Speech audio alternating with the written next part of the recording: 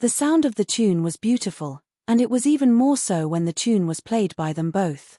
Golden peach flowers dropped around both of them. Many saw Kai Shong and Yu Shifei smile at each other.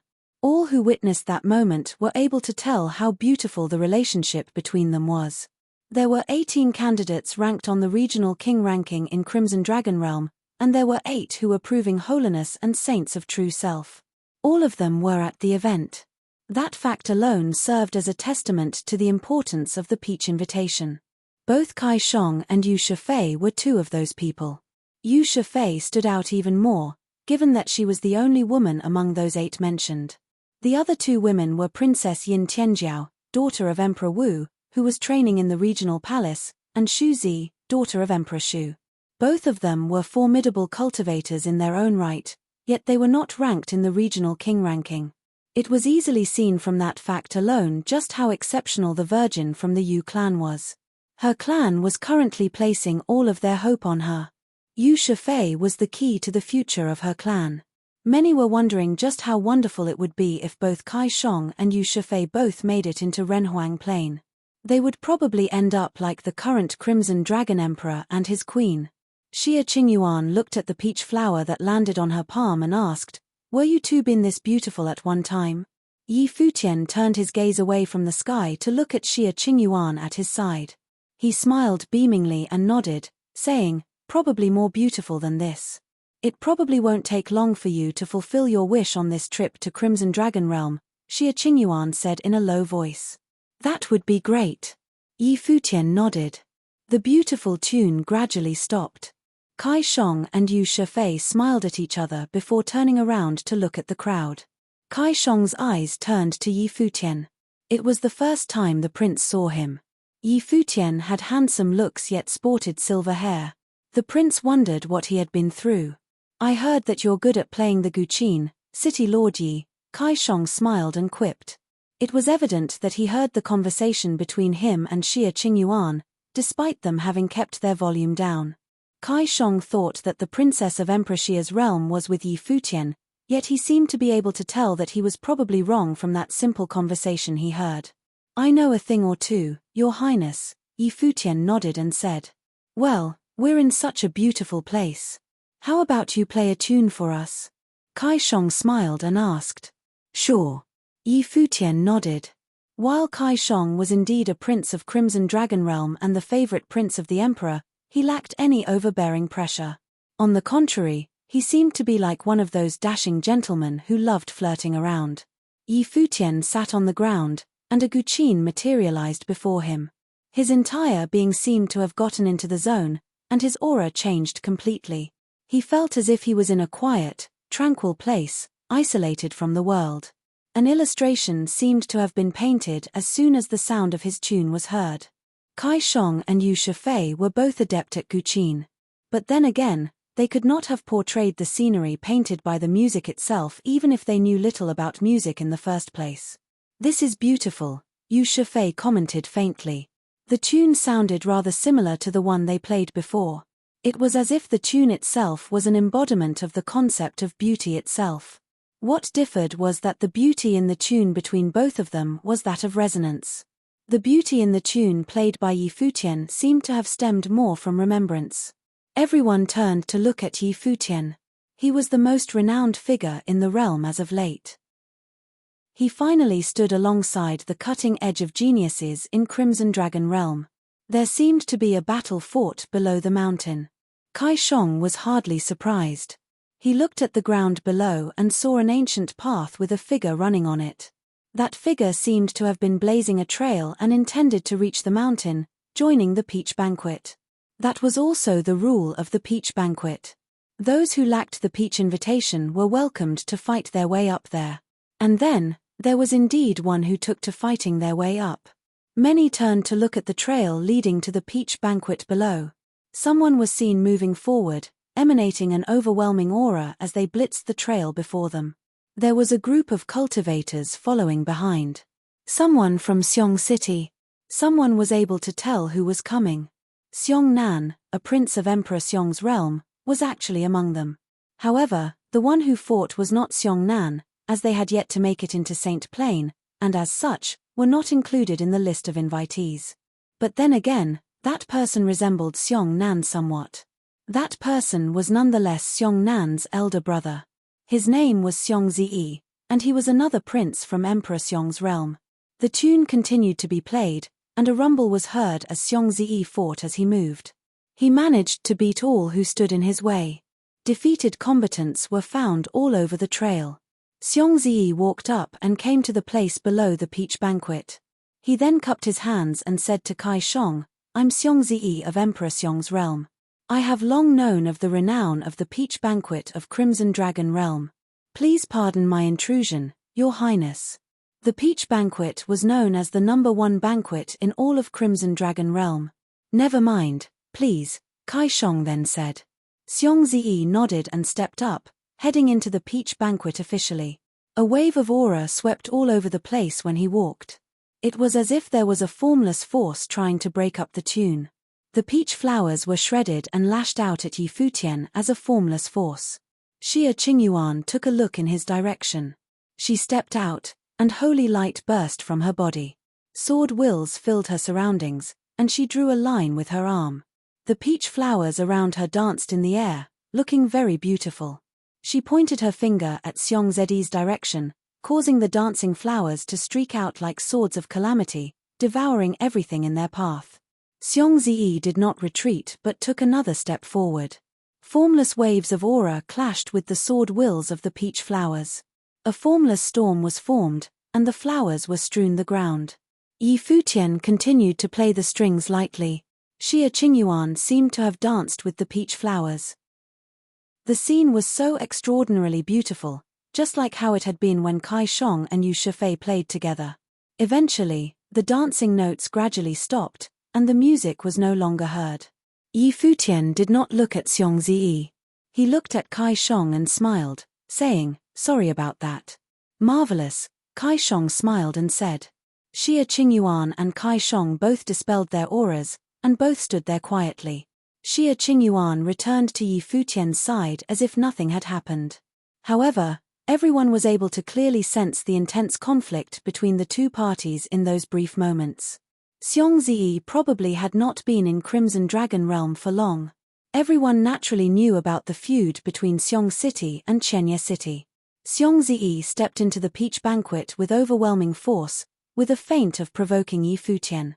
However, Yi Futian did not even bother responding to the prince, so much so that he did not even bother looking at the intruder. An extremely cocky one indeed.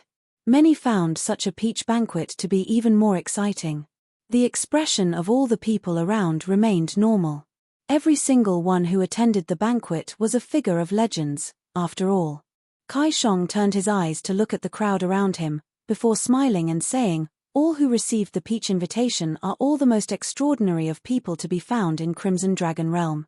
Now that you are all here, it is indeed a good chance for all to witness just how extraordinary, the most formidable of cultivators are in Crimson Dragon realm." Everyone knew that Kai Shong was only telling the truth. The peach banquet was lauded as the #1 banquet in all of Crimson Dragon realm. All who were invited were practically the most extraordinary of people found in Crimson Dragon realm. All beings of the first 2 levels of Saint Plane, who were also people ranked on the regional king ranking, were all present. The others were also people with the potential of being ranked in said ranking as well. Even the entourages that came with those figures were also considered renowned people in Crimson Dragon realm. For instance, Princess Xia Qingyuan of Emperor Xia's realm was among Yi Futian's entourage. Xing Qiu came alongside Xing Kai as well as the personal students of the Saint King of Gari. Other than that, there were also several from the regional palace being invited. Other than those who were invited, there were also many renowned people from the regional palace present. One figure after another appeared in the surrounding areas of the peach banquet. Many of them sported extremely powerful auras, and their powers were unpredictable. They were all standing at faraway corners of the mountain, keeping an eye on the event. All of those people were the topmost ones from the royal palace of Crimson Dragon realm. Many among them would become legendary figures themselves if they were to venture out on their own. City Lord Yi played a tune right after Shifei, and I played one. We were only doing it for fun, of course, But I'm sure many of you have heard of the story of a magic zither showing up at Crimson Dragon Realm many years ago. Many years have passed since, yet there are still none in the royal palace capable of playing the instrument. The guqin appeared in the past several peach banquets, and there were still none capable of playing it. Kai Shong looked at the crowd and elaborated. Many who had attended past banquets nodded in secret. Countless had heard of the magic zither's rumors in Crimson Dragon City. It was a very famous instrument. It was said that the magic zither came from a demonic emperor and was imbued with the will of the demonic emperor. Many saints were not even able to get near the instrument, let alone play it. It will work the same today as well. Anyone capable of connecting and playing the instrument will be allowed to take it away right away. Kai Shong smiled and said. The royal palace prepared several treasures for every peach banquet. Every single piece was undoubtedly an imperial level item. Anyone capable of wielding it would be welcomed to take them away. Furthermore, things were different from those treasures acquired at the ruins of Emperor Kwa. Those items were things gifted by the royal palace of Crimson Dragon Emperor at the peach banquet. No one would have dared to take them by force afterward. There was also no need to worry about them being reclaimed. They were welcomed to be taken away with no strings attached. However, the magic zither had been around for several peach banquets. Despite being the first piece to show in the banquet, its difficulty would probably eclipse all others for historical reasons. Many deemed that it remained impossible for anyone to take the instrument away. There was simply no way of taking away a magic zither that no one in the royal palace was capable of playing. Please. Kai Shong lifted his head and said. Terrifying aura emanated from yet another corner of the mountain. The weather changed, and the place turned dark soon after. A dark object was seen flying from the sky far away. A holiness of nirvana appeared in the air. He moved his hands, and a dark item dropped from the sky. Raging waves washed all over the place. Peach flowers danced in the air before wilting at breakneck speeds, turning into black flowers. Voom! The magic zither descended and hovered in the middle of the banquet. Terrifying demonic aura formed around it as if demonic notes danced, and formless vibrations emanated from it in an extremely overwhelming manner. One formidable will after another was cast, heading straight for the magic zither. Futian was also doing the same, infiltrating the instrument with his spiritual powers. However, his spiritual will was soon caught in the terrifying whirlpool, as soon as it infiltrated the instrument. Terrifying notes washed out shockingly, crushing every will that had gotten near the instrument. A Renhuang-level piece. Futian gazed onto the magic zither, finding the demonic will within to definitely be that of Renhuang level. It was a guqin that a demonic emperor had once used. This sure as hell is an event hosted by the royal palace of Crimson Dragon Realm, all right. The peach banquet really spared no expense. The magic zither, which was hovering in midair, seemed to have terrifying music notes dancing around it. The mighty ones of Crimson Dragon City all knew that the guqin was still actually in its dormant state. Anyone who dared to pluck the strings on the magic zither would invoke demonic will power that was even more terrifying, bursting with the notes at frightening force. While there had been legendary figures in past peach banquets, none were able to withstand the pulses of the notes for long. As such, there was still no one capable of mastering and playing that magic zither. Who would like to have a go first? Kai Shong looked at the crowd and asked. Other than the ones who had gotten their hands on the peach invitations, the ones who came with them were also welcome to try. But then again, those who were tagging along were destined to remain at the sidelines. The ones who received the invitations were the most brilliant there were to be found. Go up and take a shot, Xing Kai said to Xing Qiu, who was by his side. He knew a thing or two about the magic zither and knew that the instrument was a test for Xing Qiu. All right. Xing Qiu nodded and moved, coming before the magic zither. Countless eyes were onto him in mere moments, including many leading figures of the royal palace on the mountain in faraway corners. They all locked their eyes on Xing Qiu. Xing Qiu was lauded as yet another Xing Kai before the Battle of the Crimson River. He had supreme talent and would become a member of the regional palace. However, he met Yu Sheng at that battle. Since then, Xing Qiu, who had once been placed with high hopes, felt as if an insurmountable ravine was right before him at all times. Many even wondered if Xingqiu were to meet Yu Sheng before the Battle of the Crimson River, he might not even have been able to break into Saint Plain. Yu Sheng would have made him doubt himself. Regardless, Xingqiu was a competent person, nonetheless. Many wondered how far he would be able to go. The light of the great path shimmered above his body, resonating with the world around him. He seemed to have basked in holy light. The glittering rings of light melded with the great path of his surroundings. He then stepped out and walked towards the magic zither. Demonic will rushed at him from within the magic zither. At that moment, Xingqiu felt a vast demonic might had surrounded him. Everything in the world seemed to have changed. There were no longer peach flowers to be found on the mountain. He was in the world of the demon. There was a face appearing right before him, yet it was not the face of the demon lord. That was the face of Yu Sheng. That demon seemed to have been something stemming from his heart. Crack. Xingqiu clenched his fists tight and continued to move with a rumble, heading towards the magic zither. The instrument seemed to have become huge. The 7 strings of the guqin, which were hovering midair, looked unnervingly clear within the demon island space. His arm glittered all over, and rings of light circled about him. He extended his arm when he was at the strings. The strings vibrated immediately after he plucked them with his fingers. Extremely formidable demonic might washed all over the place instantly, roaring at the image as it moved. Xingqiu seemed to have beheld Yu Sheng, who had taken the form of an overlord demon king, then threw a fist at him. Its raging demonic might was difficult to defend against. A tinge of coldness was seen in his eyes. He then shouted and stepped out again, keeping his body centered. He then plucked the 2nd string again with his finger. Boom! An even greater, wilder force swept out. Xingqiu's body was sent flying. He rose and kept his eyes forward. That magic zither continued to hover in midair as if nothing happened. It was as if everything that he had been through mere moments ago had been a dream. Twice then. Many sported solemn looks. Even someone as strong as Xingqiu had been sent flying with only having plucked 2 strings. The magic zither was more like an instrument best used for testing the strength of one's will instead of one being played. If the goal was to use it to play a tune, no one around was deemed powerful enough to do so.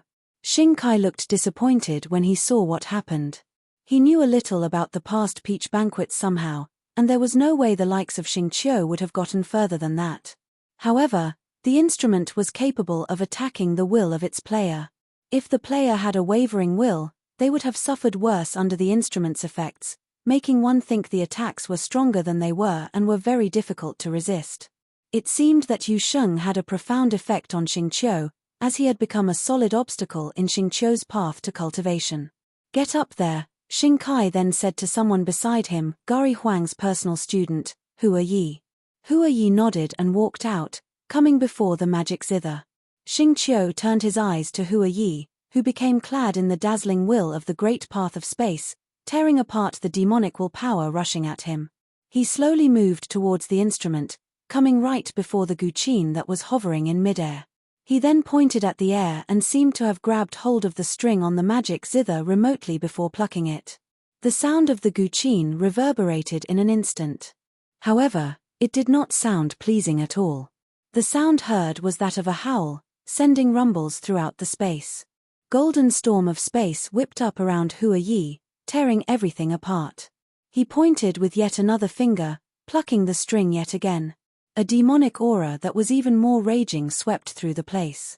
Boundless notes danced as if there was a ferocious demon intruding.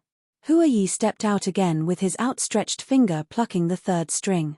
Hua Yi felt as if his spiritual will was being devoured, yet he did not let up. His finger stirred again, causing the 4th note to be heard. His body was sent flying as he grunted. His steps were faltering, and he skid quite a bit on the ground before stopping, looking rather disheveled. Hua Yi was doing much better compared to Xingqiu. Both of them returned. Xingqiu lowered his head somehow. He knew what his brother was doing. Xingkai was deliberately getting Hua Yi to stir him up. I reminded you last when you fought in the Battle of the Crimson River. If you're unable to overcome that obstacle of yours on your own, You probably won't be able to move even a step further in your training. You won't even get to the level of true self, let alone Renhuang plane, Xing Kai said to Xing Qiu. Talent was not the only thing that mattered in cultivation, after all. Mighty ones from all sides tried their hands one after another afterward, with the strongest of them being only able to pluck the strings 5 times before giving in to the pressure. However, those who had received the peach invitation had yet to make their move. Yin Tianjiao was the first among those who received the invitation to try it out. She managed to pluck the strings on the magic zither 6 times, breaking the limit seen before, earning her praises from all sides. Those who received the invitations were indeed different. Xu Zi, daughter of Emperor Xu, basked in an extremely dazzling purple glow of lightning when she stepped out, looking overbearing as she resisted the pressure. The place howled. Devastating aura formed around her. However, she was only able to pluck 6 strings as well. Duan Wuji of Emperor Dong's palace made his move, and he was only able to pluck 6 strings. Xiong Zi of Emperor Xiong's realm made his move after that. The man who had been fighting his way up to the peach banquet dazzled all over when he moved. However, like those before him, he too was only able to pluck 6 strings, earning him the praise of many. It seemed to them that Xiong Zi was also someone who was of superb talent. He shot a glance at Yi Futian after he was thrown back, looking rather spiteful and provocative. No one from Yi Futian's group made a move. Yu Sheng shot a glance at Xiong Zi. His eyes were overbearing as he stepped forward. He knew little of the way of the Guqin, but if it was only about plucking the strings, he thought he would be able to do the same, given how others before him managed to do so. Boom! Demonic might rolled as he stepped out. Every single step he took caused the ground to shake. His eyes were terrifying. It was as if they had become those of demons. He was affected when he had gotten near the magic zither, entering a mystical demonic space. It was as if many great demons were charging at him. However, as someone who trained in demonic ways, a shadow of a supreme demon seemed to have manifested on him as he stepped out in overwhelming force.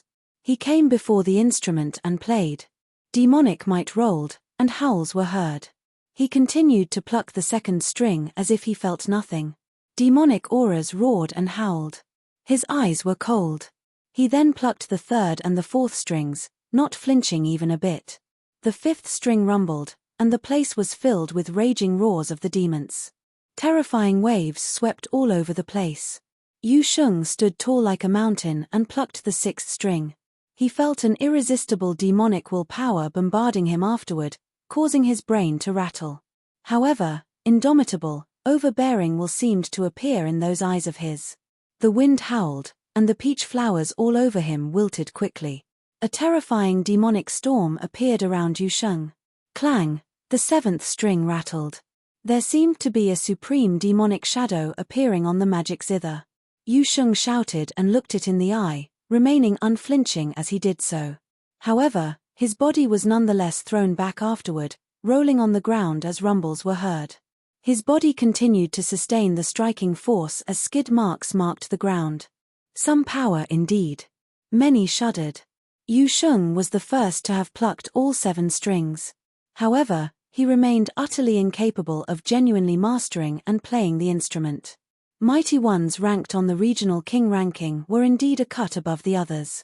There is no way anyone could master the magic zither just by plucking the strings alone. A voice was heard at that moment. Everyone turned around and saw yet another who was ranked on the regional king ranking. Xie Qingshan, a prince from an imperial realm, a descendant of Emperor Xie. Xie Qingshan looked dashing. He had a lithe figure and looked supreme. He said, "That has been the case with the peach banquets in the past. 7 chords have always been the limit. The end was the same, even after that. How could the will of the saintly path resist the will of a demonic emperor?" Yi Futian nodded deep down, agreeing with what Xie Qingshan said. If one were to pluck the strings, there was no way one could be able to master the magic zither. Since it was a guqin, mastering it probably required resonance in the way of the guqin. However, it was apparently not easy to be acknowledged by the magic zither. Kai Shong was a good player of the guqin, Yet there was no one in the royal palace capable of accomplishing the feat. It was obvious that he was one of those people. No matter, brother Xie. Limits are meant to be broken. There has indeed been no one capable of accomplishing the feat in the past, yet that is not to say that there won't be anyone capable of doing it in the future. Although it is known that mastering it is impossible, one can still try, someone said at the side. The one who spoke was Pei Minute, who hailed from the Sword Emperor Palace from another imperial realm, and he was currently training in the regional king palace. He was also Xie Qingshan's elder brother in training. You're correct, brother. I'd like to see if you have the chance of breaking the limit of 7, Xie Qingshan then smiled and said. Sure. Regardless if I succeed or not, there is indeed no harm in trying. Pei Minute smiled nonchalantly and stepped out. Sword wills filled the air as he moved, shrouding his surroundings. The Sword Emperor Palace was known as the #1 holy land of the sword in all of Crimson Dragon Realm. It was where Emperor Jian, the Sword Emperor, resided. Pei Minute hailed from the Sword Emperor Palace and was currently training in the regional king palace. He was also a figure who was on par with Xing Kai. Pei Minute walked up to the magic zither, surrounded by towering sword wills as he moved. Sword aura and demonic might clashed within an instant. He extended his hand, and sword will howled. Something was then dropped onto Pei Min's hand, a terrifying sword conjured from the sword will. His palm shook, and he pointed his finger. The sword tore through space and broke through the terrifying demonic aura currents, heading straight for the instrument. He did not try to pluck the strings. He tried to stab the instrument with a sword instead. Clang, the sword landed onto the string, and it surprisingly held. Notes that carried terrifying demonic aura rolled about in the space, rushing at Pei Minute. Pei Minute stepped forward and tore through the space. Sword wills once again coalesced right before him. He flicked his wrist, and yet another sword streaked through midair. That blade was sharper than the one before, bringing about a sonic boom as it moved. The blade hit on second string and rang. Both the sword and string vibrated. There were then 2 swords on the strings. The strings continued to vibrate, and terrifying demonic power gushed out, howling. The swords on them continued to shake and ring, yet the towering sword will continued to rain down and meld with the swords, enabling them to stick on the strings without breaking off. The 3rd sword was fired. It was then followed by the 4th and the 5th. Every single blade was stronger than the one fired previously, getting increasingly powerful. The space seemed to have been drowned by demonic aura, and Pei Minute seemed to be trapped within. However, he remained standing like an unbreakable sword. Terrifying demonic shadows appeared and howled, corrupting the swords and making them pitch black. However, Pei Minute continued to shoot the 6th sword, which stuck to the string without flinching. Towering notes continued to dance, and the 6 swords stuck on the strings shook with even greater force. Pei Min's aura was incredibly strong, and he then fired the 7th sword. A dragon of the sword seemed to have appeared on his body as the sword was manifested, tearing through everything in its path as it stuck to the 7th string. All 7 strings on the magic zither vibrated violently. Boundless notes were unleashed as if a devil was howling. The 7 swords rang and unleashed terrifying light, shrouding the instrument, trying to pin the retaliating demonic will power down on the instrument. Pei Minute stepped forward and fired the 8th sword himself. His surroundings roared and howled as everything turned dark and severe. The peach flowers in the forest wilted quickly, and everything seemed dead. Pei Minute seemed to have seen an overbearing figure playing the instrument. All 7 strings sounded as that figure put one finger down. A crisp sound was heard as all 7 swords shattered at the same time. The suppressed demonic will was unleashed within an instant, bursting with harrowing might and banged into Pei Minute, who was moving forward. Boom! Pei Minute grunted as a rumble was heard. Sharp, ringing sounds were emanated as he was thrown away like a sword flying straight, leaving a deep gash on the ground. PFFTT. Pei Minute spat up blood, yet all that was seen in the eyes of those watching him was solemn respect. While it was still only 7 notes, the effort was nonetheless very commendable. He had wanted to break through the limit of 7, which drove him to suppress the demonic sound with his swords. That was seen to be an impressively overwhelming feat. Pei Minute intended to suppress the tune of the demonic emperor with his swords. While he had failed, his resolve remained apparent. It was just like what he said to Xie Qingshan. While his chances of failing remained, he had tried. A figure headed straight for the magic zither before anyone was able to react after Pei Minute was thrown back. That figure was moving at extreme speeds. It was as if he had burst right through space itself and appearing right before the instrument. He extended his arm, and the powerful will of the great path of space burst forth. He waved, and the instrument resounded within an instant. Jiang Tai. All who saw him turned their gaze forward solemnly again.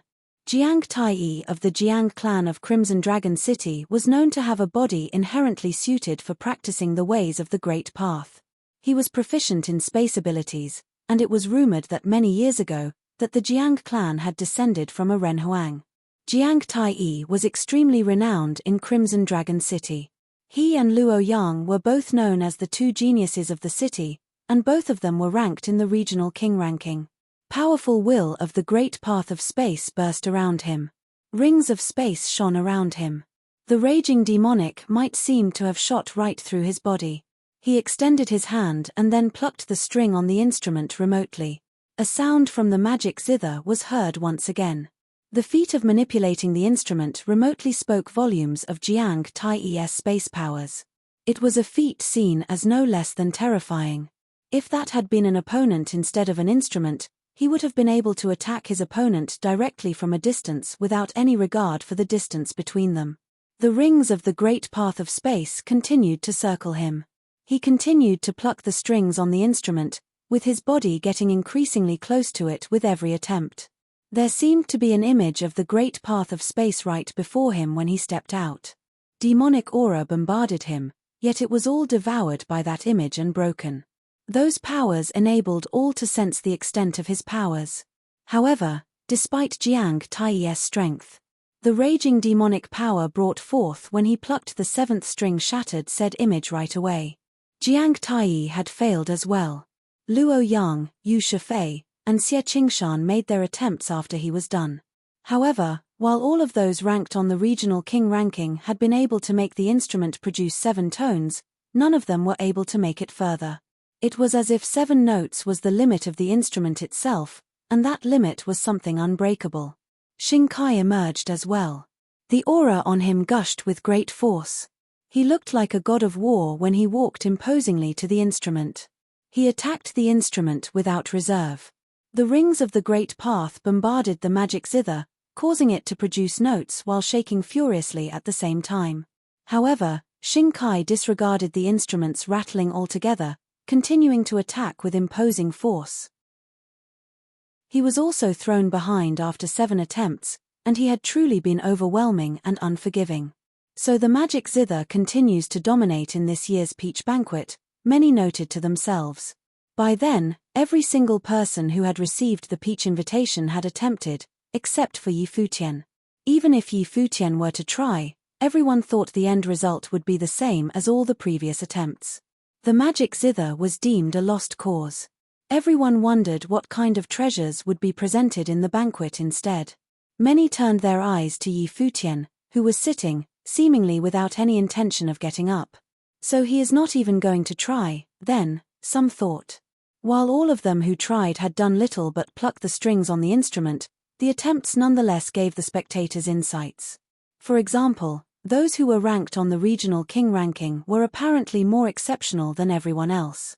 As such, many wanted to see how many times Yi Futian would be able to pluck the strings, wondering if he would be able to make it to the 7th string as well. "You want to give it a try, City Lord Yi?" Kai Shong asked. "Your Highness, what Xie Qingshan said is sensible. If one were only to pluck the strings, 7 notes would indeed be the limit. While every single attendee here is an extreme genius, it remains an impossible feat to resist the will of the demonic emperor through the will of sainthood," Yi Futian said. Kai Shong was thinking the same thing. The magic zither had remained a puzzle for many years, after all. "So you're saying that to master the magic zither, one has to be at Renhuang Plain then, City Lord Yi?" Kai Shong asked. That seemed to be the only way to overwhelm the will of the demonic emperor. If one were to use the magic zither to play songs, I'm afraid it would be extremely difficult for anyone who is not a renhuang. Yi Futian then continued, I would, of course, not be able to do so as well. I would be able to play a few notes at most. Mastering the instrument would be impossible. Your words hold true. A guqin left behind by a demonic emperor holds the will of said emperor. It is indeed difficult to go about mastering it. Kai Shong then added, however, even if one was unable to truly master the instrument, being able to play a song, even if just a few notes, they would be considered as having solved the puzzle with the magic zither. If you are capable of that much, you're welcome to take the instrument. I'll give it a try, Yi Futian said. He then walked towards the magic zither. Countless pairs of eyes watched Yi Futian at that moment. Everyone made their attempts, and they deemed him to have been unnecessarily flamboyant. Is he saying that his attempts will be different from the others? They wondered. Yi Futian walked towards the magic zither. Overwhelming demonic aura washed all over him, drowning him in it and eating away at his will. He seemed to have been sucked into the demonic space, arriving at yet another world. A giant demonic guqin was seen hanging in the sky. Yi Futian approached with his will, which was then encroached by the demonic will. He extended his hand, intending to touch the strings. Everyone intensely watched Yi Futian. Everyone saw him making his move, putting his hand onto the magic zither, and yet, he seemed to have no intention of plucking the strings. He had rested his hand on it. What is he doing? Everyone's eyes were filled with a peculiar expression. They were unable to fathom what he was trying to do. Yi Futian clearly knew that since the instrument had a will of the demonic emperor left within it, it was utterly impossible for them to simply overcome it with their willpower. The recoil would definitely be immense. As such, even the most powerful of those who tried had only been able to pluck the strings 7 times, and that had been the limit. That was unless the one plucking the strings were to be a renhuang. If he were to repeat what everyone else before had attempted, it would not yield much of a result, despite the effort being useful to temper his spiritual will to a certain degree. The end result would be the same. The sound of the guqin was something imbued with the emotions of the one playing the instrument. Every single note had an expression, illustrating the inner feelings of the one playing it. That had nothing to do with status, as well as if one practiced demonic ways or not.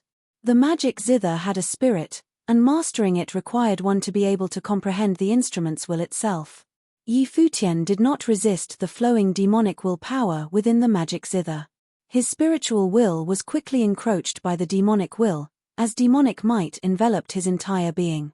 He seemed to have been encroached by demonic powers right there and then. Dark demonic light shimmered on his face. Demonic aura slithered and coursed all over his body. Kai Shong was baffled at the scene. He and Yu Shifei, who was by his side, looked at each other. Both were able to see the surprise in each other's eyes. Both of them were proficient in the art of the guqin, so they were able to tell what Yi Futian intended to do. Yi Futian did not pluck the strings right away. He listened instead. He was listening to the will of the magic zither itself. Nobody had tried to so in the past. Yet, at that very moment, both Kai Shong and Yu Shifei came to a realization. It was as if both realized that they should have done so a long time ago. Demonic sound howled and circled his ears as it continued to invade Yi Futian's will. Terrifying demonic aura flowed around his body. It was as if his entire being was about to be controlled by that demonic will. Dark demonic aura coursed about on his handsome face. Dark light shimmered around his pupils as if he was about to be turned. His robe billowed, and dark peach flowers dropped. His hair remained silver.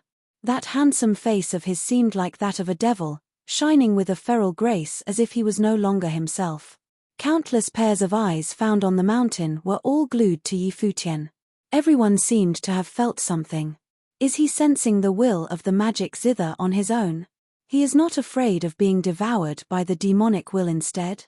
Duan Wuji of Emperor Dong's palace lowered his voice and asked, seeing his change.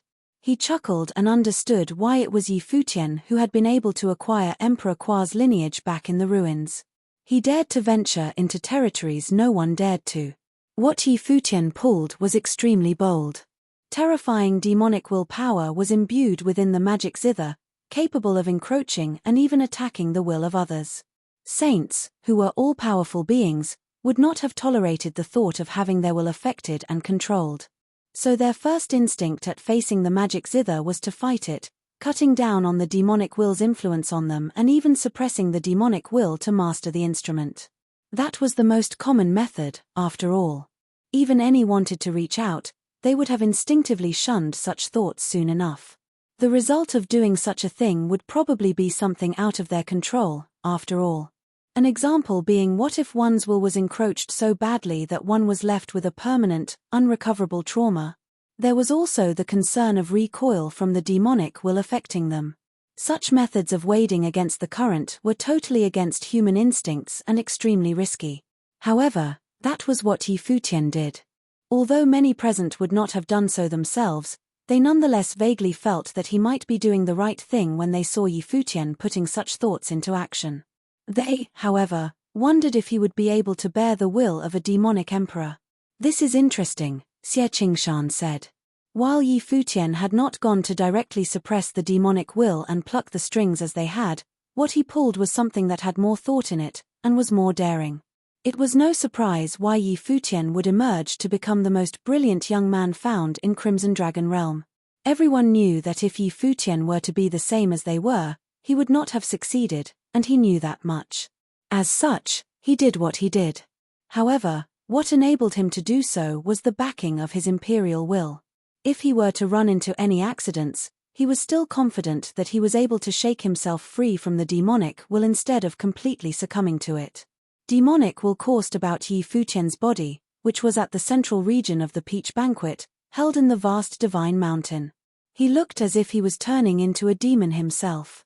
The demonic light became increasingly intense, and Futian felt as if he was on the verge of being enthralled by the demonic will.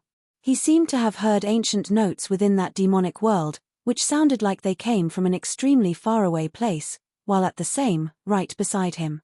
Those leaping notes seemed to be out to completely control his will.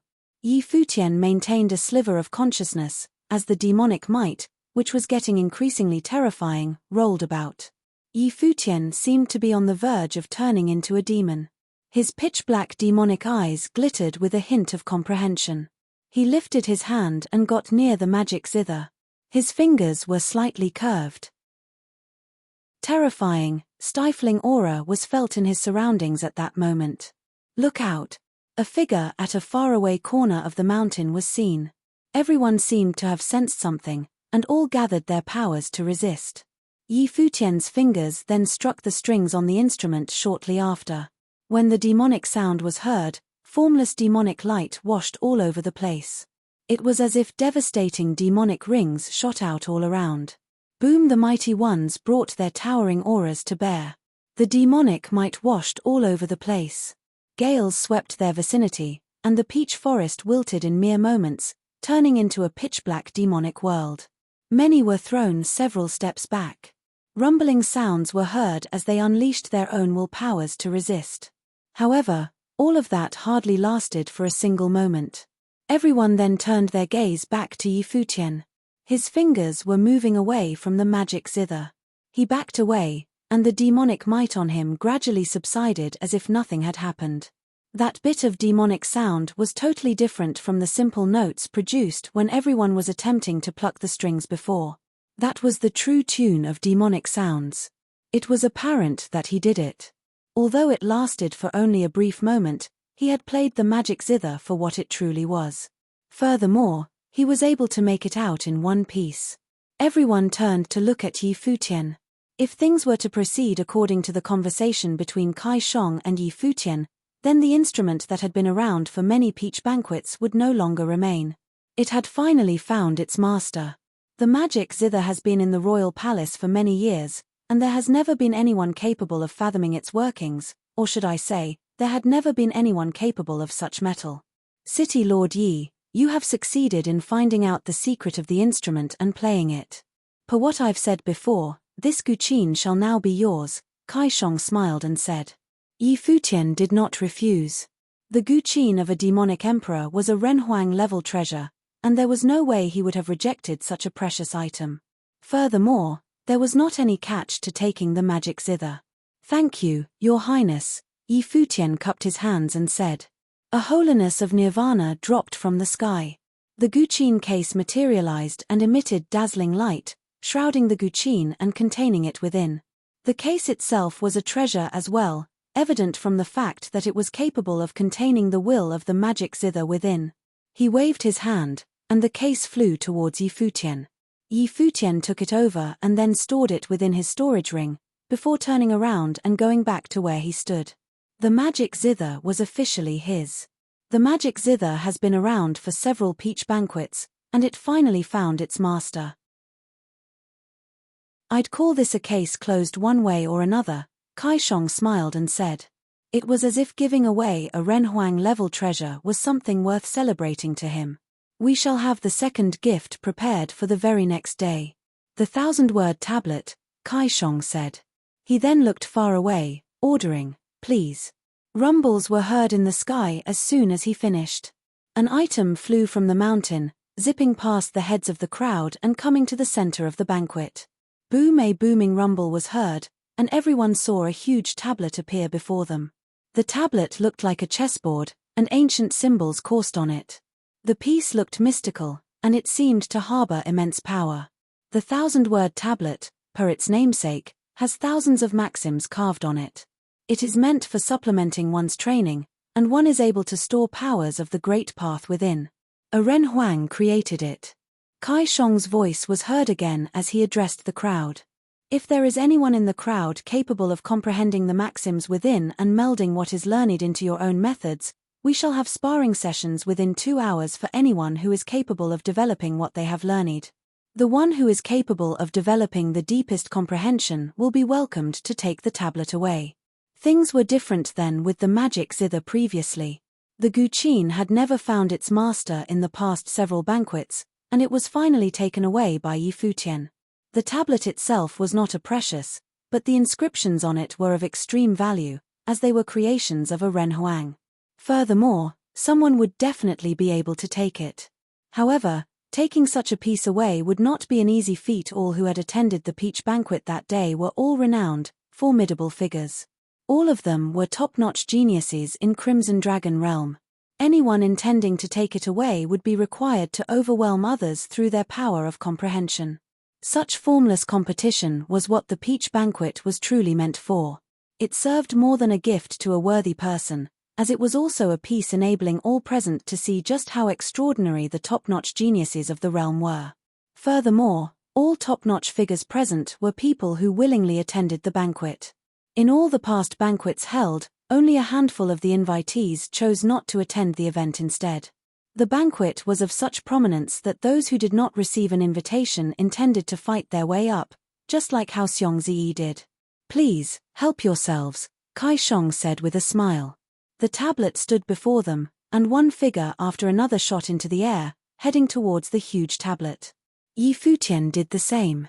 He came before the tablet, and everyone behind him followed suit. That was an opportunity to further their training, after all.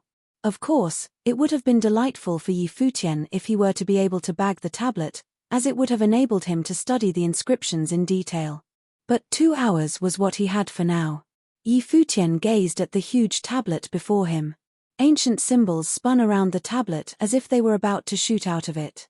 Dazzling light shot from his eyes as he activated the freedom meditation, seeping his spiritual will into the tablet. He seemed to have immersed himself within the world of the tablet within an instant. He stood inside, and countless symbols danced in the air. Every single symbol seemed to have been imbued with might of the Great Path, yet none had the will of the Great Path in them. It was as if the will was meant to be something to be immersed in them by the ones studying them. The symbols were meant to be infused through his perception. Sword, Futian willed, and he looked at the maxim inscriptions as if they were swords. In an instant, those inscriptions seemed to have ceased being just inscriptions, and they looked like sword-shaped ancient symbols instead. Over 1,000 sword-shaped ancient symbols circled in the air and looked extremely sharp, pulsing with terrifying sword will. They felt as if they were a towering, frightening sword matrix, while at the same time, feeling like a waterfall of swords, gushing at his will. Damn it! Yi Futian was alerted deep down all of a sudden. The inscriptions of swords dropped vertically and attacked his spiritual willpower within the tablet, shattering it on the spot.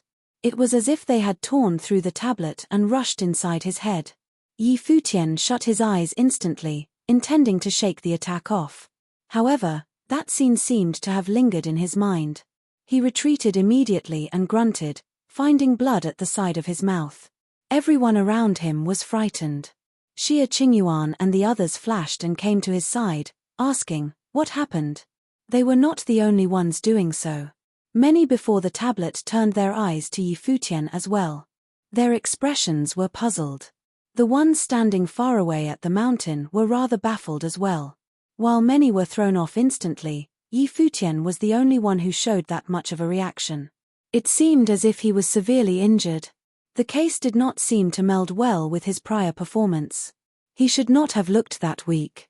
However, none of them knew that the huge reaction from Yi Futian was a result of reaching planes higher and more intense than the others. That had been his advantage over the others, yet that advantage almost ended up injuring him severely. Yi Futian stood firmly and shook his head. "It's nothing." He looked up, and his gaze fell upon the stone stele. Once he received the will of this 1000-proverb stele, he would be able to form proverbs of pure will and integrate them into his sword. When he did that, it would be much stronger than if he was relying on his own spiritual willpower. If he could fully understand it, then he could store his own will inside the 1000 proverbs. Once he released it, would it burst forth with a power far beyond his own spiritual willpower? This time, he intended to visualize all of the 1000 proverbs directly, but he could not withstand such a high-level endeavor. It looked like he would have to go a little bit slower. He walked forward. There were many people around him. Xiong Ziyi was in front of him. He squinted at Yi Futian, then averted his gaze. He looked back at the huge stone stele and whispered, "You should not be doing this." He was currently a celebrated figure in the Crimson Dragon realm. He had been named Lord of Chenya City, and his name echoed throughout the realm. He had even killed a Nirvana-level figure from Emperor Xiong's realm. He had made Xiong Nan have to leave the Crimson Dragon realm and return to Emperor Xiong's realm to ask for help, and made him cross over a vast distance to see what was going on. Even given Yi Futian's previous performance, he had not been able to see his true power. But the fact that he was able to obtain the magic zither proved that he was brave and mighty. From what he could see, Yi Futian would be a thorny opponent indeed. And the previous scene had been slightly different than he imagined it would be. Yi Futian looked at Xiong Ziyi. He smiled but did not respond. Instead, he continued walking towards the huge stone stele. The ancient words on the stone stele were mysterious and intriguing, and contained fantastic rule power.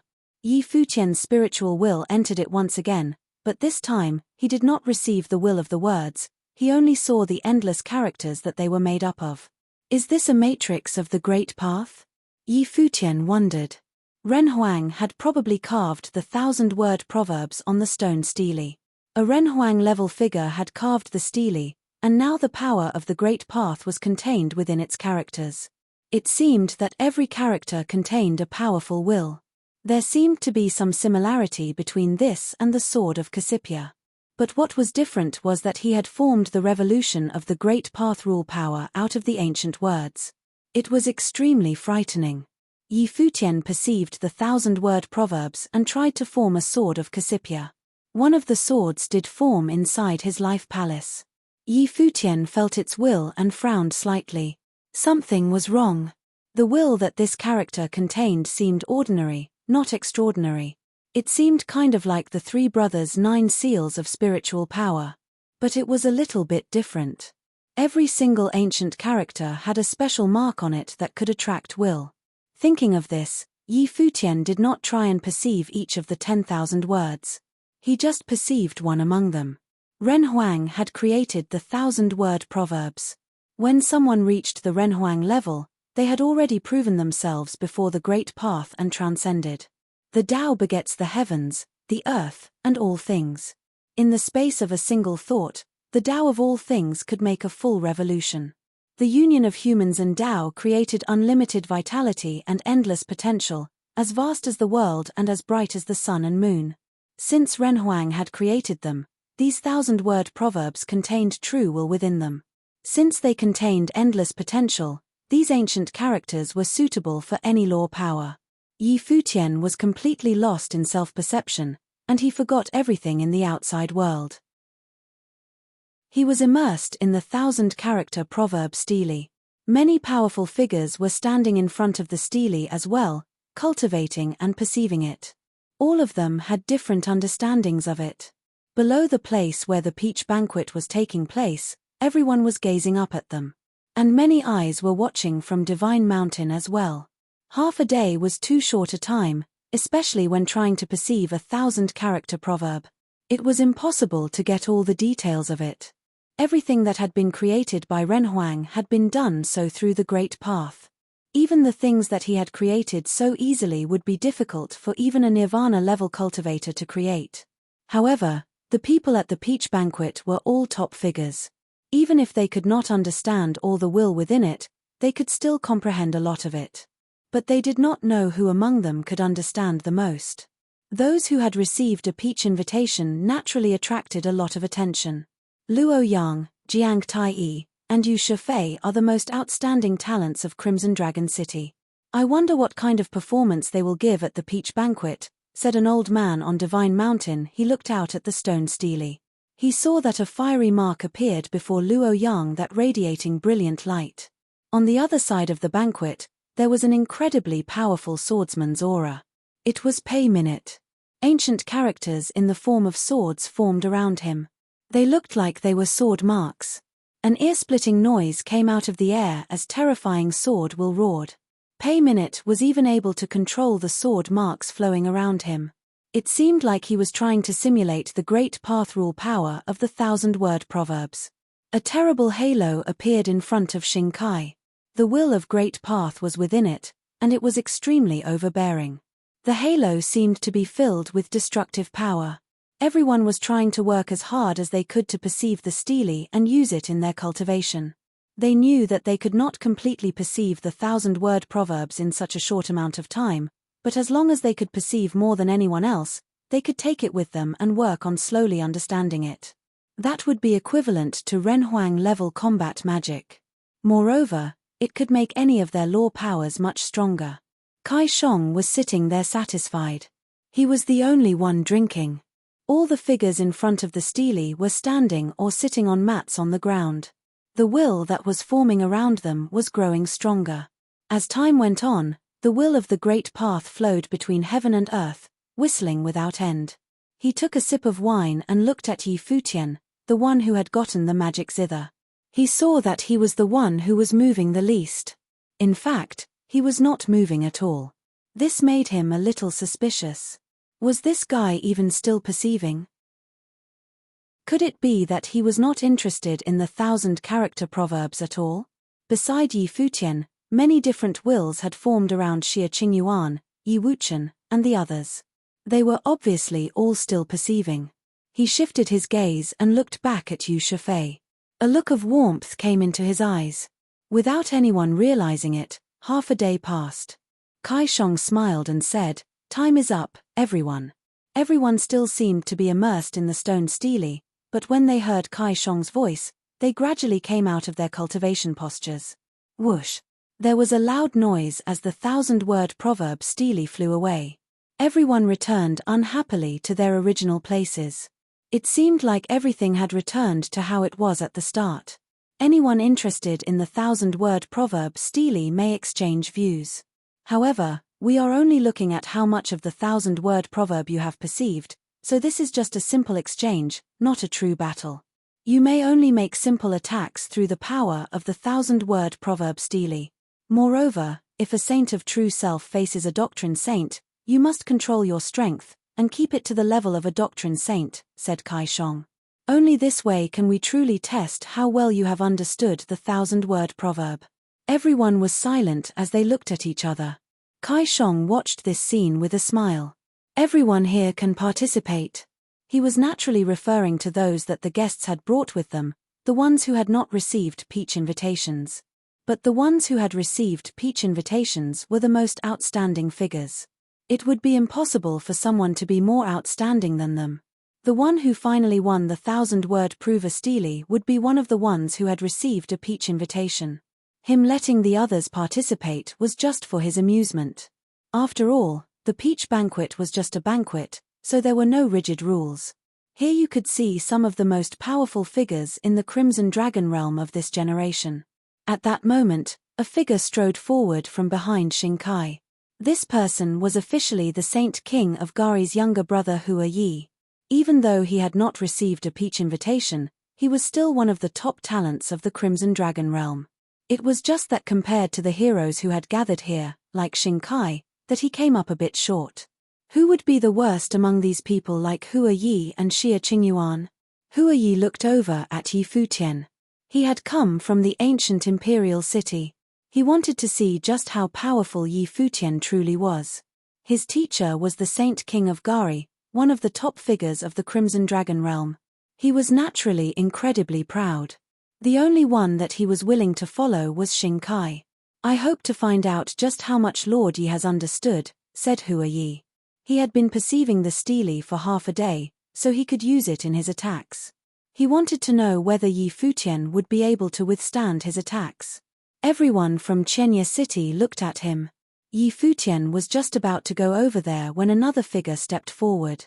He was dressed all in white. His hair was tied back, and he wore a feathered crown on his head. He strode forward, looked at Hua Yi and said, "You did not receive a peach invitation, you just came here with Shinkai, and yet you directly challenge someone who did receive a peach invitation. First, you must prove that you are worthy." Hua Yi swept his gaze over the man. He did not recognize him. Other than Yi Futian and Yu Sheng, who were both very famous, Princess Xia Qingyuan of Emperor Xia's realm was the only other person from Chenya City who was well known. "Who are you?" asked Hua Yi. He looked a little bit indifferent. His teacher was the Saint King of Gari, and he was famous throughout the ancient imperial city. He was an outstanding talent. How could someone who had come along from Chenya City compare with him? "I am Jiyu Dongliu of Chenya City." The white-robed figure continued forward. The two of them came to the empty space in the middle of the banquet hall, but they did not stop. They continued forward. Hua Yi stepped forward with a cold expression. He had been perceiving for half a day and had formed some 1,000-word proverb lore power for his attacks. He only had enough for one, and he had hoped to use it on Yi Futian. He wanted to see how strong the Lord of Chenya City was. But some unknown person from Chenya City had challenged him. This was most displeasing. However, if Jiyu Dongliu wanted to take this attack in Yi Futian's place, he would have to give it to him. "I hope you can bear it," said Hua Yi. As he went forward, a powerful spatial storm swept up from his body. Brilliant spatial lore seals floated around him. He lifted his arms slightly as if he could launch his attack at any moment. Jiyu Dongliu did not stop either but continued forward. Ancient characters formed all around him suddenly. They were ancient characters of the Great Path and they resonated with heaven and earth. There was a hint of the will of the 1,000-word proverb within them. This made many people look on with surprise. Divine light was shining from Jiyu Dongliu as well, making the will of the Great Path flow wildly through the ancient characters. His aura was getting stronger and stronger. As the two of them drew nearer to each other, a wild windstorm whipped against them. A group of seals appeared beside Hua Yi, and each one seemed to contain an incredibly powerful spatial storm within it. They were filled with space-tearing will. The seals all flowed along his body, all the way down to his arms. Suddenly, the incredibly brilliant light of the Great Path bloomed on his arms. A terrible spatial hurricane swept out from him. He pointed forward, and all the energy that had appeared seemed to gather together on his finger. The people on Divine Mountain could only see a destructive hurricane sweeping out, and the air before it appeared to be utterly destroyed. Jiyu Dongliu was in the very center of the storm. Could the man from Chenya City withstand it? The ancient characters wrapped around Jiyu Dongliu and resonated with the worldly Great Path. His white robes whipped around in the wind. Even facing the destructive storm in front of him, His expression was unchanged. He stepped directly into the storm and clapped his hands together. In a flash, an overwhelmingly loud rumble filled the area. The vortex destroyed the ancient characters. But each character was like a giant palm print. Even when it was shattered, the fingers continued forward. However, the light from the ancient characters that surrounded Jiyu Dongliu continued to shine. A terrible airflow rose around him. The great path howled as it flowed through heaven and earth. The ancient characters turned into seals, and they grew stronger and stronger. Boom! Boom! Boom! Hua Yi felt a series of blows that felt as powerful as storms. He ripped through space itself with his finger, causing vortexes to appear in the air as he pushed it forward, destroying the palm prints of the great path. But his opponent's palm prints were growing stronger and stronger. Finally, a row of ancient characters lined up and slashed down at the same time. His finger slammed into them, and he felt like he had hit a might divine wall, so firm it could not be destroyed. Hua Yi saw that this was the final barrier. The ancient characters that were around Jiyu Dongliu had merged into one in preparation for this single attack. If he could break through them, he would be able to destroy Jiyu Dongliu himself. Hua Yi pulled back his arms, which were trembling slightly, and then thrust them forward again. An ear-splitting screech came from the ancient characters. Jiyu Dongliu moved forward at the same time, in harmony with the world. He slammed his hand forward, and it resonated with the heavens and the earth in all directions. The noise made Hua Yi's eardrums tremble, and his blood boil. Bang! There was a loud noise as the ancient characters shot down, slamming into Hua Yi's arm. There was a crisp snapping sound. He was sent flying backward, eventually landing on the ground. He spat up a mouthful of blood. A look of surprise came over everyone on Divine Mountain's face, except for one old man of the Nirvana level who had a delighted look. Gari Huang's disciple had actually been defeated. Even though this was not a full-fledged battle, it was not possible for the two opponents to purely use the power that they had just perceived. Some of the power they had used had been their own, such as the strength of their will. They had put this power into their attacks. The point was, Jiyu Dongliu of Chenya City had not been recognized before and was not famous at all. At that moment, everyone at the banquet saw that he was shining with the brilliant light of the great path, and the will around him seemed to be affected by his aura, producing a certain resonance. This was obviously no ordinary man. Chenya City seemed interesting. Jiyu Dongliu walked back. The two of them had merely been exchanging views, they had not truly been competing for the 1,000-word proverb stele, and so they would naturally not stay in the center of the banquet hall. Hua Yi stood up. He said nothing as he walked back, but he seemed a little bit desolate. He would never have thought that as someone who had studied under Gari Huang and who had a little bit of fame, he would be defeated in his first battle by some no-name cultivator from Chenya City. This battle had been a bit of a loss of face for his master. Kai Shong had been watching the battle with some interest. Even the very first battle had been full of surprises.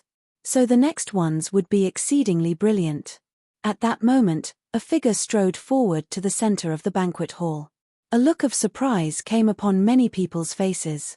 They had clearly not thought that she would come out so soon. This person was one of the 3 women who had received a peach invitation.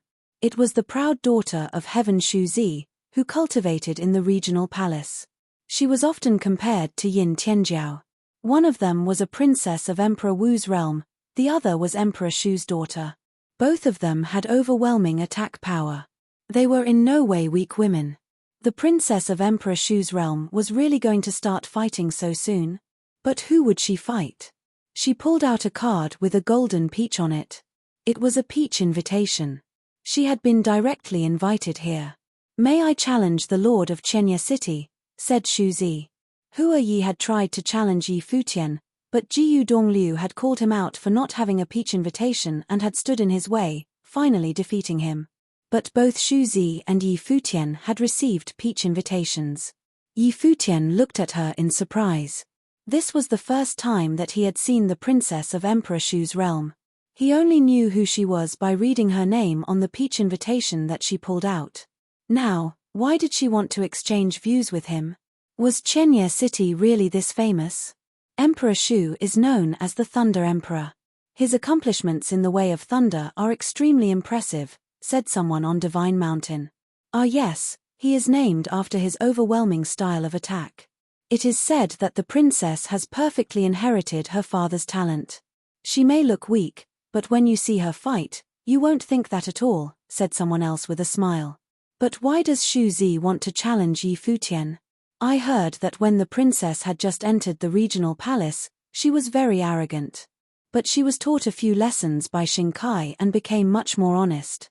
She threw herself into cultivating and restrained her violent temper a little bit. She even asked Xingkai to train her, said someone who knew a little bit about the regional palace with a smile. A look of profound interest came over the faces of everyone on Divine Mountain. These noble-born princesses were very high-spirited, and would normally not deign to notice ordinary people. They had cultivated themselves to be very powerful and had outstanding talent, so the only people who could make them notice them were people who were stronger than them. But some of the people who had been cultivating at the regional palace for longer than Shu Zi did not think this was strange. It all seemed straightforward to them. Pei Minute smiled. Shu Zi had directly challenged Yi Futian.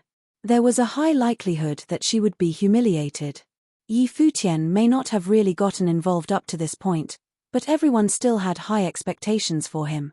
Yi Futian was about to step out, but at that moment, someone stepped out in front of him, looked at Shu Zi, and said, "I will fight you." Shu Zi looked at the one who had stepped out and frowned slightly. "Yi Futian is the one I want to challenge," said Shu Zi coldly. The one who had stepped out was Xia Qingyuan. Everyone looked on with interest.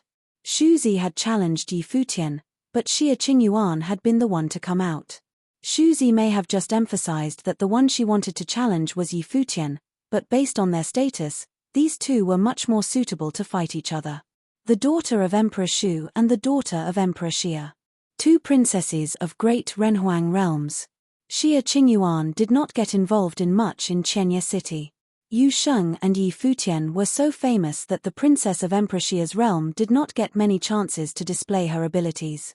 That was until Xia Qingyuan took over the 9 great tribes. Then people all saw how decisive she could be. He does not know how to go easy on women. He won't show you any mercy, said Xia Qingyuan coldly. Yi Futian's face was dark. What did she mean by that? Shu Zi frowned as she watched Xia Qingyuan come closer to her without the least bit of propriety. She did not keep asking, but instead, a terrible airflow erupted around her. A roaring sound exploded all around, and the light of purple lightning seemed to be everywhere. It seemed like it would cover the entire area. Lightning bolt seals appeared all around Shu Zi, each one containing frightening amounts of destructive power. Endless lightning appeared between heaven and earth and shot directly into the seals. These seals were formed from her understanding of the 1,000-word proverb, but she was putting her own will into them as well. Everything in the center of the banquet hall changed. It seemed that terrible lightning covered everything, filled with destructive power. A terrible storm whipped up around Xia Qingyuan at the same time, a storm of catastrophe swordsmanship. Catastrophe sword seals appeared all around her body. Each catastrophe sword seal seemed to be made up of a single character, the character for catastrophe. These catastrophe sword seals seemed to all be one as they flowed continuously around Xia Qingyuan. Crack! There was a flash of purple light as the sound of thunder rolled throughout the hall. Lightning bolts suddenly appeared and cut through the sky. A lightning seal exploded and shot towards Xia Qingyuan.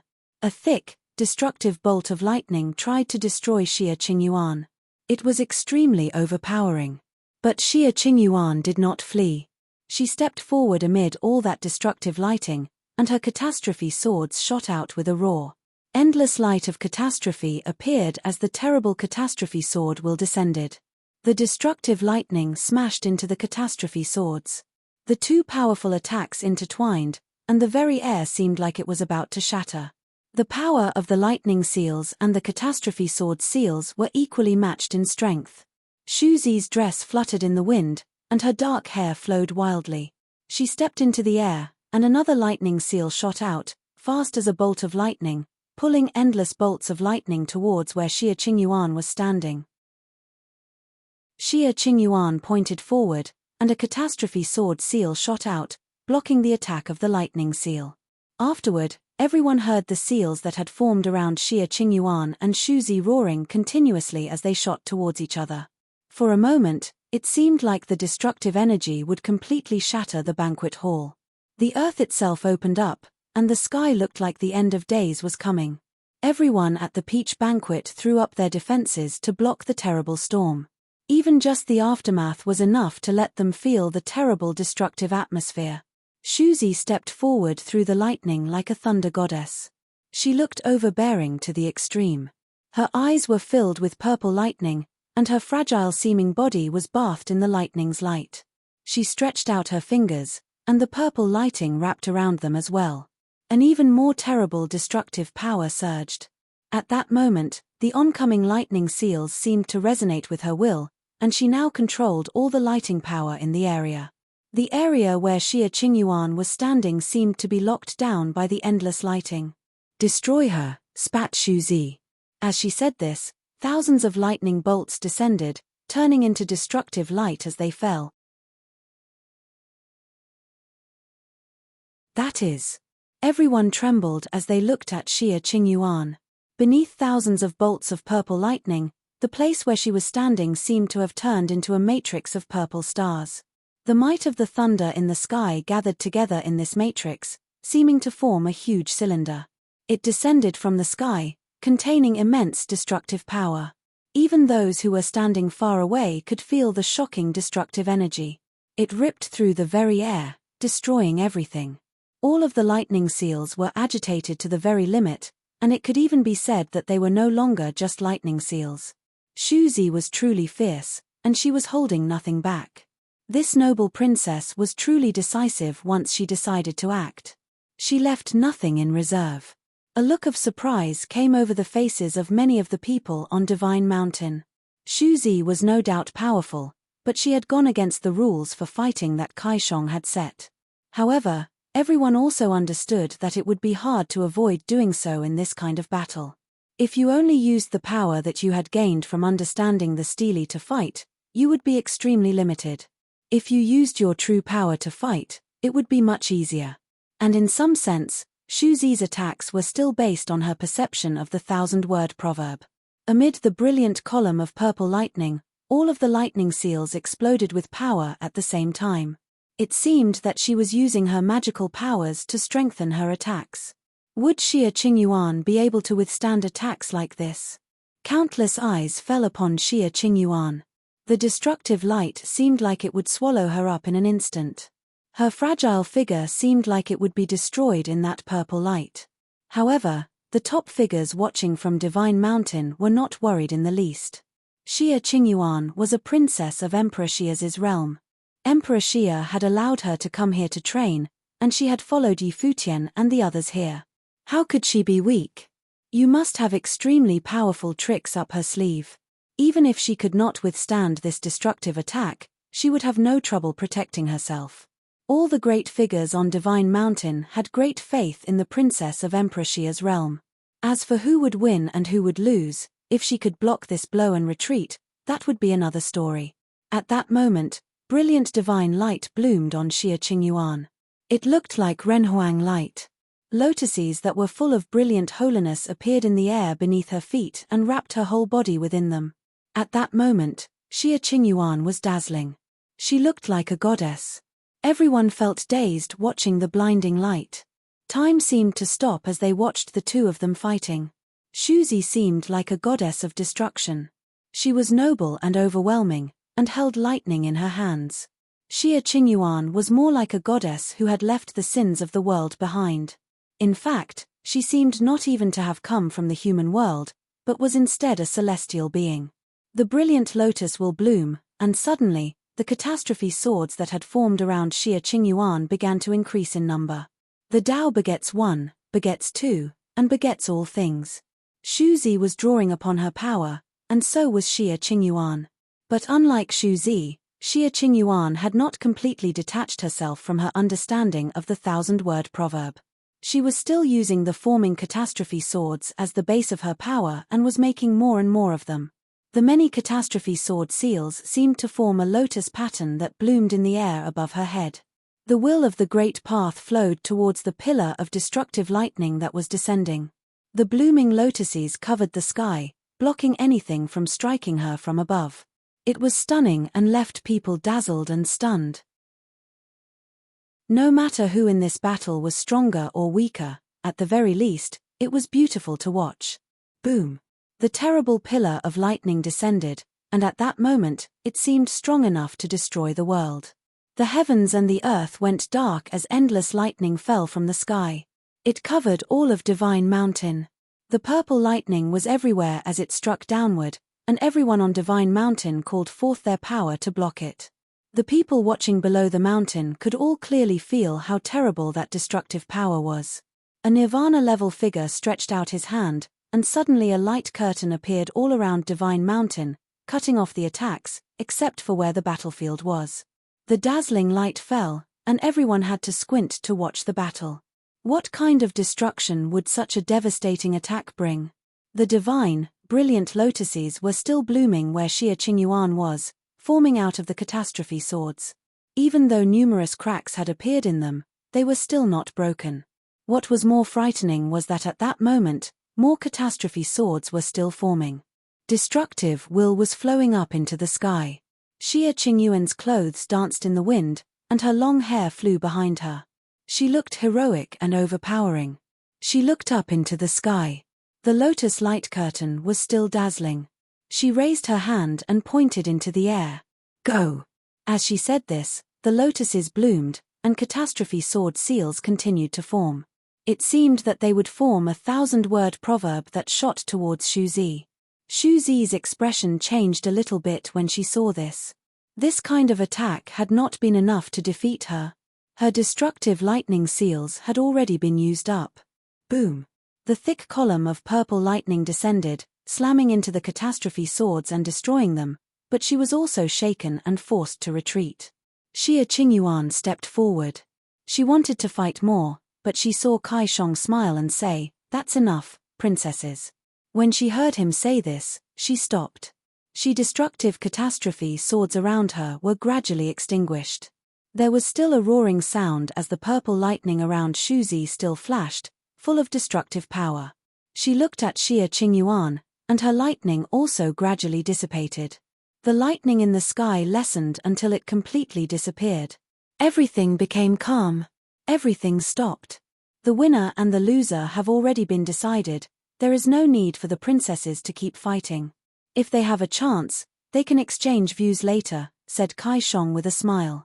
The two of them had been about to destroy each other for real. Xia Qingyuan and Xu Zi were still looking at each other. Which one of them had won and which one had lost had already been decided. The people on Divine Mountain were watching both the brilliant figures.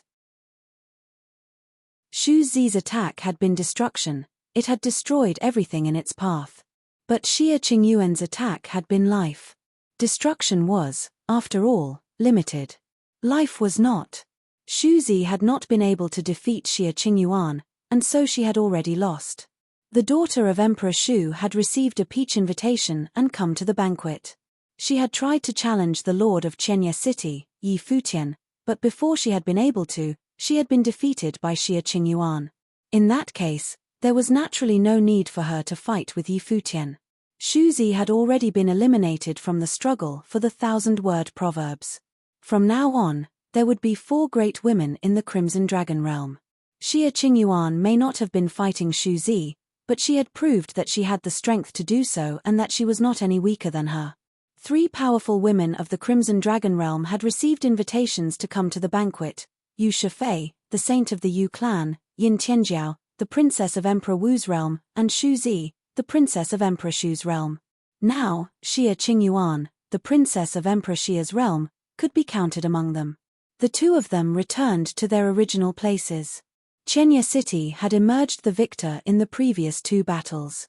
Many people sighed at this. In the future, Qianye City would probably challenge the ancient imperial city's position as the most significant city besides Crimson Dragon City. Xingqiu had already been crushed by Yu Sheng twice, which had caused great enmity, and Jiyu Dongliu had just defeated Gari Huang's disciple. And Chenya City also had people like Yi Futian and Xia Qingyuan.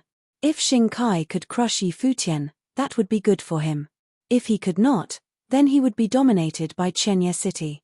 In that case, once Yi Futian and Yu Sheng reached full maturity, they would directly threaten the ancient imperial city's position.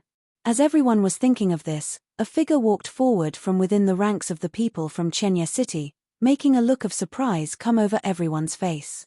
Chenya City would participate in 3 successive battles, but this time, it was someone from Chenya City who was actively coming forward, rather than one of them receiving a challenge. That is the youth who broke through to the Saint Plain at the Battle of the Crimson River. Everyone looked at the man and saw that it was Yi Wuchen. The great figures on Divine Mountain all looked at him. They did not recognize him at all. Did Chenya City have even more geniuses within it? This man seemed to be a swordsman. Those who knew about the people at the Battle of Crimson River knew that Xiong Nan had wounded Yi Wuchen at the battle, but now that he had broken through to the Saint Plain, he had transcended the weaknesses of the flesh. However, on such an occasion as this, it seemed that stepping forward to fight might put him in over his head. What kind of people were here? The Peach Banquet was known as the foremost banquet in the Crimson Dragon realm and was much more important than the Battle of the Crimson River. Yi Wuchen walked forward. When he reached the center of the banquet hall, he looked in a certain direction. I am trained in the way of the sword. Might I trouble someone to teach me a little bit more, said Yi Wuchen. The person he was looking at was someone on the regional king ranking, Pei Minute.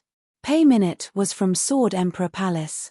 If Yi Wuchen was asking him to fight, he was certainly not seeking victory. He just wanted to learn more about Pei Min's swordsmanship. How stupid would he be if he was seeking victory in a fight with Pei Minute? Not only was Pei Minute very famous, but he had also cultivated to the level of a saint of true self. Even if he suppressed his power, he would still be far superior to Yi Wuchen in terms of his understanding of swordsmanship alone. Pei Minute naturally knew precisely what Yi Wuchen wanted. For him to challenge him in a situation like this, seeking the way of the sword, meant that he was a good swordsman indeed. If they did not do this today, Yi Wuchen would spend his days blocking his way and asking him to fight. If Yi Wuchen would not be polite, then neither would he. Fine. Pei Minute nodded slightly and walked forward. He stopped not far from Yi Wuchen and stood there calmly. Yi Wuchen looked at Pei Minute. At that moment, he seemed to see Pei Minute standing there like an insurmountable sword mountain. This was a marvelous feeling. It was like Pei Minute himself was a Lingtian sword. Those who cultivated on the divine path had already transcended the mortal world, and their temperaments had changed. They were in harmony with the way of cultivation. Once they intentionally revealed their temperament, it would immediately be felt by others. Pei Minute was like this without a doubt. He seemed to already be in harmony with the way of swordsmanship and had found his true self. He had a deep understanding of his swordsmanship. As he stood there, he was like a sword that could be pulled from its scabbard at any moment. Although there was only one step of difference between a doctrine saint and a saint of true self, there was still a huge gap between them. In fact, the distance between any 2 levels on the Saint Plain was like a gaping chasm. As Yi Wuchen stood there not moving, he could feel Pei Min's marvelous aura. He had sought out Pei Minute to fight for this battle. He was not thinking about victory or defeat. He just wanted to test the divine path swordsmanship of one of the lower-ranked members of the regional king ranking, thus improving his swordsmanship. He may have reached the Saint Plain, but that did not mean that he had reached the end of his path. There was no end to becoming a better swordsman. Now, as he stood before the famous swordsman of the regional king ranking, he would naturally not miss the chance to learn from him. Please teach me. Yi Wuchen saluted with his sword. Very well, replied Pei Minute. In the instant that he said this, Yi Wuchen had the impression that the entire area was filled with swords. The aura that flowed through the area seemed to have transformed into Pei Min's swords. Anywhere his will moved would turn into a sword. And he seemed like a mountain of swords, the source of all these thousands of swords. Yi Wuchen's sword will roared as sword seals appeared in front of him. Each sword seal seemed to have been formed out of his will. An incredibly powerful stream of sword will flowed out of him. The endless sword will stretched out through the vast area. It flowed around Yi Wuchen, putting him at the center of it. Another flow of sword will appeared upon his body. The sword seals continued to increase in number, which made the sword will all around Yi Wuchen even more terrifying. He seemed to have the power to smash through the great path itself. Even as he watched Yi Wuchen's forming sword seals, Pei Minute still seemed unperturbed. With a single thought, countless sword seals appeared around him as well. However, they seemed to be the most simple of sword seals. They had only been formed out of sword will. They were nowhere near as powerful as the ones that Yi Wuchen was forming. Otherwise, he would not have been able to form so many in such a short time. I have two different perceptions of the 1,000-word proverb. One is the same as what all of you had, the other is what you see now. I have combined it with my own cultivation, said Pei Minute as he looked at Yi Wuchen. If your sword can break mine, I will count that as a victory for you. Yi Wuchen did not say anything. He suddenly stepped forward, and in a flash, the figure of a sword formed. He pointed forward, and all the sword seals melded into his finger. Suddenly, the sword will began to roar as it rushed forward. Heaven and earth seemed like they would be torn apart by the sword will. His terrifying sword slashed out as Yi Wuchen shot straight towards Pei Minute's sword will flowed wildly through the air, all of it melding with his body and turning into a shattering sword. The creation of this sword would break the great path itself. Everyone upon Divine Mountain was watching this scene with rapt attention. It seemed like Yi Wuchen would win the whole battle with a single stroke. One sword stroke would separate victory and defeat. He wanted to see Pei Min's sword. Pei Minute was still standing there, his long robe flapping in the wind. There was an ear-piercing noise as sword will shot out of his eyes. His will covered the earth and the sky. He had not moved, but his sword was now drawn. When one was at the saint level, their will was one with the great path. Their every thought gave birth to Tao. He could create a sword from his own self. Pei Minute stepped forward, and the thousands of sword seals around him transformed into a horrifying storm of sword will that swept out like a brilliant wave of light towards Yi Wuchen. This seemed a bit like an attack using the power of the proverb on the 1,000-word stone stele. However, there had to have been a difference. Pei Minute could not have uncovered all the mysteries of the 1,000-word proverb in so short a time. But it still seemed like it. His swords reached their destination, and they clashed with Yi Wuchen's. Yi Wuchen thrust his sword forward, cutting through the air. The oncoming swords were shattered as if they could not block Yi Wuchen's. But more and more swords were flowing towards him. They seemed to be endless. An ear-piercing sound rang out without end as everything happened in an instant. The shattering sword cut through the oncoming swords like a knife through butter. It seemed like it would pierce through the flow of swords in an instant. But the wave of sword chi was affecting the momentum of Yi Wuchen's sword. The flowing swords were not only not weak, in fact, their momentum was growing. Piercing sword light shot out from Pei Min's eyes. His spiritual will filled the area, and each sword seemed to have a will of its own as they continually smashed into Yi Wuchen's sword. This left a clear impression in his mind. Bang, bang, bang. The swords shattered one after another, but their momentum was growing. Yi Wuchen felt his sword slowing down. It was a very subtle feeling. His sword was moving so fast that it should have been able to pierce through anything. But at that moment, Yi Wuchen felt like he was in a sea of swords.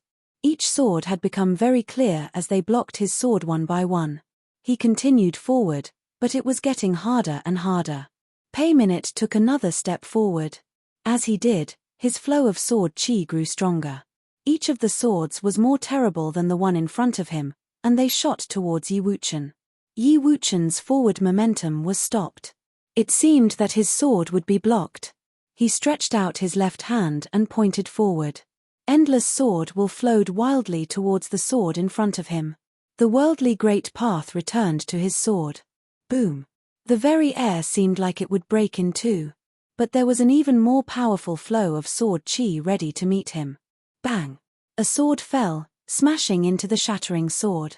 Then a second one, then a third. They seemed to be endless. But it seemed like Yi Wuchen had still not given up. He was only a few steps away. Pei Minute took another step forward, piercing light shooting from his eyes. Whoosh! A sword swept down from above his head towards Yi Wuchen. Crack! There was an ear-splitting sound. Yi Wuchen had finally made it to one step away from Pei Minute, but the air in front of Pei Minute was filled with swords. The shattering sword was finally itself shattered, and all the sword seals that Yi Wuchen had formed dissipated. Read the next chapter on our VIP novel. Whoosh! Pei Minute stepped right in front of Yi Wuchen, and a wild flow of sword will blew into Yi Wuchen. He groaned, but he bore it and did not retreat. He looked up at the swords and the figure that seemed to be insurmountable in front of him. He knew that he had completely lost this battle. Pei Minute had not even really used his powerful will. He had only used his most simple swords to fight with him. However, this in and of itself was his way. "There's no artistry to his swordsmanship," whispered Yi Wuchen as he looked at Pei Minute. "There is no artistry. The strongest swordsmanship of Sword Palace is one sword overpowering another until you have destroyed your opponent, or they had destroyed you," Pei Minute said to Yi Wuchen. "How can one sword overpowering another be considered swordsmanship?" Yi Wuchen did not understand. "Because of your will, your conviction. Every time you draw your sword, your will and conviction are stronger than the last time you did so. Thus, your sword will naturally be stronger as well," said Pei Minute. Yi Wuchen thought of the last sword that had burst forth from Pei Minute. It had indeed been one sword overpowering another. That was why his sword will grew stronger and stronger. "Thank you for the lesson," said Yi Wuchen with a bow, showing his respect. The battle had been simple. Both of them had only made a single full attack. But he had learned a lot from it. The two of them walked away from each other. Many people on Divine Mountain watched Pei Minute. He was indeed worthy of being on the regional king ranking. Both his power and his bearing were extraordinary.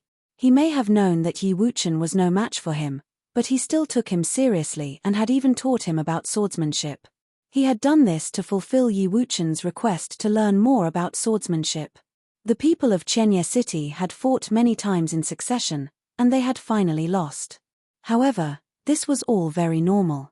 If Yi Wuchen had been able to defeat Pei Minute, then the regional king ranking would have to be dissolved. After all, Yi Wuchen had not been the top figure at the Battle of the Crimson River. No matter what leaps of logic you did, he could never be stronger than a figure like Pei Minute. Yi Wuchen knew this, and thus he had no feelings of disappointment at his defeat. He walked back to his original place. He was not thinking about his defeat. He was thinking about Pei Min's swordsmanship. Unfortunately, he was not powerful enough to make Pei Minute display his full power. If they had fought an actual battle, he would have been able to learn a little more. At that moment, there was the sound of footsteps. As soon as Yi Wuchen and Pei Minute had walked away, someone else stepped down and walked to the center of the banquet hall. The ground there was broken, and the traces of battle were everywhere. The man turned around and looked in a certain direction. Once again, it was someone looking in the direction of the people from Chenye City. But everyone was already numb to this. They were no longer surprised. Moreover, this person had a grudge against Chenye City. He had been at the Battle of the Crimson River and had probably come here specifically to oppose Chenye City. He was Xiong Ziyi, the prince of Emperor Xiong Ziyi. Before he had come, it was Xiong Nan who had been stationed here, with a Nirvana-level cultivator by his side. The Nirvana-level cultivator had died in the battle at Chenye City. Yi Futian had killed him. Xiong Ziyi had not been in the Crimson Dragon Realm and thus had not received a peach invitation. But he had fought his way up here. Several people have already sought to test Lord Yi's power, and they have all been refused. "Will you come out now?" asked Xiong Ziyi. Yu Sheng, Xia Qingyuan, and everyone else was all staring at him. This time, Yi Futian did not have them fight for him. He stepped out himself. The handsome white-haired figure walked to the center of the banquet hall. A fierce look of expectation came over everyone's face. Would they finally be able to witness the true power of this man who was famous throughout the Crimson Dragon Realm? Yi Futian had fought several times and even had the blood of a Nirvana-level cultivator on his hands, but that had not been done by his own power. And at Emperor Kwa's ruins, He had been drawing upon the power of the flames of the way to fight. Now, even if he were only using what he had just barely perceived from the 1,000-word proverb to fight, they would still be able to see him fight for real. And his opponent was very strong. He would be a great test of his power. Yi Futian and Xiong Ziyi faced each other in the center of the banquet hall. One of them was a rising star in the Crimson Dragon realm. The other had come from far-away Emperor Xiong's realm for vengeance. Xiong Ziyi had come here from Emperor Xiong's realm and had fought his way to the Peach Banquet. He was talented and powerful without a doubt. Now he had officially challenged Yi Futian. Which one of them would have a stronger understanding of the 1,000-word proverb? Lord Yi used the way of Ren Huang to summon Emperor Kwa and kill a Nirvana-level figure from Emperor Xiong's city, becoming famous in the process. Now I finally have the chance to see what kind of person he is, said Xiong Ziyi. His voice seemed very calm. But everyone could hear how provoking the things he was saying were. The killing of a Nirvana-level cultivator would be a catastrophic defeat for many cities. Even for a Ren Huang realm like Emperor Xiong's realm, it was still a loss. Because of this loss, Xiongnan had no choice but to leave Emperor Xiong's city and be transferred back to Emperor Xiong's realm. That was why Xiong Ziyi had come here today. During the conflict between Emperor Xia's realm and Emperor Li's realm, Xiongnan sent people to Qianye City, supposedly to observe the battle, answered Yi Futian. They asked for cultivation resources, and I gave them many, but it seemed that it was not enough to satisfy Xiongnan's appetite. During the great battle, the people from Emperor Xiong's city came as well. Later, during the Battle of Qianye City, my position as city lord was under threat. Xiongnan did not show the least bit of courtesy. He sent out his Nirvana-level cultivator to go with the people of the 9 great tribes to destroy the city. I had made compromises with Emperor Xia's realm, but I was not going to give things for free to satisfy Emperor Xiong's city's appetite. So we rose up and resisted. How can we take this Nirvana-level cultivator into consideration when he was so far inferior to His Highness Xiongnan? They two of them spoke calmly and without any hint of disturbance. There was not the least bit of anger or passion in their tones. But Xiong Ziyi was trying to paint Emperor Xiong's city as the victim, and it seemed like he was saying that Yi Futian had been the aggressor. It was utterly ridiculous. Yi Futian's simple words made both sides' grievances clear. Everyone was suddenly looking at the people from Emperor Xiong's realm with a bit of ridicule, especially Xiongnan. He had once been one of the top talents at the Battle of the Crimson River, but now he just seemed like a clown. Saying that the death of the Nirvana-level figure from Emperor Xiong's realm was Yi Futian's fault was simply ridiculous. An ugly look came over Xiong Ziyi's face. What Xiongnan had told was different from what Yi Futian had just said. He did not have a way out of this. Anyone would only speak from their own perspective, of course. But at that moment, he spoke without thinking, saying, "I challenge you to a fight, Lord Yi." "Very well," said Yi Futian. Many people smiled at this. A fight was a fight. Why did they have to waste so much time talking? Xiong Ziyi had brought this misfortune on himself. A brilliant light flashed, and many ancient seals suddenly appeared around Xiong Ziyi. They covered the whole area in an instant. Everyone looked on in surprise. The characters in these ancient seals seemed to be the same as those on the 1,000-word stele. They were very similar. Countless characters were floating through the air, and they seemed to contain invisible power. They were in harmony with the worldly Great Path. The wind howled as the power of the Great Path pressed down, covering Yi Futian. Everyone was wondering, was Xiong Ziyi's understanding of the 1,000-word proverb really that strong? But some of the people who knew a little bit about Emperor Xiong's realm did not think this was strange. This was a special ability that he had inherited from Emperor Xiong. Xiong Ziyi stared at Yi Futian in front of him. He had an imposing manner about him, and his eyes were filled with endless confidence. A group of sword seals appeared behind Yi Futian. It looked like a sword of Kasyapa. When Yi Futian had been observing the 1,000-word proverb, he had felt that it had some mysterious resonance with the sword of Kasyapa. It seemed that the sword of Kasyapa's perfect evolution was not limited to just being a sword. It could also contain rule power. The sword of Kasyapa had many strengths. However, this did not stop him from modeling his sword seals after the sword of Kasyapa.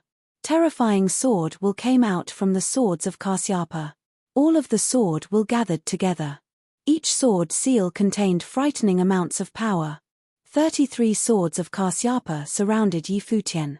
Sword light flowed forward, making it look like a river of swords was flowing through the area. Neither of them had attacked yet, but there was a powerful sense of tension between them. There was a huge amount of pressure in the banquet hall. Xiongzi stretched out a hand and pointed. "Go," he said. When he said this, many ancient character seals swept out at the same time, covering the sky as they shot towards Yi Futian. As soon as he said something, it happened. Crack! There was a sharp sound as a sword curtain appeared around Yi Futian. At that moment, an ancient character seal was rushing towards him. Yi Futian waved his hands, and suddenly a sword of Kasyapa shot out with a roar and slammed into the oncoming seal, piercing directly through it and shattering it. But afterward, a second seal fell, and its roar sounded even closer. It made an ear-piercing noise come from the sword of Kasyapa. Everyone saw a fearsome storm whip up in front of Xiongzi. The ancient character seals covered the sky and fell as if they were moving in sync with the great path itself. They suppressed the whole area. They have the right form and the right substance, thought Yi Futian as he watched Xiongzi's attack. Xiongzi's technique indeed had the form of the characters in the 1,000-word proverb, as well as their substance. They had a ferocious power, and they were growing stronger and stronger. It was clear that Xiongzi was far more outstanding than Xiongnan had been. The swords of Kasyapa pierced out, one sword after another. His sword will was growing stronger and stronger, forming a sword curtain in front of him. It was cutting through the ancient character seals. The 33 swords of Kasyapa formed a terrible storm of sword will above Yi Futian that destroyed all the power from Xiongzi's attacks. He looked at the giant ancient character seals that covered the sky and thought, if Xiongzi had actually understood the meaning of the 1,000-word proverb, his attack would be more frightening. It would cover the whole area, and he would be absolutely unable to block it. But even so, he was still very strong. He stretched out his hand, and his will moved a little bit. Suddenly, the countless ancient characters that were shrieking towards him in a wild flow turned into the shape of precious cauldrons. A golden dragon roared among them and shattered the sword will below it.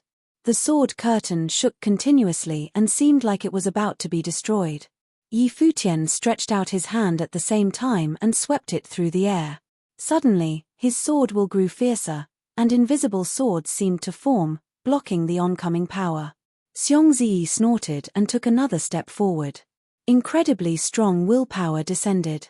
A huge figure seemed to be forming behind the ancient characters, like an image of Ren Huang.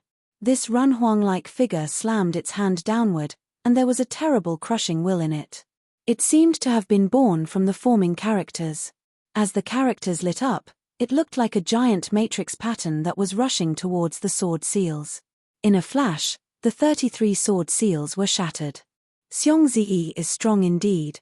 A look of surprise came over everyone's faces. Xiongzi had not only created an ancient character attack that was taken directly from the 1,000-word proverb stele, but it had also evolved into various forms. At that moment, it seemed even more like a figure of Ren Huang was descending, slamming down its fist. Moreover, all of this seemed to have been formed out of ancient characters. Even if he was using his own willpower, he had still not abandoned his perception of the 1,000-word proverb. The huge palm print covered the sky. Even people far away could feel its immense power. Moreover, if Yi Futian had only formed 33 sword seals, they had all been destroyed, and he would have lost. Xiongzi regarded him coolly. He wanted to see if Yi Futian could make a comeback.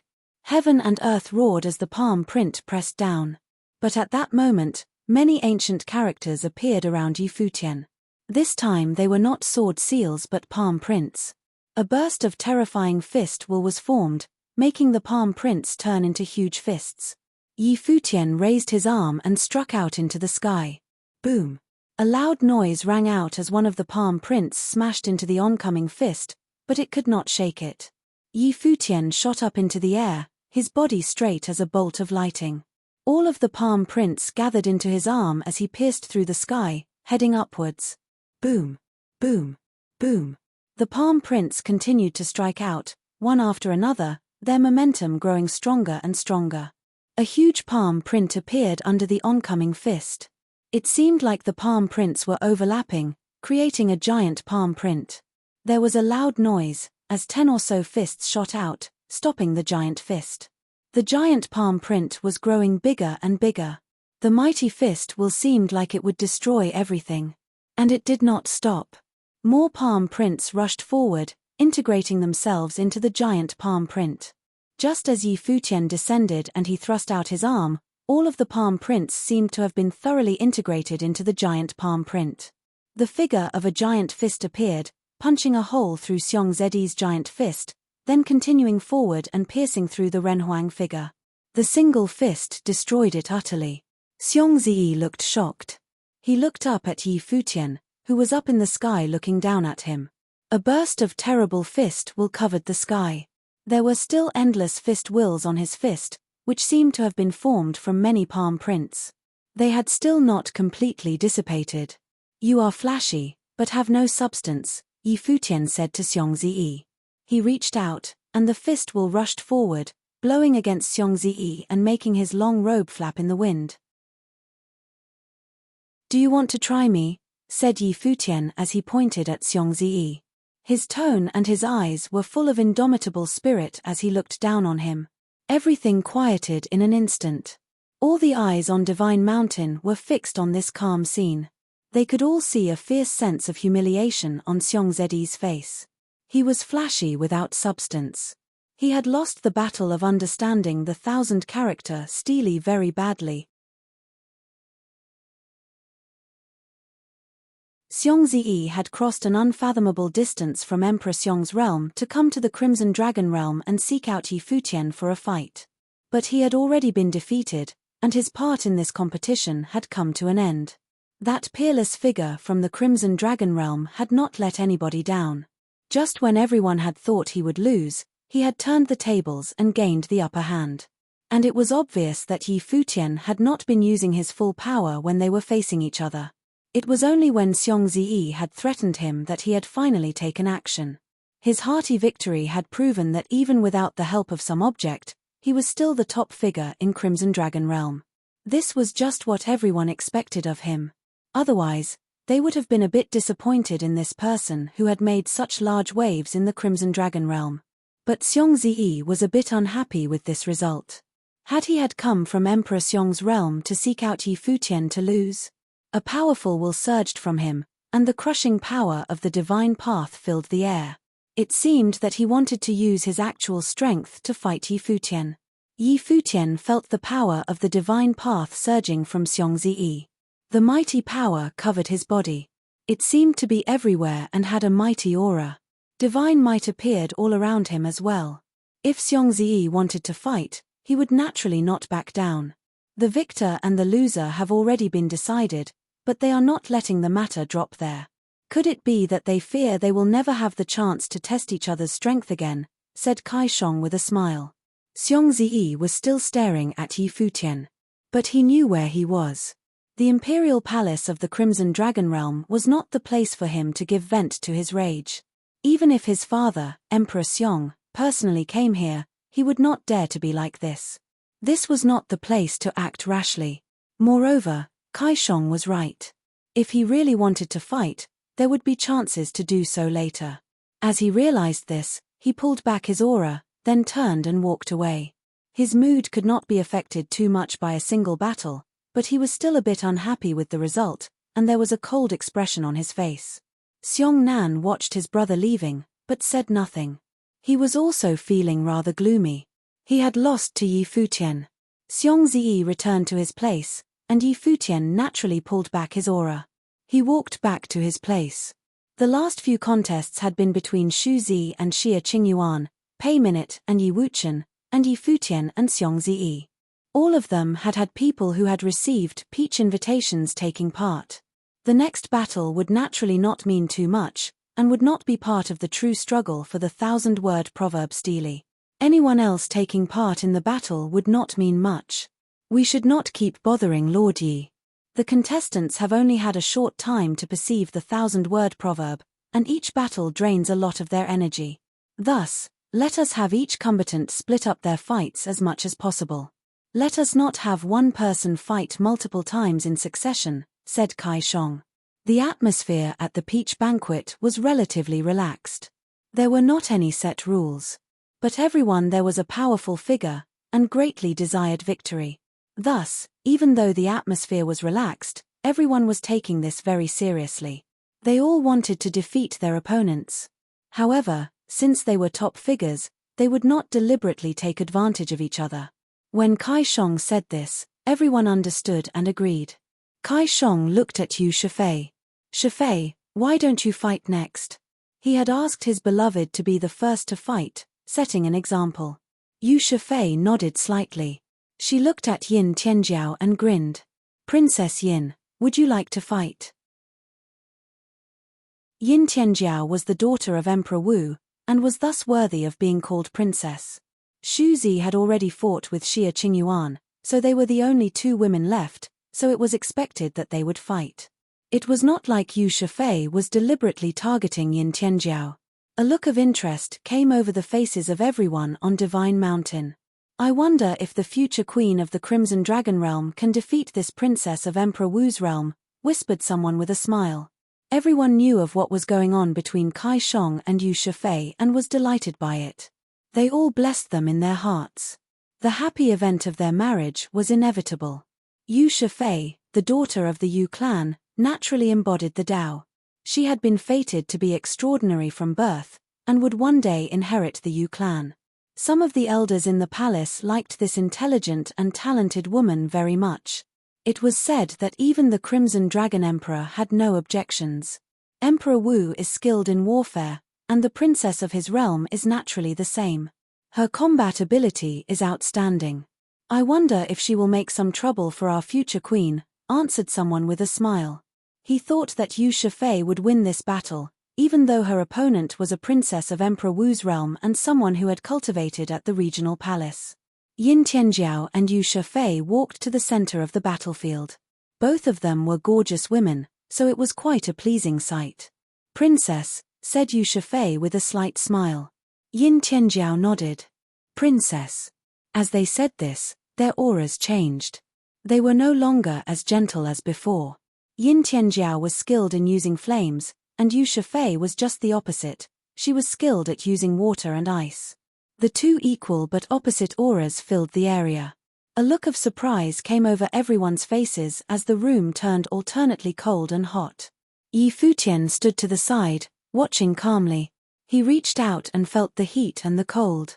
But the coldness was a little bit stronger. It seemed cold enough to slow down the blood in one's veins, and even freeze it. This princess of Emperor Wu's realm is facing a great threat, said Yi Futian with a smile. Beside him, Xia Qingyuan looked at him, then back to the battlefield. This princess of Emperor Wu's realm helped you in the west. Yi Futian was stunned. What did she mean? Where did that come from? It seemed that Yin Tianjiao had indeed helped him. When the Zhu tribe had sought to block him and not let him leave, Duan Wuji and Yin Tianjiao had spoken up in support of him. If you had not said something, I would have forgotten princess. In that case, I hope she wins, said Yi Futian with a smile.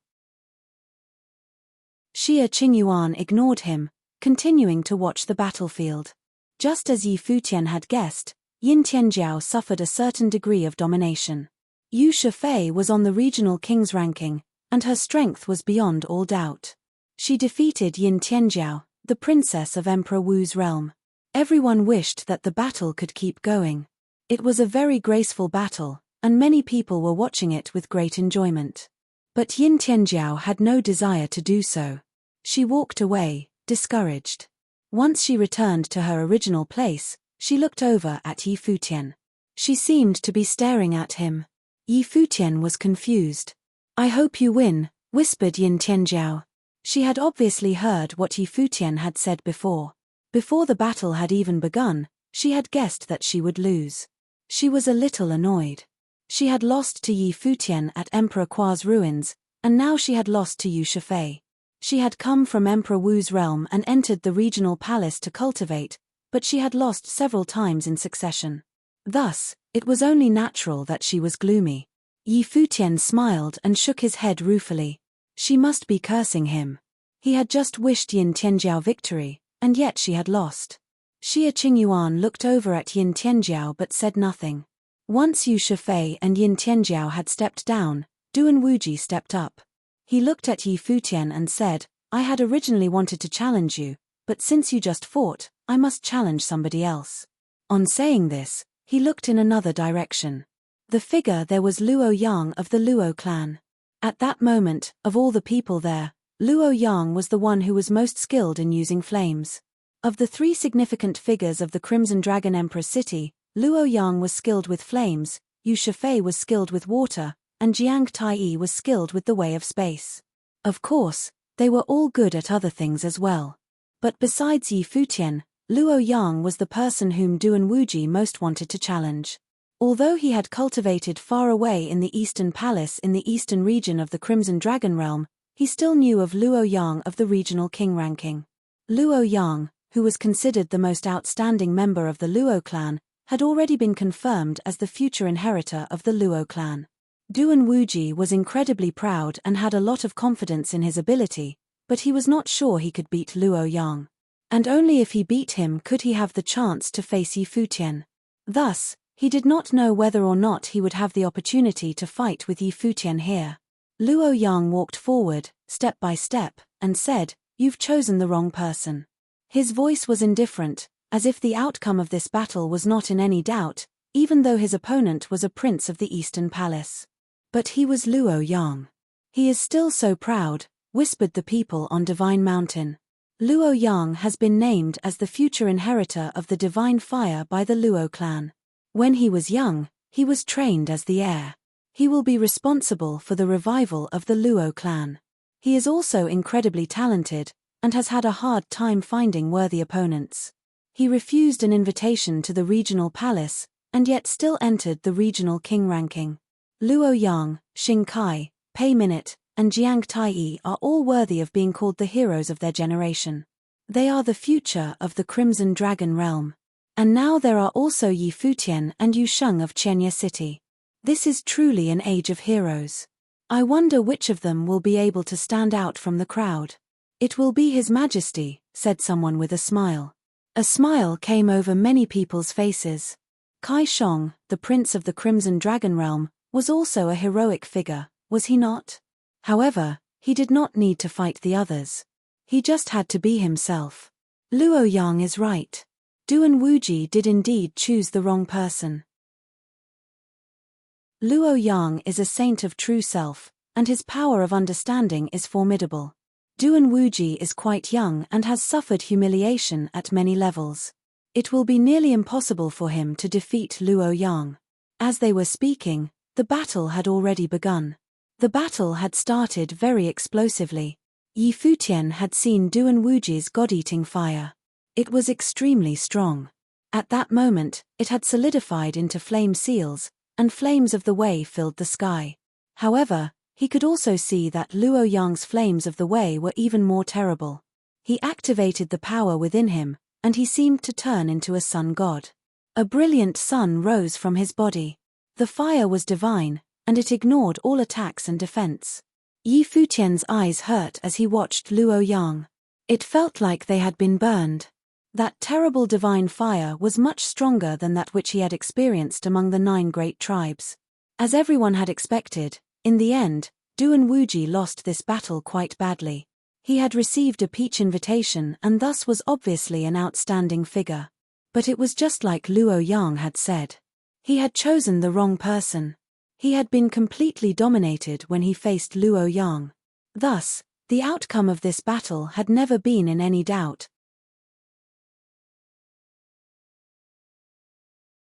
Both Duan Wuji and Yin Tianjiao, who had been able to fight Yi Futian at the Battle of Emperor Qua's ruins, had been eliminated. Of the 3 of them, Yi Futian was the only one who had the right to continue fighting for the 1,000-word proverb stele. This seemed to confirm the results of the Battle of Emperor Qua's ruins. Most of the time, One's actual power was the basis of luck and coincidence. As Duan Wuji and Luo Yang's battle came to an end, there were only 4 people who had received peach invitations left who had not yet fought. They were Xing Kai, Jiang Taiyi, Xie Qingshan, and Yu Sheng. According to what Kai Shong had said, the 4 of them would have to fight next.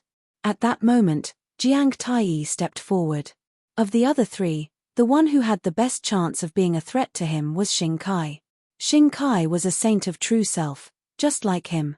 Xie Qingshan and Yu Sheng were on the regional king ranking just like him, but in a lower division, and their understanding of the Great Path was much weaker. They would be humiliated if they fought him. Even if they all had to control their wills, he would still have the advantage. Thus, to be fair, he had to challenge Xing Kai. However, he had no assurance of victory if he faced Xing Kai. It would be difficult for him to win, and he would have to expend a lot of energy. The 1000-character Steely was a Renhuang-level artifact. If he wanted to compete for it, he naturally could not waste too much of his energy. Yu Sheng. Jiang Taiyi had decided who he would challenge. From his view, based on the power that Yu Sheng had shown and his crazy abilities, he was a natural talent. But natural talents were often lacking in terms of ability to comprehend things. So, as far as Jiang Taiyi was concerned, his best choice was to choose Yu Sheng. Besides Yi Futian, Yu Sheng looked at Jiang Taiyi and said, "I forfeit my claim to the Steely." A look of shock came over the faces of the people on Divine Mountain. They had thought they were about to witness a truly explosive battle. They would never have thought that Yu Sheng had no intention of fighting and would give up like that. He was not going to fight. Yi Futian was the only person from Chenya City who would fight. Jiang Taiyi had been very well prepared for this. Yu Sheng had always practiced a kind of demonic magic ever since he was young. Later, he had mixed in other methods, but the demonic magic had always been the absolute core of his skills. Moreover, these demonic arts seemed to support all of his future cultivation, allowing him to continue raising his level. Thus, Yu Sheng was not too familiar with other forms of power. Other people placed great value on the 1000-word proverb Steely, but he had no interest in it. Using his understanding of the Steely to fight was not interesting to him. That was not his fighting style. Yi Futian was shocked as well. This guy was too direct. Couldn't he be a little more tactful? This was really embarrassing. At least he was someone who naturally commanded respect. Even Jiang Taiyi had not thought that Yu Sheng would give up. A look of shock came over his face, and then he walked away. This was good, though. By avoiding this battle, he could save some energy to deal with the next one. Next, it was Xing Kai and Xie Qingshan's turn to fight. The battle turned out just as everyone expected. Xie Qingshan may have been powerful and was on the regional king ranking, but he was of a lower level than Xing Kai. After a wild battle, Xie Qingshan was the loser in the end. However, he did cause some problems for Xing Kai. Anyone who could enter the regional king ranking was a powerful figure, one of the strongest in the Crimson Dragon realm. And so, those that had the right to continue fighting were Yi Futian, Pei Minute, Luo Yang, Xing Kai, Jiang Taiyi, and Yu Shifei. Of course, Xie Qingyuan was also left. She may not have received a peach invitation, but she had defeated Xu Zi, which gave her the right to continue. However, as long as Yi Futian was there, Xie Qingyuan would probably not compete, so no one knew if she would fight anymore. Each of the people who were left was a powerful, famous figure. Not much needed to be said about Yi Futian. In recent days, he had become the most famous person in the Crimson Dragon realm. In the year that Xing Kai, the heir of the ancient imperial city, had entered the regional palace, he had swept away all his opponents there. Luo Yang and Jiang Taiyi were 2 of the most prestigious youths in the Crimson Dragon realm. Pei Minute was just as famous as Xing Kai in the regional palace. He came from Sword Palace. Yu Shifei would likely be the future queen of the Crimson Dragon realm. Luo Yang stepped out first and challenged Yu Shifei. Both of them had been born in the Crimson Dragon City. One of them was the hope of the Luo clan, and the other was the hope of the Yu clan. The 2 of them had cultivated to very similar levels and were often compared to each other. This was going to be a great competition, a battle between ice and fire. Previously, Luo Yang had dominated Duan Wuji, and Yu Shifei had dominated Yin Tianjiao's flames. But Yu Shifei could not dominate Luo Yang. After a struggle, Luo Yang was the eventual winner. He was superior to Yu Shifei on their level, but their understanding of the 1,000-word proverb was very similar. After the two of them stepped down, Pei Minute came out and looked towards the people from Chenya City. Yi Futian knew what he meant and stepped forward. Previously, Pei Minute had been challenged by Wuchen and had shown his outstanding power in the battle. Yi Futian had a good impression of him. The two of them stepped to the center of the banquet hall, with everyone watching them. The descendant of Emperor Jian was going to fight Yi Futian. What kind of contest would this be? Pei Minute looked at Yi Futian with a smile. His Highness set this match to test our understanding of the stele, and thus we must fight. I am at a higher level than you. Even if I control my will, I will still have the advantage. In your last battle, you showed that you had an exceptional understanding of the 1,000-word proverb. It will be enough to see which of us has a deeper understanding. There is no need to fight. As a saint of true self, he only wanted to fight Yi Futian in terms of their understanding of the 1,000-word proverb. As far as Pei Minute was concerned, this contest did not mean too much. He had been very casual in his fight with Yi Wuchen. Now, facing Yi Futian, he was only curious about how much Yi Futian had been able to comprehend. He was not interested in fighting Yi Futian just because he was famous in the Crimson Dragon realm. If Yi Futian had been a saint of true self, he would not have limited himself. If that were the case, he would have been more interested in the fight. But not now. Everyone at the banquet was speechless. They had expected a fierce fight. However, Pei Minute had suggested that they not fight. It seemed like he was not interested in doing so. But they knew where he was coming from. As far as Pei Minute was concerned, there was no point in fighting Yi Futian in a situation like this. Yi Futian smiled and nodded. Fine. Not having to fight was naturally the best option for him. You saw the previous battle. My understanding of the 1,000-word proverb has been integrated into my attacks. I also watched your battle where you created many powerful attack seals which you integrated into your divine attacks. However, is that really all of your understanding? Asked Pei Minute. I felt everything that you did, said Yi Futian. As he said this, a halo of brilliant ancient characters appeared around him. There seemed to be 3,000 of them, flowing continuously between heaven and earth and containing the terrifying power of the Great Path. In a flash, the ancient characters turned into sword seals, each one filled with terrible sword chi and as sharp as could be. They swirled around Yi Futian. A look of surprise came over Pei Min's face as he stood there calmly, feeling everything. I am far from truly comprehending the essence of the 1,000-word proverb. This is just a shadow of it, continued Yi Futian. The flowing sword seals went towards Pei Minute, turning into a river of swords that flashed through the air. Pei Minute felt like what was coming for him was not many individual swords, but a single one. The flowing sword seals stopped coming closer to Pei Minute. They flew around him in circles, giving off an ear-splitting noise. It looks like you weren't using your full power in the last battle, said Pei Minute. This made Xiong Ziyi look even more gloomy. His defeat had already been humiliating enough, and now Pei Minute had just said that Yi Futian had not been using his full power. That Yi Futian did not confirm or deny what Pei Minute had said. Pei Minute smiled and said, your understanding of the 1,000-character proverb is greater than mine. In that case, there is no reason to keep fighting. I forfeit my right to the 1,000-word proverb. He nodded to Yi Futian as he said this, then turned and left casually. It was just like he had said. They had not fought. But in reality, Pei Minute had admitted that his understanding of the 1,000-word proverb was less than Yi Futian's. However, no one thought that Pei Min's loss was shameful at all. On the contrary, it made them think that the descendant of Emperor Jian was a very noble and extraordinary man. The two men peacefully ended their contest, and they both returned to their original places. There were only two people left. There was a decisive battle between Xing Kai and Jiang Taiyi. It was a true contest of strong men. The power of their attacks was terrifying. Their understanding of the 1,000-word proverb stele was incredibly deep. They were locked in a mighty struggle. In the end, though, it was Xing Kai who had the ultimate victory. Xing Kai had defeated Jiang Taiyi in battle. It may not have been a real battle, but Xing Kai was able to extend his undefeated streak.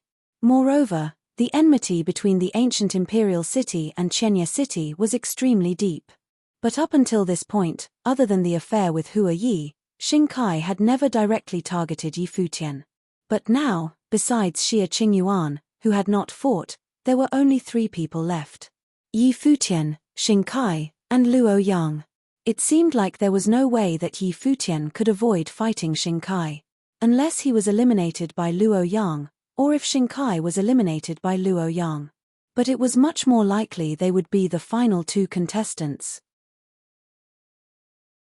Kai Shong looked at the last few people, smiled, and said, "It seems that the 1,000-word proverb stele will soon have an owner. The last few people who want to fight can do it together." Luo Yang was the first to step forward. Then Xing Kai stepped out of the crowd. Yi Futian looked at the 2 of them, then stepped forward as well towards the center of the banquet hall. Xie Qingyuan looked at him, then whispered, "Let's do it together." Upon saying this, she stepped forward as well, walking side by side with Yi Futian. Xie Qingyuan was going to fight. 4 people would fight in the final battle for the 1,000-word proverb stele.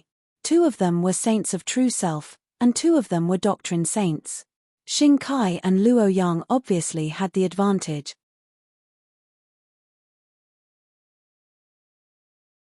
4 people walked to the center of the crowd of onlookers at the peach banquet on Divine Mountain. Everyone's gaze was fixed upon them. Xing Kai and Luo Yang had been famous throughout the Crimson Dragon realm for a long time and were among the most powerful and famous members of their generation. Yi Futian and Xie Qingyuan had newly risen to this height due to the power of Chenya city, which they were masters of. Watching the 2 of them walk side by side, everyone thought they looked well suited to each other. They gave off the impression of being a pair of gods. However, given Yi Futian's previous performance, it seemed that there was another woman that he loved. Had Xie Qingyuan chosen to fight because she feared that Yi Futian would be humiliated? But if she fought, there would be 2 people from Chenya city. If Xing Kai and Luo Yang ganged up and targeted them, it would be extremely disadvantageous. It would be 2 saints of true self versus 2 doctrine saints. Of course, in a battle like this, the saints of true self had to limit their will, and thus the gap between them would not be that great. They would just have a slight advantage. But they were all among the top cultivators of their generation. They could possibly decide the outcome of this battle quite easily. The battle for the 1,000-word proverb stele would be ended with this fight. Xing Kai swept his gaze over them. He still looked indifferent. Even though there was enmity between the ancient imperial city and Chenya city, there was no emotion in his eyes as he looked at Yi Futian. He seemed to be a stranger to him. "Let us eliminate them first. Choose one of them," said Xing Kai to Luo Yang. This shocked everyone. Xing Kai was not showing the least bit of propriety. Since Yi Futian and Xie Qingyuan had come out together, he and Luo Yang would each choose one of them to fight in order to eliminate them first. In the end, it would just be him and Luo Yang competing for the 1,000-word proverb stele.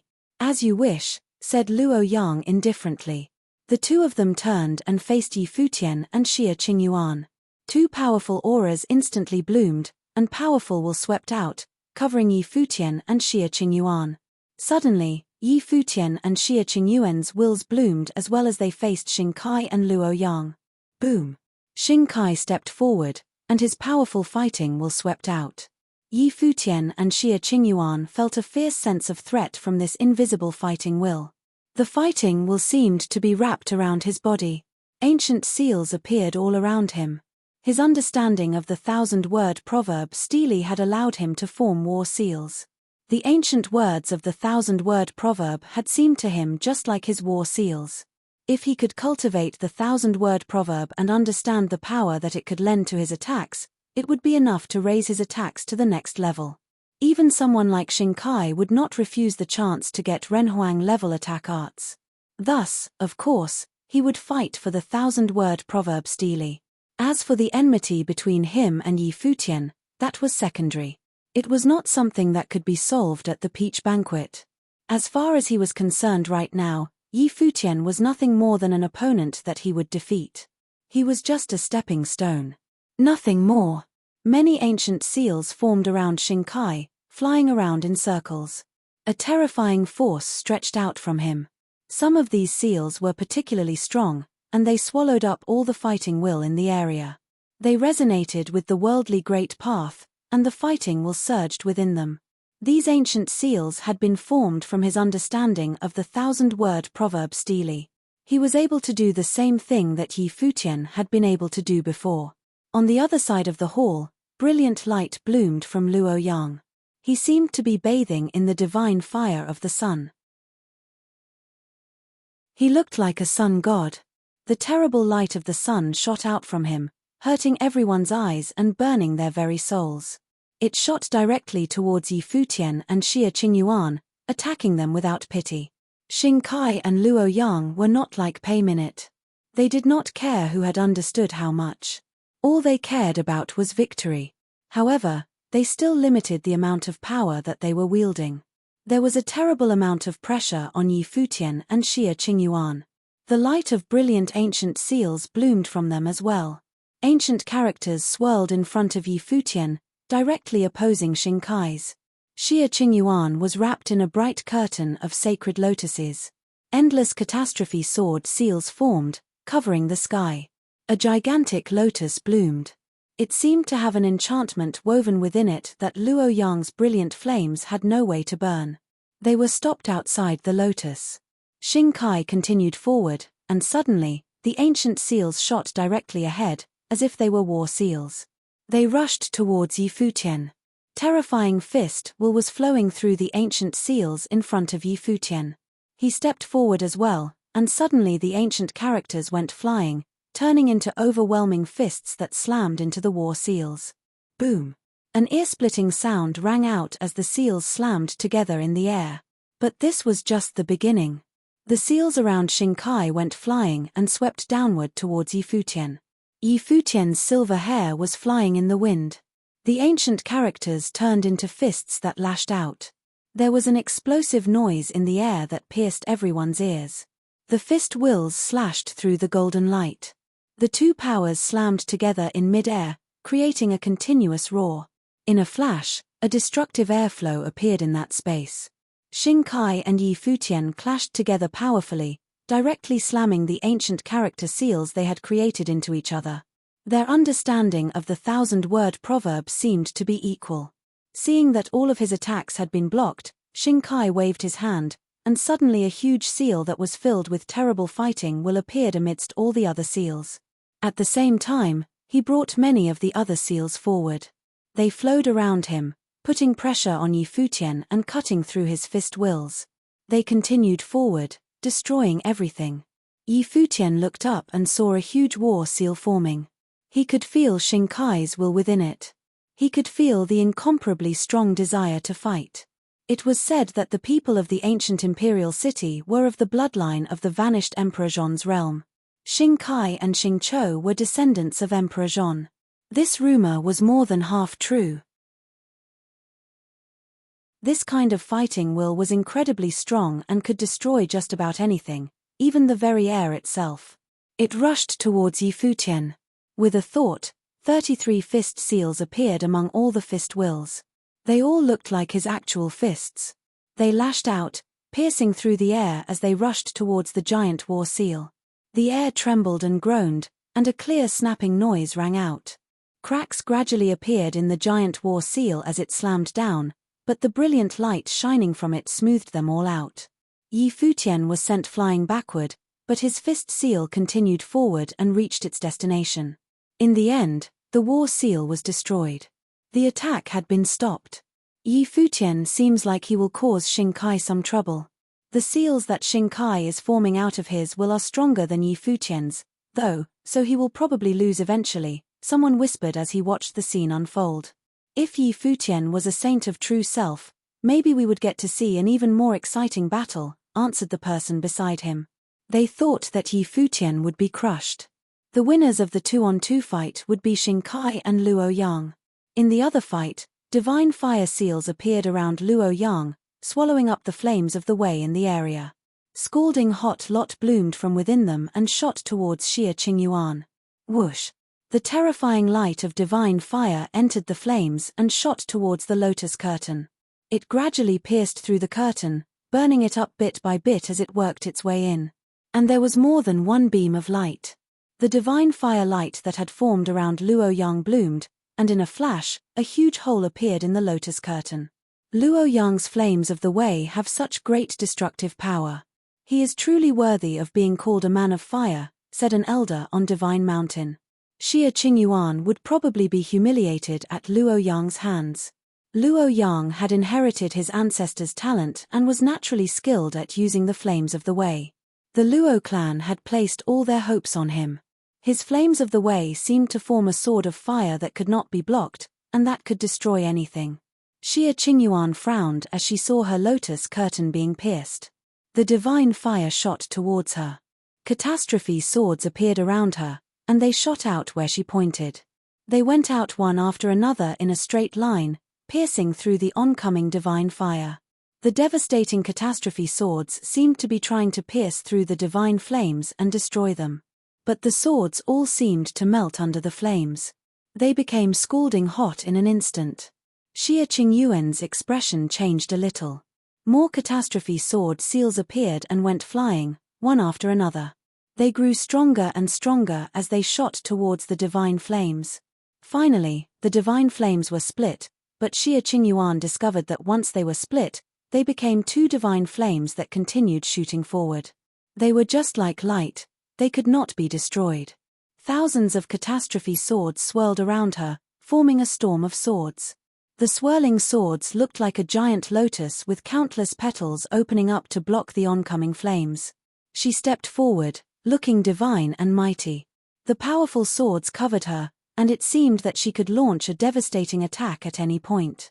The divine flames seemed to be repelled as Xie Qingyuan moved forward. She floated in the air like a goddess, continuing forward until she reached the air above Luo Yang. Endless catastrophe swords stretched out through the sky. The destructive storm raged as the falling catastrophe swords seemed to split the sky. But Luo Yang seemed not even to feel it. He just looked up calmly at Xie Qingyuan. "Once you become a saint of true self, come find me, and we can fight again," he said. The flames surged around him, and suddenly a halo of fire appeared around him, wrapping around his body. It grew more and more fearsome. The destructive power that burst out from it seemed like it could destroy anything. "Go!" Xie Qingyuan stepped forward, and the endless catastrophe swords streaked down towards Luo Yang. The halo of fire around Luo Yang blazed, and an endless amount of divine fire shot out from it, forming a giant ring of flame that rushed up into the clouds. When the terrifying catastrophe swords reached him, they were all swallowed up by the divine flames in what seemed like an instant. It made for a beautiful sight. A terrifying image of destruction had appeared on the battlefield where Luo Yang and Xie Qingyuan were fighting. Endless catastrophe swords were falling, turning the area into a chaotic space. Everything within it was being destroyed. Divine light shone from Xie Qingyuan. She was enveloped in a lotus light curtain as catastrophe swords whistled by. Each one was filled with infinite violence, and they were swords of all heavens. However, even though the catastrophe swords were so frightening, Luo Yang had still not moved an inch. He stood there, and the halo of flames around him was still as brilliant as ever. The divine fire light that he was shooting out was filled with incomparable destructive power. All the flame will in the area gathered together. Luo Yang slapped his hands together, and suddenly the halo of fire rose into the sky, swallowing up all the catastrophe swords, burning them into nothing. It seemed that no force could draw near to the divine flames. The burning will covered Xie Qingyuan's body. The whole area seemed like it would be melted into nothing by the flames. Xie Qingyuan watched her catastrophe swords being destroyed and the fiery halo coming towards her. A look of perseverance flashed in her beautiful eyes. If she lost, then Futian would have to face two people. And Luo Yang and Xingkai were so strong. They were both on the regional king's ranking, and everyone thought they would one day reach the Renhuang level. What was more, they were both at a higher level than Yi Futian. This was obvious from the amount of pressure she was facing now. Even though Luo Yang was limiting the power of this flames, he was still a saint of true self, and his understanding of the 1,000-word proverb was much stronger than her own. Thus, his flames were more powerful than she was. And on top of that, Luo Yang seemed to have an exceedingly special physique, which was in no way inferior to that of a descendant of Renhuang. She did not know if Luo Yang was a descendant of Renheng, but over many generations and after many years, he had inherited the talents of his ancestors and now possessed the flames of the way. Endless flames were shooting out of the halo of divine fire.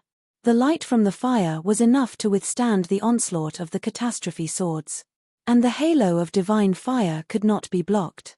Luo Yang was bathed in endless flames. He controlled it by pointing his finger.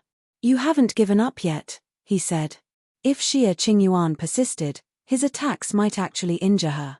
Xie Qingyuan looked downward with a cold look on her face.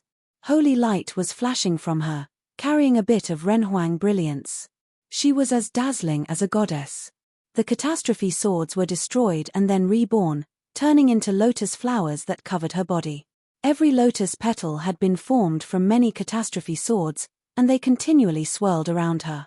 Within her, a burst of life energy enveloped the lotus flower, making it look like she was one with the lotuses that were forming around her. They were feeding off and enhancing each other.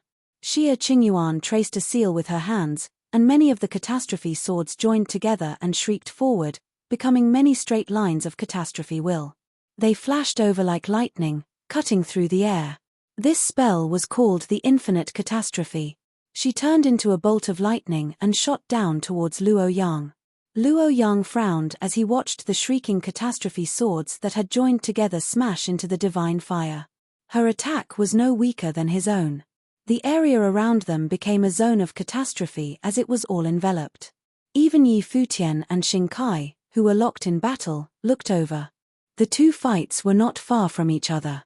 The sky above them seemed to be caught in the catastrophe as well, but Xie Qingyuan was controlling the scope of her attack. The world was buried under the infinite catastrophe, and everything was destroyed. Bang! Bang! Bang! Catastrophe swords were falling all around Luo Yang, filling the air. He frowned as he felt that he was actually in danger. If he had been a doctrine saint, he could have been threatened by this attack. Everyone on Divine Mountain was watching Xie Qingyuan as well. What a powerful spell!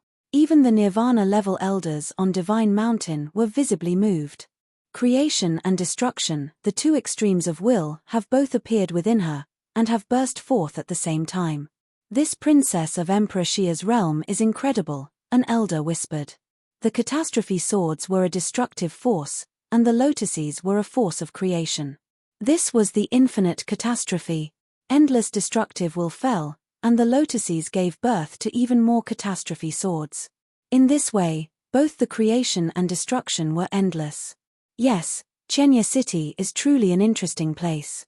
The first one of them to rise in the world was Yu Sheng, who became famous at the Battle of the Crimson River, eclipsing both the lord of the city and the princess of Emperor Xia's realm. It was only at the struggle at Emperor Kua's ruins that everyone became aware that Yi Futian was also a marvelous talent. As a result, the princess of Emperor Xia's realm became even more inconspicuous, said someone with a smile. Obviously, Yi Futian and Yu Sheng had eclipsed Xie Qingyuan, and she had not really had a chance to display her power. But now, she had come across Luo Yang during this struggle. This was the purpose of the Peach Banquet, to let everyone see these people's talents. Clearly, they had found yet another rare talent. The princess of Emperor Xia's realm. Outside of the Peach Banquet, many powerful figures had come as well, like Shi Chan of the Shi clan. She had fought with Xie Qingyuan before. Watching her now, she realized that at that time, Xie Qingyuan had not been using her full power. If she had used the infinite catastrophe in that fight, she probably would not have been able to escape it. It seems that this battle is heating up, everyone thought to themselves. Xie Qingyuan was serious. Of course, Luo Yang's halo of fire was also drawing upon his own power. They were no longer limiting themselves to their understanding of the 1,000-word proverb. Their attacks came on so fast that just as people were thinking it, Xie Qingyuan attacked again. The infinite catastrophe clashed with the divine flames. The destructive scene was simply astonishing. Xie Qingyuan descended, trying to pierce through the halo of fire directly. Everyone couldn't help but feel nervous for her. Was she crazy? Did she want to pierce through the fiery halo? That kind of destructive power could truly threaten her life. The lotus petals opened up and turned into endless catastrophe swords that shot into the divine halo. They were burned up one after another. But they kept being created as they were destroyed, as if they could keep coming forever. A sharp snapping sound rang out as the halo of divine fire was finally broken by the falling infinite catastrophe. Her figure flashed through the sky in an instant, falling upon Luo Yang. Everyone saw the light from the endless catastrophe swords falling and piercing into Luo Yang's body. Xie Qingyuan pointed forward, and it seemed as if all her attacks gathered together on her finger. Just in the instant that Xie Qingyuan was about to launch her attack, brilliant light bloomed from Luo Yang, burning everyone's eyes. His body became a divine law body, and the falling catastrophe swords were melted into nothing. An even more powerful halo of flames rose around him, swallowing up and melting everything. He pointed towards Xie Qingyuan, and divine fire fell, burning everything. Even her force of creation did not have a chance to function. "Surrender," yelled Yi Futian. Xie Qingyuan seemed to be completely enveloped. It looked like she had been burned away to nothing. Biting her lip, Xie Qingyuan shot away like a bolt of lightning just as a pillar of divine flame descended, sending her flying backward, not stopping until she reached the edge of the peach banquet. Had she been defeated? Everyone's gaze fell upon Luo Yang and felt his will. Even though it had been his final attack, he had still controlled its power and had not used the strength of a saint of true self. But even so, he had still knocked Xie Qingyuan back. Everyone thought back to the rumors of Luo Yang's ancestry. The Renhuang of the Luo clan had a divine fire body that no one could draw near to. The closer you came to him, the stronger the flames became. It was a physical power of his. Thus, when Xie Qingyuan had come near to Luo Yang, she had been subjected to an incredibly strong counterforce. If Xie Qingyuan had been a saint of true self, what would have been the outcome of that attack? Could Xie Qingyuan have threatened Luo Yang? It was really possible. Everyone wanted to see a true, open battle between the two of them. Luo Yang took a few steps forward and looked at Xie Qingyuan. There was little satisfaction in his eyes.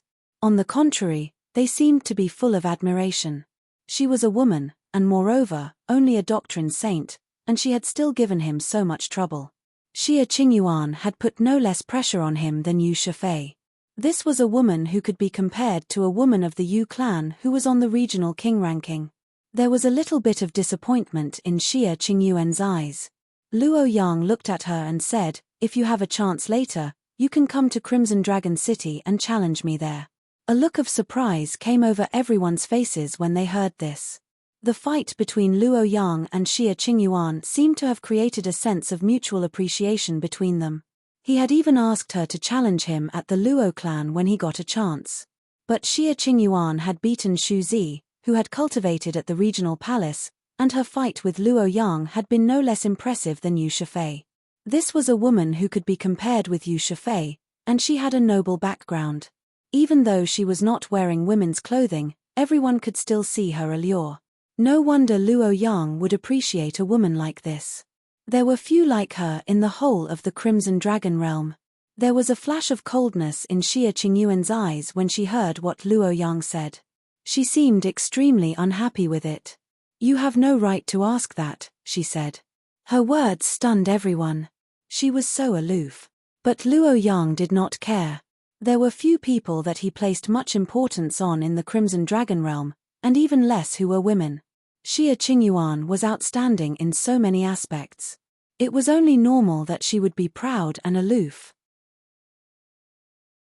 At that moment, there was the sound of a collision. It had come from the battle between Xing Kai and Yi Futian. The two of them moved away from each other. They stopped fighting and looked over at Luo Yang and Xie Qingyuan, for whom the victor and the loser had already been determined. "Are you all right?" Yi Futian asked Xie Qingyuan. Xie Qingyuan shook her head slightly as she looked at him. She seemed apologetic. She had wanted to help him fight, but she had been defeated, so she had, in fact, caused him trouble. As he looked into her eyes, Yi Futian understood what she was thinking. He smiled and said, "Victory and defeat are not important. Leave this to me." Millimeter. Xie Qingyuan nodded, then left. She had officially forfeited. Everyone was sent into flights of fancy by this scene. Xie Qingyuan had come from a noble background, she was a princess, after all, and thus must have a higher position in Emperor Xia's realm than Yi Futian. And she was so strong. But Yi Futian had been made ruler of Qianye City, and she stood behind him. She even seemed to obey him. But thinking of Yi Futian's song, everyone thought this was strange. Could it be was Xie Qingyuan really that unlucky?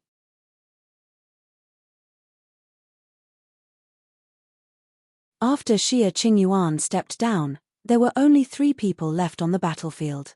Xing Kai had just moved away from Yi Futian and was preparing to attack him from 2 sides with Luo Yang. Luo Yang saw that the 2 of them were not done fighting and took a couple of steps towards Yi Futian. Divine fire light still shone brilliantly from him. Yi Futian had said, "Leave it to me." He did not know what he was talking about. Could it be that he still thought he had a chance to win the 1,000-word proverb stele? At that moment, there was a roar as Yi Futian and Xing Kai both stepped forward. A huge seal shot up into the air, covering the sky. At that point, brilliant divine light suddenly shone from Yi Futian. In the moment that it bloomed, he seemed to become one with the world, resonating with the great path. The will of the world entered into him, and giant characters appeared in the air all around him. The characters read all universe, flowing, leave, threshold. The deed of thought comprehension flared to life. This was no longer a simple battle of understanding. Previously, Luo Yang and Xie Qingyuan had already been using their own power to fight, so this was not out of the ordinary. Yi Futian seemed to transform into the source of all things. The worldly great path resonated with him, and the ancient characters around him soared into the sky. Each of the ancient characters in the air contained fist will within them, but at that moment, they flared with space will, making them look like countless halberds. He rose into the sky and waved his hand. In a flash, all the ancient characters flew up. A divine halberd pierced through them, drawing upon their power as it pierced forward. Boom! There was a loud noise, and the very air trembled. All of the ancient characters shot down, and the divine halberd slammed into Xing Kai's seals, making cracks appear in them before they were completely destroyed.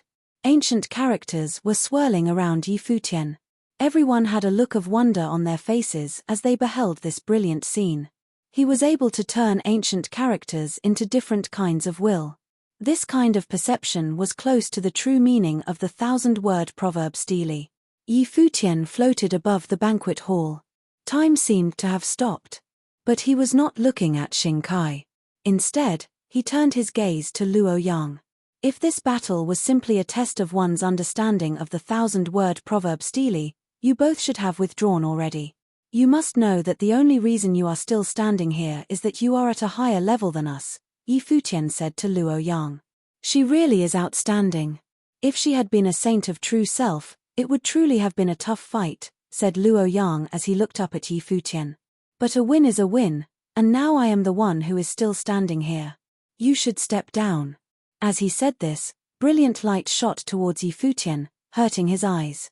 Yi Futian squinted as the light burned his eyes and fell upon him. He was in intense pain even though he had a divine body. If someone who did not have a divine body had suffered that attack, they would have been in grave danger. Luo Yang was not going to show even a bit of mercy. Brilliant, holy light covered him, but Yi Futian did not even try to protect himself from the burning. Luo Yang was incredibly skilled, which was why he had beaten Xie Qingyuan.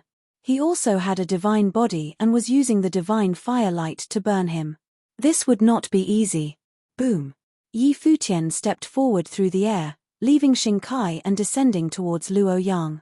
A look of surprise came over everyone's face at this. Was this guy going to target Luo Yang while he was already locked in battle with Xingkai? That was too foolhardy. Once Xingkai decided to follow him, and Luo Yang attacked him as well, would he be able to fight both of them? This plan of action was reckless in the extreme. Was he not considering the consequences at all? Even Xingkai looked surprised as he saw the retreating figure before him. Was this guy going to go and deal with somebody else while he was fighting him? Yi Futian moved incredibly quickly, descending into the air above Luo Yang in an instant, just like Xie Qingyuan had. Endless ancient characters flowed all around him. At that moment, all the characters turned into the character for halberd. Light swept out from all the halberds. An incomparably strong light shone from Luo Yang's flames of the way, but when the deed of thought comprehension burst forth, Yi Futian's divine body resonated with the great path. He became one with the ancient characters around him. The fire light could not reach him, and it was completely extinguished. All of the ancient character seals that you formed have been destroyed. Now you are only using your own power. Since you have to limit it, how can you hope to hurt me, said Yi Futian. As he said this, the halberd characters burst forth, shrieking through the air. Luo Yang frowned, and the ancient characters came down instantly, smashing through the air. The divine fire light bloomed from him once again. His flames of the way destroyed everything, and they burned up the halberd characters. It was just like what had happened with Xie Qingyuan. He did not let them get near to him. Xingkai was a bit out of sorts, but he did not stop.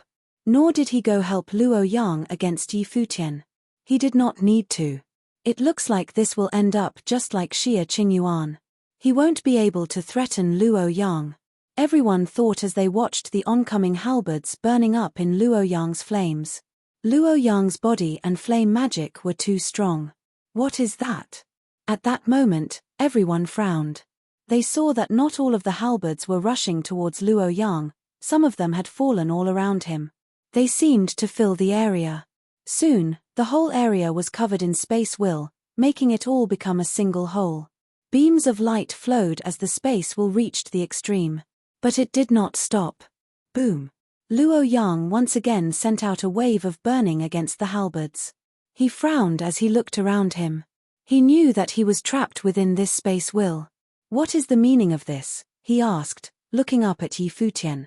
The will continued to get closer to him, but it still could not hurt him.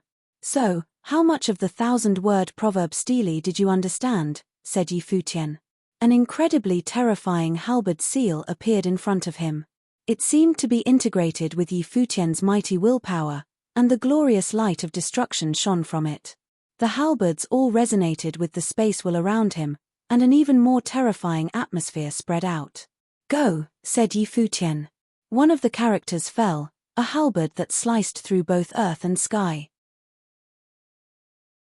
All of the will in the area seemed to be integrated into it. It transformed into a huge halberd of space and time. The halberd fell like a bolt of lightning, piercing through the air as it fell. Boom! The halberd of space and time's target was not Luo Yang. It hit not far in front of him, but it did not get any closer to him. However, an incredibly terrifying will pressed out from within it, splitting the air. A low moan rang throughout the whole area. Luo Yang's halo of fire shrieked. He could feel the invisible attack as it slammed into him. It was a crosshair attack. Everyone trembled as they watched the scene. Yi Futian used his powerful spatial will to attack him from a great distance. But he did not stop there. Yi Futian stepped through the air, making it tremble. Another halberd pierced through the sky, resonating with all the halberd will in the area. Boom! This time, the air was shaking fiercely. A devastating space-tearing storm ripped through the area, seeming to be filled with countless halberds. The whole area seemed like it would be torn apart by the pressure. Yi Futian reached out, and it seemed like the actual halberd of space and time formed in his hand. He gripped it tightly. At that moment, all the ancient characters fell at the same time, following Yi Futian as he stepped forward. His figure flashed through the air like a bolt of lightning. The will of the great path flowed. The endless light of the ancient characters entered Yi Futian's body and was integrated into the halberd. A huge image of a halberd appeared in the sky, piercing up into the vault of heaven. All of the will in the area seemed to have been merged, and then it exploded outwards. The halberd of time and space shot forward, containing the will of the unending void. Everything it touched was turned to nothingness. Everyone saw the image of a huge halberd appear above Luo Yang. Even the flames of the way could not completely erase it. It looked like he would be subject to a fierce attack. Bam! There was a loud noise as Luo Yang was sent flying backward. He tried to block it while still controlling his power, but he was unable to. The aura of a saint of true self flared out from him. He stepped forward. This was the only way he could block the terrible attack. But the moment Luo Yang let this aura burst forth, he had already lost. Futian had eliminated him with his overwhelming strength. But although he had used his power, he was still relying on the power he had gained from his understanding of the 1,000-word character stele to launch this attack. The storm of qi had still not abated. It blew against Luo Yang. He had lost. He had lost to Futian of Chenya City. Everyone on Divine Mountain was staring at the scene unfolding before them. Futian had directly faced Luo Yang and gotten revenge for Xia Qingyuan. He had done what she could not do. He had controlled the entire area with his overwhelming space spells. It was just like he had said. If they were only comparing their understanding of the 1,000-word proverb stele, Luo Yang would not necessarily have been able to defeat Xia Qingyuan. And Futian's understanding of the 1,000-word proverb was much more profound than Luo Yang's. The battle they had just had was proof enough of that. The thousands of halberds seemed to have been formed out of the ancient characters and contained the will of the Great Path. As they fell, Luo Yang, who was still controlling his level and relying solely on the flames of the way, could not block them. Standing off to the side, Pei Minute smiled and said, it seemed that he had not fully displayed his understanding before. If one was simply comparing their understanding of the 1,000-word proverb stele, Futian was absolutely better than Luo Yang, and thus he had obviously been able to defeat him. This level of understanding was a little frightening. No one knew how he had achieved it. Everyone also realized this. Perhaps his understanding was also better than that of his final opponent, Xing Kai. Futian was possibly the one who was most qualified to take the 1,000-word proverb stele. There were only two people left at the banquet. Xing Kai and Futian. One of them had been famous for many years and was considered to be a heroic figure in the Crimson Dragon realm. The other one had come from Emperor Xia's realm and defeated all the heroic figures who had opposed him. This man had forced Pei Minute to withdraw, had eliminated Luo Yang, and had finally made it to the last one left, Xing Kai. The battle between the two of them would certainly be worthy of being called magnificent. At that moment, Xing Kai was the last one left standing before him. Would Futian be able to keep moving forward, defeat him, and claim the Renhuang stele? It would probably not be that easy. Boom! As everyone was considering this, Xing Kai stepped forward, and a mighty wave of qi swept forth from him. Powerful fighting will spread out in all directions. A halo of light revolved around Xing Kai as he transformed into the battle form of the Great Path. He resonated with heaven and earth. His fighting will surged wildly. He stood there like a god of war. Xing Kai was rumored to be the descendant of Emperor Zhon. When he truly let his power burst forth, he seemed to be as vast and mighty as the earth itself. His terrible fighting will covered everything and pressed down upon Futian. But he was still controlling the level of his power, keeping it at the level of a doctrine saint. When Xing Kai released his fighting will, many of the mudras around him seemed to be the same.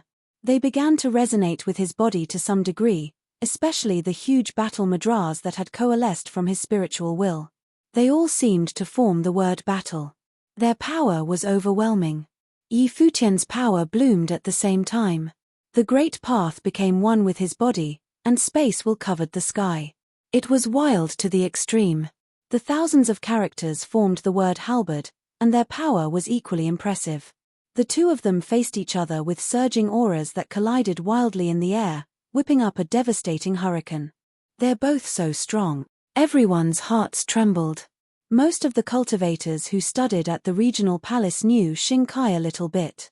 The techniques that he cultivated were at the Renhuang level. The heaven-punishing fighting will was said to have been created by an ancient god of war. When the fighting will was unleashed, and his body became one with the great path, his spirit would change, and his power would overwhelm everything around him.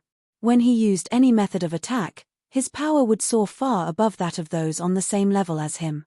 His might was without equal, and he could sweep away all foes. With this technique, he had not been defeated in many years. He had become a highly revered figure. When he had come to the regional to palace several years ago, he had defeated all his opponents. He had no rivals on the same level as him. In this way, he was a little bit like Yu Sheng, who had just entered the regional palace. With the heaven-punishing fighting will increasing his power, Xingkai's aura was simply astonishing. The halo of light around him was dazzling as the divine light of a god of war entering battle burst from him, entering into the battle madras and increasing their power until it was frightening.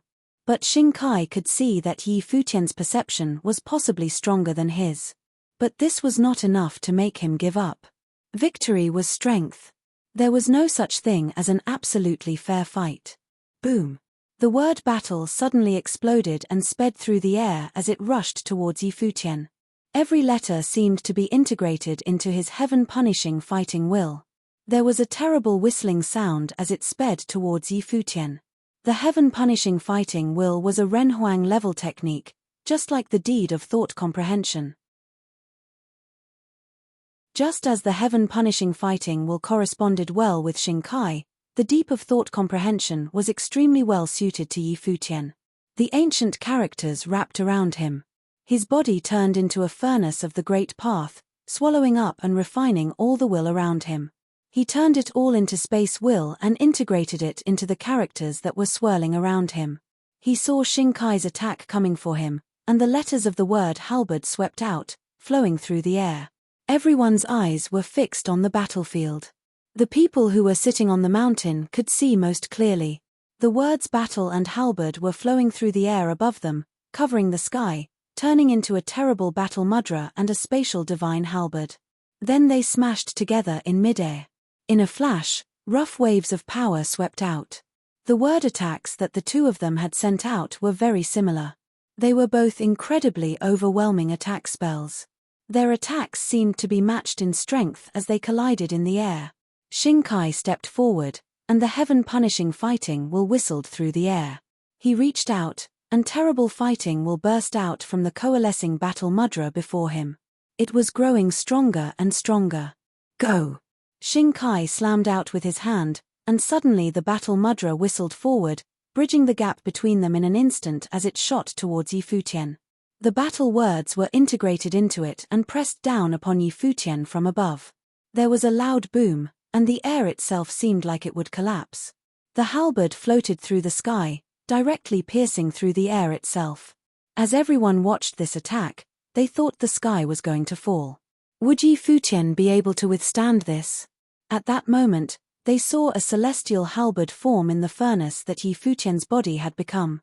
It seemed to have been forged from the will that he had taken into the furnace. It pierced through the air in a flash and slammed into the battle madras. Spatial will burst out and tore through everything, turning it all to nothing. A loud sound echoed wildly in everyone's ears as the battle madras and the halberds shattered each other. The attack made everyone's hearts beat wildly. Their attacks were powerful enough to frighten anyone. The two of them stepped forward at the same time. Words flowed around them, sending out waves of pressure in all directions. Both of their auras were incredibly powerful. Their eyes were extremely sharp as they stared at each other. Their auras collided in midair. It was overpowering. Bang! They stepped forward at almost the same time.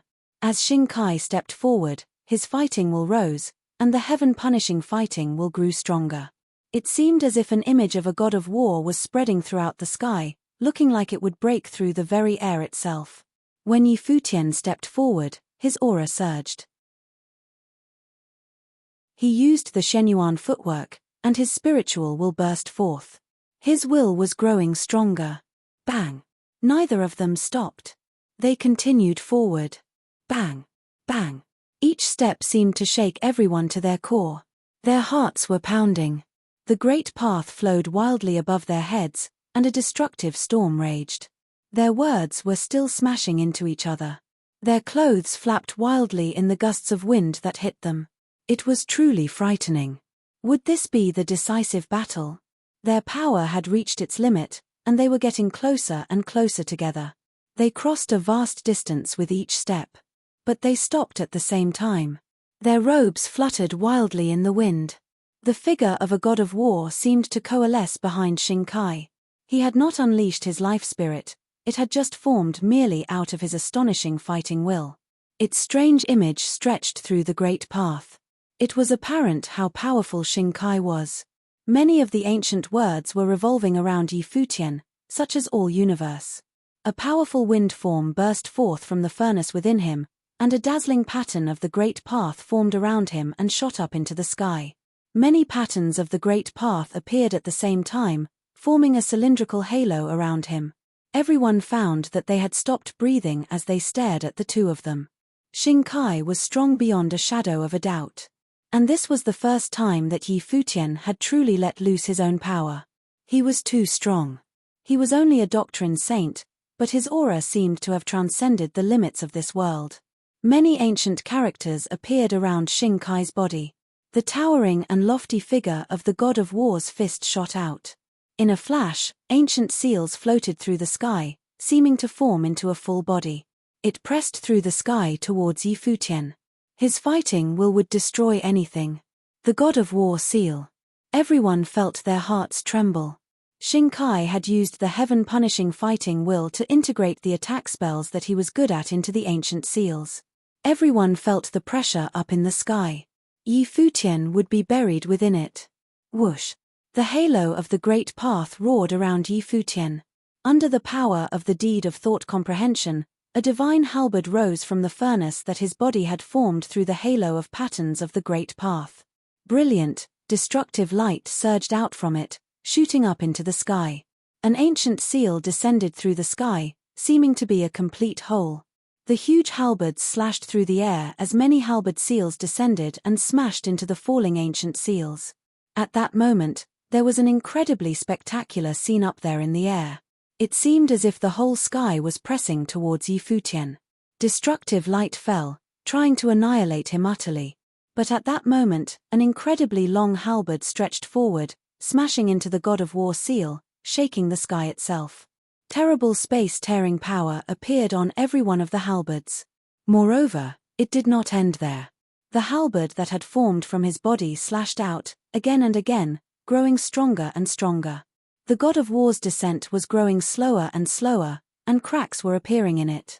The cracks were appearing as the halberd slammed into it, stretching out like a spider's web. They grew bigger and bigger.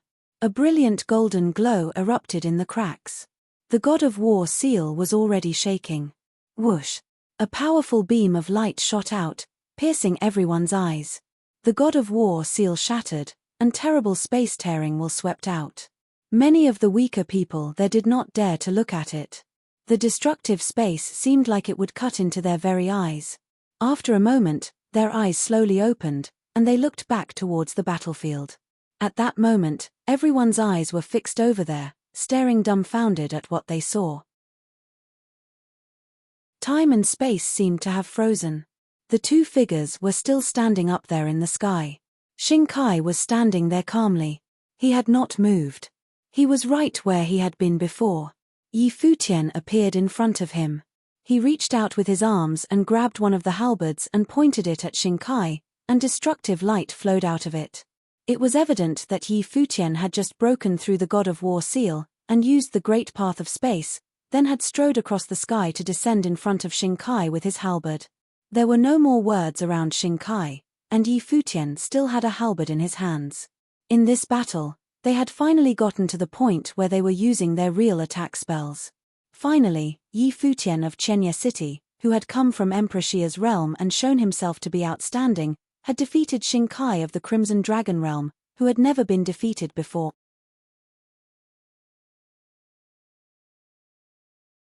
The wild airflow had still not completely dissipated. It still blew through the banquet hall. But at that moment, everything was completely silent on Divine Mountain. The scene was firmly imprinted on everyone's mind. The battle of understanding the 1,000-character stele had come to this. It was no longer just a simple battle of understanding, it had now become much more personal for the combatants. Xing Kai and Yi Futian had even let loose Renhuang-level techniques and had cast the spells that they were most specialized in, displaying astonishing power. And throughout the process, Kai Shong had not stopped them but had let them have free rein. Under these circumstances, Yi Futian, who was at the first tier of the divine path, had been able to defeat Xing Kai, who was a saint of true self. Could that mean that if he reached the level of a saint of true self, it was highly likely that he could directly defeat Xing Kai in battle? He had already proven his understanding. He was not only stronger than Xing Kai, he was stronger than anyone else here. Otherwise, how could this doctrine saint have made it to the very end? And not only that, he had made it to the very end in an outstanding fashion. First, Pei Minute, the descendant of Emperor Jian, had admitted he was no match for him. Then he had defeated Luo Yang, who had previously defeated Xia Qingyuan. And his last fight with Xing Kai had been the most brilliant, and he had still managed to defeat him. Such a display could only be called incomparably glorious. It could indeed be said that he had swept away everyone in his path. At that moment, everyone realized why Yi Futian had been made the lord of Chenya City. There were 3 great figures of Chenya City in Emperor Xia's city that had the right to enter the regional king ranking: Yi Futian, Yu Sheng, and Xia Qingyuan. In the future, Chenya City would very likely become the premier city in the Crimson Dragon Palace. Brilliant. Upon Divine Mountain, many of the Nirvana-level figures had a look of appreciation on their faces. Brilliant indeed. Xing Kai had unleashed the heaven-punishing fighting will, and the techniques that he had cultivated seemed to have been passed down from the imperial advisor of the Dali dynasty. In the past, when Emperor Xia's realm and Emperor Li's realm had been at war, it was said that the imperial advisor was not willing to kill him. Now I see why, someone whispered. He would indeed never have wanted to kill such a talented, dutiful disciple. Of course, if he had been an enemy, he would have been eliminated. This generation of the Crimson Dragon realm is full of talents. I had thought that this would be the age of Xing Kai, Luo Yang, Pei Minute, and Jiang Taiyi. But I had not thought that first Yu Sheng and then Yi Futian would be so dominant. There are so many heroes nowadays. We don't even know which ones to watch, they all said as they smiled. There was also an uproar among the people watching below the mountain. Yi Futian's name had already been well known throughout the Crimson Dragon realm. But even at the Battle of Chenya City, he had been relying on Emperor Kua's will rather than his own power. But he had indeed proved himself in this battle. He was a top figure, in no way inferior to anyone in the Crimson Dragon realm, including those on the regional king ranking and the undefeated Xing Kai. But today, Xing Kai had been defeated. The one who had defeated him was younger than him and of a lower level. No one knew what Xing Kai was thinking at that moment. How awkward, whispered the prince of Emperor Dong's palace, Duan Wuji, as he saw Yi Futian pointing his long halberd at Xing Kai. Earlier, he had lost to Luo Yang, and the Yi Futian had defeated Luo Yang and Xing Kai in succession. He and Yi Futian were at the same level. He was still desperate for a real battle with Yi Futian. It looked like he would not get the chance now. This guy had embarrassed him. But there was still a slight smile on Duan Wuji's face. Since Yi Futian's was this strong, then did that mean that what had happened at Emperor Kua's ruins was not such a humiliation? And it was not just him. All the top cultivators of the Crimson Dragon realm were gathered here, and every one of them had been defeated. Thus, it was perfectly understandable that he had not been able to seize Emperor Kua's inheritance. The people who had come with Xing Kai from the ancient imperial city all had ugly looks on their faces, especially Xing Chou. He had a look of shock and disbelief on his face. His older brother had lost. He still remembered that after the end of the Battle of the Crimson River, his brother Xing Kai had comforted him by saying that no one in the world of cultivators could remain undefeated. Now, Xing Kai himself had lost. It was as if he was proving his own words. Moreover, the one who had defeated him was Yi Futian himself. On that day, the two of them had had the desire to face off against each other, But at that time, his brother had looked down on Yi Futian and had not considered him a worthy opponent. But what about now? Xing Kai looked up at Yi Futian. He also remembered what had happened at the Battle of the Crimson River. Even before the battle today, he had not considered Yi Futian to be a worthy opponent. He thought that his final opponent would be a saint of true self like Pei Minute, Luo Yang, or Jiang Taiyi. Yi Futian was no longer his concern. The enmity between them had not been resolved today. He had never once cared about this opponent. But now, Yi Futian was right in front of him, pointing at him with his halberd with extremely dazzling light spreading out from him. In the world of cultivators, who could remain undefeated? He had known he would lose eventually, but he had not thought that it would be like this. He had never thought that he would lose to Yi Futian today.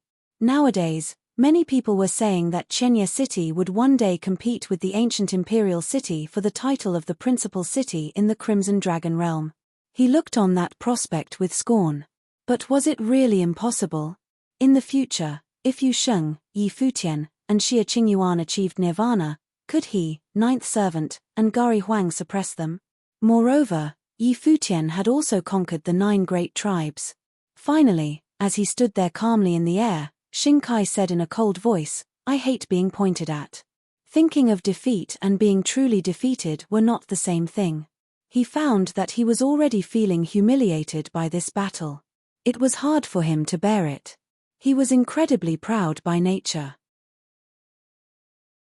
He may have known that he would definitely suffer defeats upon the great path, but he had thought that it would happen later on his road when he reached a stronger sphere and opponents who were more glorious. But in reality, the person who was pointing at him now was someone who had previously been too proud to even fight. Thus, this made it even more difficult to bear. "You lost," said Yi Futian calmly. Why should a loser be so proud? He hated it when people struck at others in a time of crisis, but Xing Chou and Gari Huang had done just that. If they had been weaker, then Chenya City would have been destroyed, and he would have died. So what did it matter what Xing Kai hated? Whoosh! And extremely fierce airflow swept out. Astonishing fighting will burst forth from Xing Kai's body. He was no longer controlling his power. The aura of a saint of true self flared out, and the heaven-punishing fighting will bloomed. Lines of frightening light of the great path swirled around his body, then whistled out, rushing towards Yi Futian. In a flash, Yi Futian felt a shocking burst of power. His deed of thought comprehension flared as well. In the next moment, he saw Xing Kai striding forward. The great path roared as he raised his fist. It was the God of War seal. Brilliant light burst out from the halberd, and it pierced forward violently, but it still shattered beneath the God of War seal. A wild hurricane slammed into Yi Futian. He was sent flying back rapidly as the huge wave of wind crashed over him. He was thrown back to the edge of the banquet hall, where he stopped. At the peach blossom banquet, Kai Shong frowned. A look of disbelief came over everyone's faces. Xing Kai was flaunting the rules here. Perhaps being defeated by Yi Futian had quite a bad effect on him. The seal disappeared. Xing Kai's eyes were cold as he swept them over Yi Futian off in the distance. He called back his aura, then turned and walked away as if nothing had happened. He did not follow up on his attack on Yi Futian. So what had been the meaning of it? All it did was make people laugh.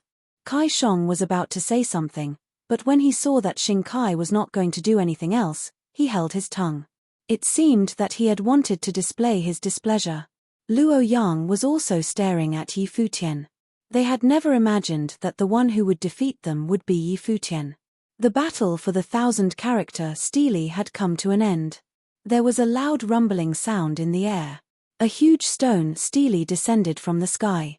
On the outside, the stele appeared plain and ordinary, but there were many ancient words engraved on it. If you did not look into it with your spiritual will, you would find nothing out of the ordinary about it. But once you entered it with a thread of spiritual will, you could immediately feel the 1,000-character proverbs. Now, the stele of the 1,000-character proverbs was Yi Futian's. Kai Shong waved at Yi Futian with a smile. "Take it, Lord Yi." Yi Futian nodded. "Thank you, Your Highness." He was not too concerned by Xing Kai's attack. There was no use in worrying about it. This stele of the 1,000-character proverbs was a Renhuang-level artifact. It was the whole reason for the battle. He walked up to the stele and took it. There was a strange look in everyone's eyes as they watched Yi Futian. Besides their envy and jealousy, there was another strange emotion. They all knew that Yi Futian had also taken the magic zither. The magic zither had been left behind by a demon emperor. Now, this mysterious 1,000-word proverb stele that had been engraved by Renhuang was also Yi Futian's. He had just gained 2 precious Renhuang-level artifacts. Those were real treasures. It would be difficult for anyone to measure the value of either one of them. How many of the great powers of the Crimson Dragon realm owned such treasures? And Yi Futian had walked away with 2 of them. But Yi Futian did not care what they were thinking. After he took the stele, he returned to his place. All the people from Chenya City were watching him, and even Xia Qingyuan had a rare smile on her face. She had blamed herself for losing to Luo Yang and worried that Yi Futian would have to face 2 opponents and be defeated. But Yi Futian had once again proven his unparalleled talent. This was true in Emperor Xia's realm, just as it was in Emperor Li's realm, where the imperial advisor had looked on him with favor. Now that he had come to the main region of the Crimson Dragon realm, he was still unmatched. It seemed that wherever he was, he suppressed the glory of all the proud sons of heaven around him.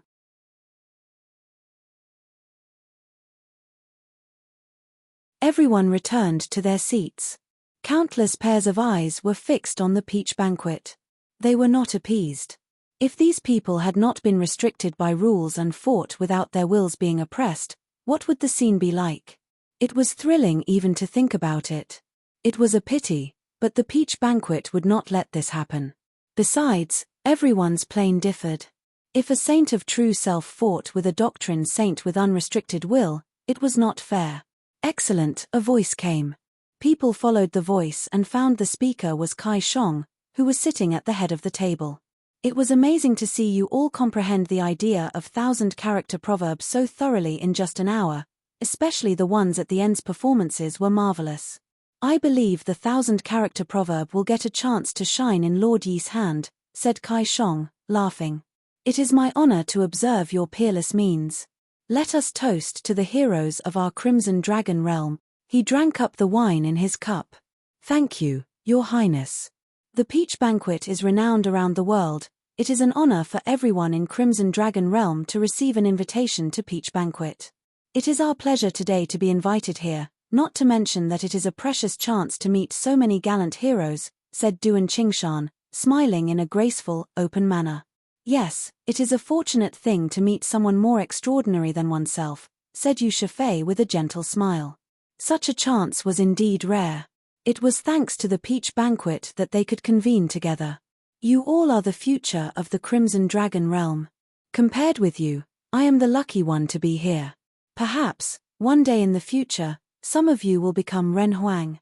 At that time, the scene will be different, and your states of mind will also differ. I hope the peach banquet will become an anecdote about you, Kai Shong said, laughing. Time would change everything. Although the people here still looked young, becoming a Renhuang was still far away for them. In the long river of time, nothing was impossible as long as one was outstanding enough. The guests being invited today were the most outstanding ones of the Crimson Dragon realm. He was clear that the regional king ranking was based on the standard of having the potential to become a Renhuang. The Renhuang figures who would appear in the Crimson Dragon realm in the future must include one or some of them present today. After today, there will be new names appearing in the regional king ranking, said Pei Minute, looking toward Yi Futian and Xia Qingyuan. Xia Qingyuan might not be, but according to his brilliant grade today, Yi Futian would definitely be listed on the regional king ranking. He would become the 19th figure entering the regional king ranking after Yu Sheng. I should congratulate Lord Yi beforehand, said Kai Shong, laughing. People on the Divine Mountain felt uneasy. Since Kai Shong had said it like that, there was no suspense about whether or not Yi Futian would appear on the regional king ranking. At least 2 warriors of the Thousand Leaves City would be listed on the regional king ranking. Beside Crimson Dragon City, Only the top city in the peripheral realm, ancient imperial city, the ninth servant and Xing Kai. Regional king ranking is nothing but a list, but I should still thank you, Your Highness, said Yi Futian. He didn't keep the thing in mind. The regional king ranking itself didn't mean anything, but entering the regional king ranking would mean a bright future, at least being of Nirvana plane. However, it was nothing but a list. People looked toward Yi Futian. He was too proud by speaking like this. But it was the truth. Kai Shong said, Lord Yi is right. It is nothing but a list. Okay. I will not waste your time. Here is the last course of the peach banquet, the divine martial road, said Kai Shong. He rose to his feet and turned around, raised his head, and looked toward the rushing waterfall. Above the waterfall, golden peach flowers were in blossom. A celestial road seemed to be hidden inside. There was a celestial pavilion on the top. Everyone, please come. Kai Shong turned around and looked toward the warriors. People rose to their feet and fixed their eyes on the celestial road above the waterfall. The pavilion on the Divine Mountain had a name, Divine Martial Palace. The Divine Martial Palace on the Divine Mountain stored martial arts classics of the world and contained law methods beyond imagination. It was the place where numerous top figures of Crimson Dragon Realm dreamt of visiting. However, people who didn't belong to the Imperial Palace only had one chance to approach the Divine Martial Palace. The chance was to attend the top 1 banquet in the Crimson Dragon Realm, Peach Banquet. Below the Peach Banquet, numerous pairs of eyes looked toward the warriors who rose to their feet, full of envy. Only the people who were invited to the Peach Banquet were qualified to walk on the Divine Martial Road, even their companions had no right to step on it. Although Princess Qingyuan was a companion, her performance was outstanding in the previous trial. She can come, too, Kai Shong said, looking toward Xia Qingyuan. He made an exception for Xia Qingyuan to step on the Divine Martial Road. Xia Qingyuan defeated Xu Zi of the Regional Palace in the previous fight and fought with Luo Yang at such a high level. Of course, she was qualified. So, it was reasonable that Kai Shong made an exception to allow her to come with them. Thank you very much, Your Highness, said Xia Qingyuan, nodding. After Yi Futian received the peach invitation, they had researched everything about the peach banquet and knew the chance to enter the Divine Martial Road was very rare. Of course, they would have a try. She wanted to see how many steps she could take on the Divine Martial Road. Please, said Kai Shong. Your Highness, please. Warriors replied courteously. Kai Shong nodded with a smile and soon rose to the air. He directly strode onto the waterfall and walked into the boundless golden peach flowers. After a short while, they reached in front of the ancient roads and paused their steps. Peach blossoms drifted in the wind and fell slowly on the ground. The mysterious ancient roads stood in the mist. The end of the roads seemed to be the palace of deities on the top of the Divine Mountain. 36 weapons were lying ahead on the roads. Each weapon contained a wisp of path will, which represented an ancient road. People who arrived here each could choose a path to go. I think you all have heard about the Divine Martial Road. These weapons are the barriers you are about to face, but at the same time, each of them represents a kind of path method of Renhuang level. What you will get depends on which step you will finally reach, said Kai Shong. Please use your discretion in choosing which path to go on. Good luck, everybody. Okay, said Pei Minute with a smile. He directly entered the ancient road with a sword with no hesitation.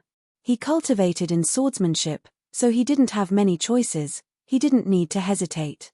Pei Minute disappeared after entering the Peach Ancient Road, but above the empty space on the Divine Martial Road, dazzling sword light flashed up. The sword floating in the air made metallic clangs and wind sound. Many figures on the Divine Mountain saw the scene and felt it normal. It was normal that Pei Minute chose the road of the sword. Many people below saw the dazzling sword floating in the air and asked, just now, who chose the Divine Martial Road of the sword? Of course, Pei Minute, someone replied, and many nodded. Next, how would others choose? Emperor Shu Princess, Xu Zi stepped out and chose the Thunder Hammer. She didn't act like a delicate lady at all. This weapon was extremely fierce. The moment she stepped on the ancient road, Thunder lightning exploded in the sky above the road, extremely fierce. Xiongzi chose a cauldron that contained the horrifying path will of suppression. As he walked on the divine martial road, a cauldron with metallic clangs appeared on the divine martial road. Xingkai chose a giant ancient bell and entered the divine martial road. Gradually, warriors all entered the roads. Numerous people were paying attention to them. Everyone chose the ancient road matching their cultivation. Which road do you want to choose? Yi Futian asked Xie Qingyuan, who was standing next to him. Xie Qingyuan pointed toward the fighting gloves, from which horrifying will of fist was exploding. She came from Emperor Xia's realm and cultivated in the best method. The thing she got here might not be better than what she had already owned, so she treated it more like a trial. Go ahead, said Yi Futian. Xie Qingyuan nodded and walked there. Yu Sheng, how about you? Asked Yi Futian, looking at Yu Sheng. Yu Sheng pointed toward another direction, where there was a poleaxe. Yi Futian nodded. Yu Sheng went there and entered the divine martial road. Kai Shong looked toward Yi Futian. He let Xie Qingyuan and Yu Sheng choose first. Which path road would he choose for himself? Yi Futian browsed the 36 ancient roads. First, he noticed the cudgel. But he had his own heaven-traversing staff techniques. He saw the halberd, but he also created his own halberd skill unending void. Finally, his eyes fell on one place where there was one thing, a stele. The stele seemed to contain stars. A celestial stele. Not long ago, he had obtained a stele with the inscription of 1,000-character proverb. What would happen if these two abilities merged with each other? Even if not, he was also good at starry spell anyway. Yi Futian stepped out and directly strode onto that ancient road. Kai Shong showed surprise at the scene. He didn't expect Yi Futian to finally choose the celestial stele. He raised his head and saw a gleaming giant stele show up above the divine martial road Yi Futian chose and lit up the void sky. Yi Futian came in. Below the divine mountain, numerous pairs of eyes looked toward the divine martial road. After the previous battles, now Yi Futian had attracted much attention. His action was always the focus of people's concern. During the last battle, Yi Futian was the one who came to an end and got the stele of 1,000-character proverb. So, this time, would Xingkai, Luo Yang, and others exceed Yi Futian and prove themselves? Bam! At this moment, the sound of a bell resonated between the sky and earth and took people's thoughts back. Many people raised their heads toward the sky above the ancient roads and saw beams of light coming from a giant ancient bell. Soon, the second ancient bell appeared and stretched out toward the divine martial palace. It's Xingkai, many people said. Xingkai was the one who chose the road of the ancient bell. He was the first one to pass the first level and let the sound of the bell resonate between the sky and earth. Whiz! Another moment, the sword emitted boundless light amid the limitless golden peach blossoms. The second sword appeared above the ancient road and swallowed and spat very dazzling will of sword, pointing toward the top of the divine mountain. Pei Minute was the second person who passed. Soon, the cauldron rang, the poleaxe shone. People knew these warriors were all heading toward the divine martial road. Every transformation meant they took one step forward.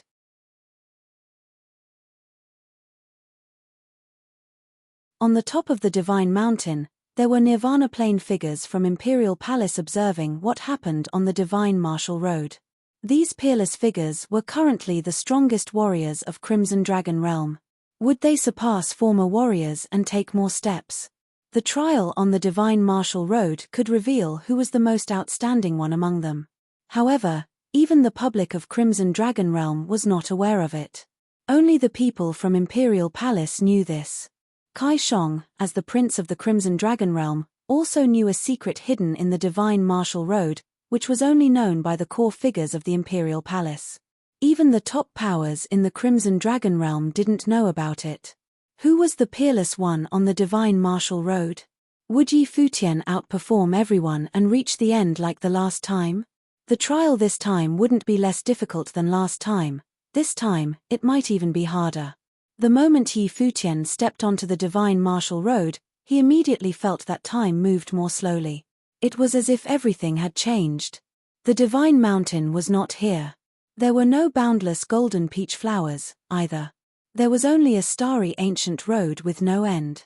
In front of him, there was an enormous stele of stars. In the stele, stars moved around. The mood inside the stele was extremely strong. It was as if all of a sudden, Futian was about to be taken into the space of the starry stele's mood. His body was below the stars, and compared to the stars, he looked so trivial. Boom! Suddenly, a massive gust of might enveloped the world and exerted pressure on Futian. Stars fell. The boundless colossus stars dropped down on him as if the world was crashing down and he would be turned into ashes by the stars. Futian took a step out and instantly released the fierce power from his body. His might of law released, and the might of the great law squeezed the world and rushed out, roaring. With a loud boom, the dropping stars were blocked by a gust of horrifying might, but the stars continued to spin forward, trying to vanquish him here. A strange look flashed across Futian's eyes. The pressure of the might was indeed aggressive. They all happened mentally. It was as if all was nothing but an illusion, but the scene was so vivid. If anything went wrong, he would be trounced and severely hurt. He stood in the world of the starry stele. The rotating stars kept emitting horrifying might and gnawing at his willpower until he couldn't stand it anymore. The oppression was so intense, even at the beginning. What would happen next? At this moment, Futian was somewhat looking forward to it. He lifted one foot and stepped forward. The great law resonated, and the fierce will of space tore the stars apart. Stars exploded into fragments, and the starry sky seemed to break. With one step, Futian seemed to walk into another independent space. After he took the step, two starry steles appeared above the ancient divine martial road where he was. At that moment, people outside also knew that Futian had taken his first step. Now, every step he took would be the center of attention. After that, a similar scene happened again, but the might was even stronger, and more stars dropped down in the starry stele. It was as if the world was about to collapse. But Futian still took the second step with confidence. All the warriors invited to the peach banquet were heading forward, step by step. Outsides, people were looking toward the sky above the divine martial road. At this moment, the giant bell had rung 5 times, and 6 bells had shown up, which meant Shinkai had taken the 5th step. Above that ancient road, the sound of the bell released gorgeous beams of light, and the might of law swept out. No one could catch up to him. Shinkai had walked the farthest, far ahead of anyone else. On the ancient road nearby, there were 5 giant polaxes. People knew Yu Sheng was there. Next to it, there was dazzling sword light piercing through the sky, projecting toward the divine martial palace. The sword will permeated the sky and earth, in which there were also 5 swords. Pei Minute was there. Boom. Bam. At this moment, the thunder lightning ripped the sky apart. The thunderstorm appeared in the upper sky. Warhammers somewhere above the divine martial road directly broke into pieces. The might of the thunder violently danced in the air, and soon a figure was thrown out of the ancient road. She made a sound and spat out a mouthful of blood. Shuzi, she stops there, some people said in shock. Before, there were 4 divine hammers on her ancient road, which meant she was done after taking just 3 steps. What did she encounter on the divine martial road? Shuzi wiped off the blood from her lips, quite embarrassed. Was she only able to take 3 steps on the divine martial road? Just now, why did the might in front of her suddenly surge and rise up to a horrifying level, directly shaking her out? Were others' situations similar to hers? Luck is an important thing on the divine martial road. You might need more luck with it. Don't keep it in mind. The outcome is not that important, said Kai Shong. He seemed to know what Shuzi was thinking, so he tried to comfort her. Shuzi nodded, but she had known the actual reason and understood Kai Shong was trying to make her feel better. Good luck was always in company with real strength. Kai Shong raised his head and kept looking toward the divine martial road. What Shuzi thought was right. Although luck mattered on the divine martial road, the warriors who came to the end were absolutely the strongest ones. Shinkai was still heading forward. He looked invincible. Nobody knew when he would meet a barrier. Soon, Yin Tianjiao was shaken out and soon quit the game, too. She didn't look good, either. People gradually figured out that after Shu Zi, at every step, there would be at least one person gone. Bam! After a loud sound, the sound of the cauldron resonated between the sky and earth, and then the cauldrons over the divine martial road were directly shattered into pieces. Xiong Zedi's body appeared at the gate of the divine martial road. He was thrown out, too. He looked quite awkward. After the 9th step, there were only 7 people left. Yu Shifei, Xie Qingshan, and Duan Wuji left the game. The first 2 people were listed on the regional king ranking had also lost the game. One could tell how hard it was. Xie Qingyuan had trouble at the 10th step. Limitless fist shadows appeared in front of her. A gust of unsurpassable fist will struck toward her as if a war deity-like figure launched an attack at her. The fist will resonated and lit up the willpower. All of a sudden, the power grew invincible, as if able to slay a god. Xie Qingyuan stepped forward and still didn't want to give up. She released the infinite catastrophe from her body and used it to collide with the endless fist will. All of a sudden, she felt an endless source of power, which smashed all the fist will and kept moving forward. She only had this feeling when fighting Yu Sheng. Her infinite catastrophe was penetrated. The fist will rushed in front of her. Finally, Xie Qingyuan could no longer stand it anymore. Above the divine martial road, fist will violently exploded into pieces. Xie Qingyuan was shaken out of the divine martial road. There were 6 people left. Yi Futian, Yu Sheng, Xing Kai, Luo Yang, Pei Minute, and Jiang Taiyi. The bell had rung 11 times, and 12 bells showed up. Xing Kia paused his steps. The other 5 warriors gradually all caught up with him. As Jiang Taiyi finally reached the end, these 6 warriors together appeared at the same starting point. But the scene above the divine martial road was extremely horrifying. Xing Kai took action again. This time, he felt a terrifying power. The sound of the bell triumphed over everything, annihilating his law and his willpower. Nothing could stop it. The radiance of the great law from Xing Kai's body exploded to the extreme. He launched the heaven-punishing fighting will and summoned the war deity. The mark of the war deity was released and darted toward the ancient bell. At this moment, the sound of the bell trembled in the sky and earth. It lingered on the top of the divine mountain endlessly. 12 rings, 12 steps. The sound of the bell made numerous people's hearts thump.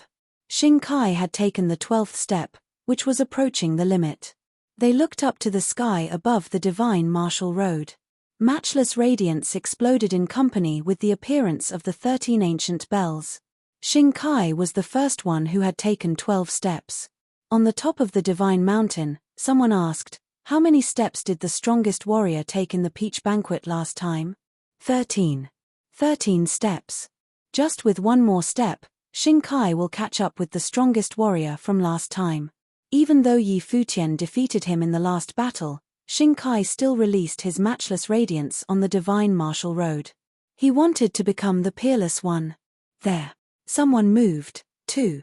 At this moment, other people's ancient roads also showed a radical change, but soon, things on 2 ancient roads violently exploded and were destroyed. And then, people saw 2 people show up in the space under the divine martial road. They were the most extraordinary warriors of Crimson Dragon City, Luo Yang and Jiang Taiyi. They were removed from the game at the same time. Both took 11 steps. But it was still terrifying enough. Look at the sword will. At this moment, numerous pairs of eyes looked in one direction where the frightening sword will flew and grew stronger and stronger. The 12 swords kept swallowing and spitting dazzling radiance of the sword. Finally, a new Lingtian sword will was born and converged into the 13th sword. Pei Minute succeeded. Pei Minute took the 12th step. Before he reached his limit, if he took one more step, he would achieve the record from last time. Last time, during the Battle of Understanding the 1000-character stele, Pei Minute surrendered without fighting.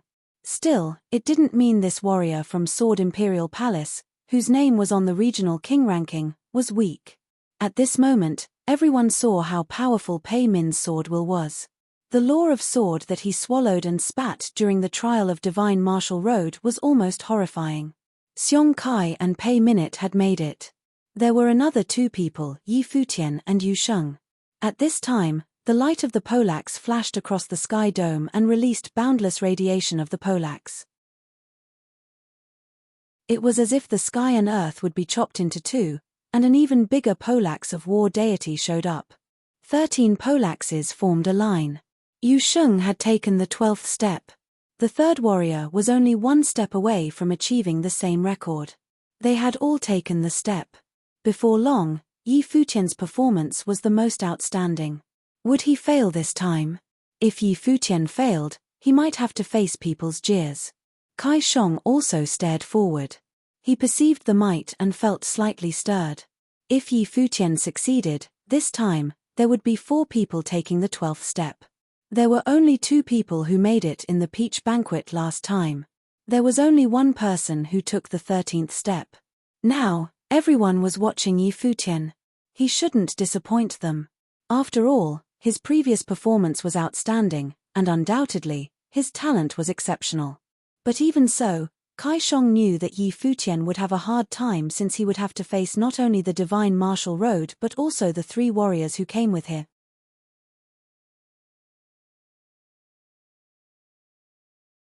Yi Futian indeed felt a lot of pressure. He was standing in a real starry sky in the space of divine martial road. Dazzling stars were shining above his head.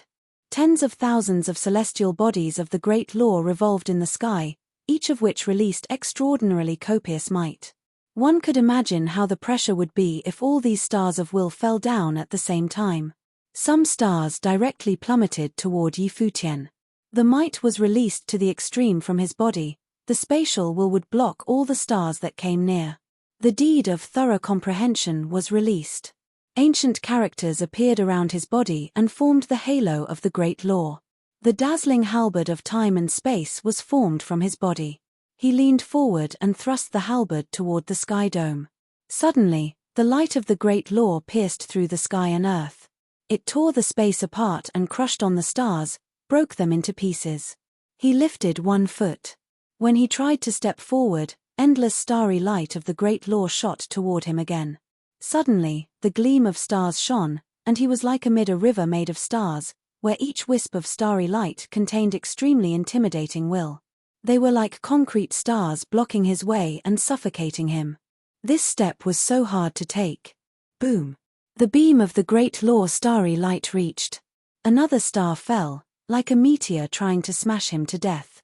The will of the torn space turned into beams of dazzling golden light and thrust forward. They were projected over the stars and created crevices in the stars, but that didn't stop the stars falling upon Yi Futian. The might of the deed of thorough comprehension was released. Yi Futian was bathed in the dazzling aura, like an immortal.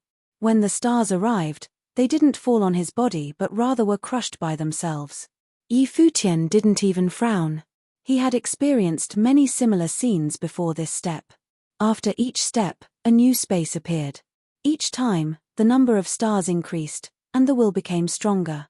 Besides, there was a gust of wonderful energy merged in the starry steely's attack.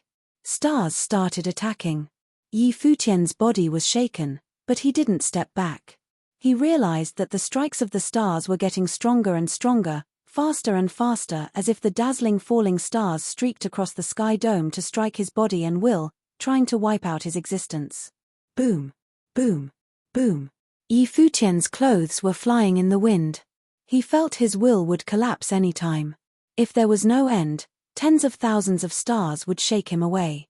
At this moment, he had felt the oscillation of his mind and will. He was in agony because of the feeling. Boom! The will of the deed of thorough comprehension was released to the extreme. His inner energy was like burning, roaring. More and more halberds of time and space formed within his body. They floated around his body and became a part of it, creating a time and space matrix lying in the void sky. The halberds of time and space was projected to the front but were smashed into pieces by more and more stars. Go! Dazzling beams of light pierced into the sky. The complete void and Yi Futian became one. The matrix of the time and space was projected, and the halberd of endless time and space thrust through the void air at the same time and pierced everything. Boom, boom, boom, the falling stars exploded and smashed into fragments. The halberd of time and space pierced a hole in the boundless void sky. Futian was very spirited and took a step forward.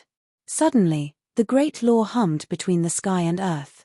The 13th stele appeared above the divine martial road. This moment, people knew, Futian had also taken the 12th step. For warriors had all taken the 12 steps. Just one more step, they would tie the record of the last peach banquet. Among these 4 people, who could take the step? The sword moved. On the divine martial road, 13 swords whizzed ahead.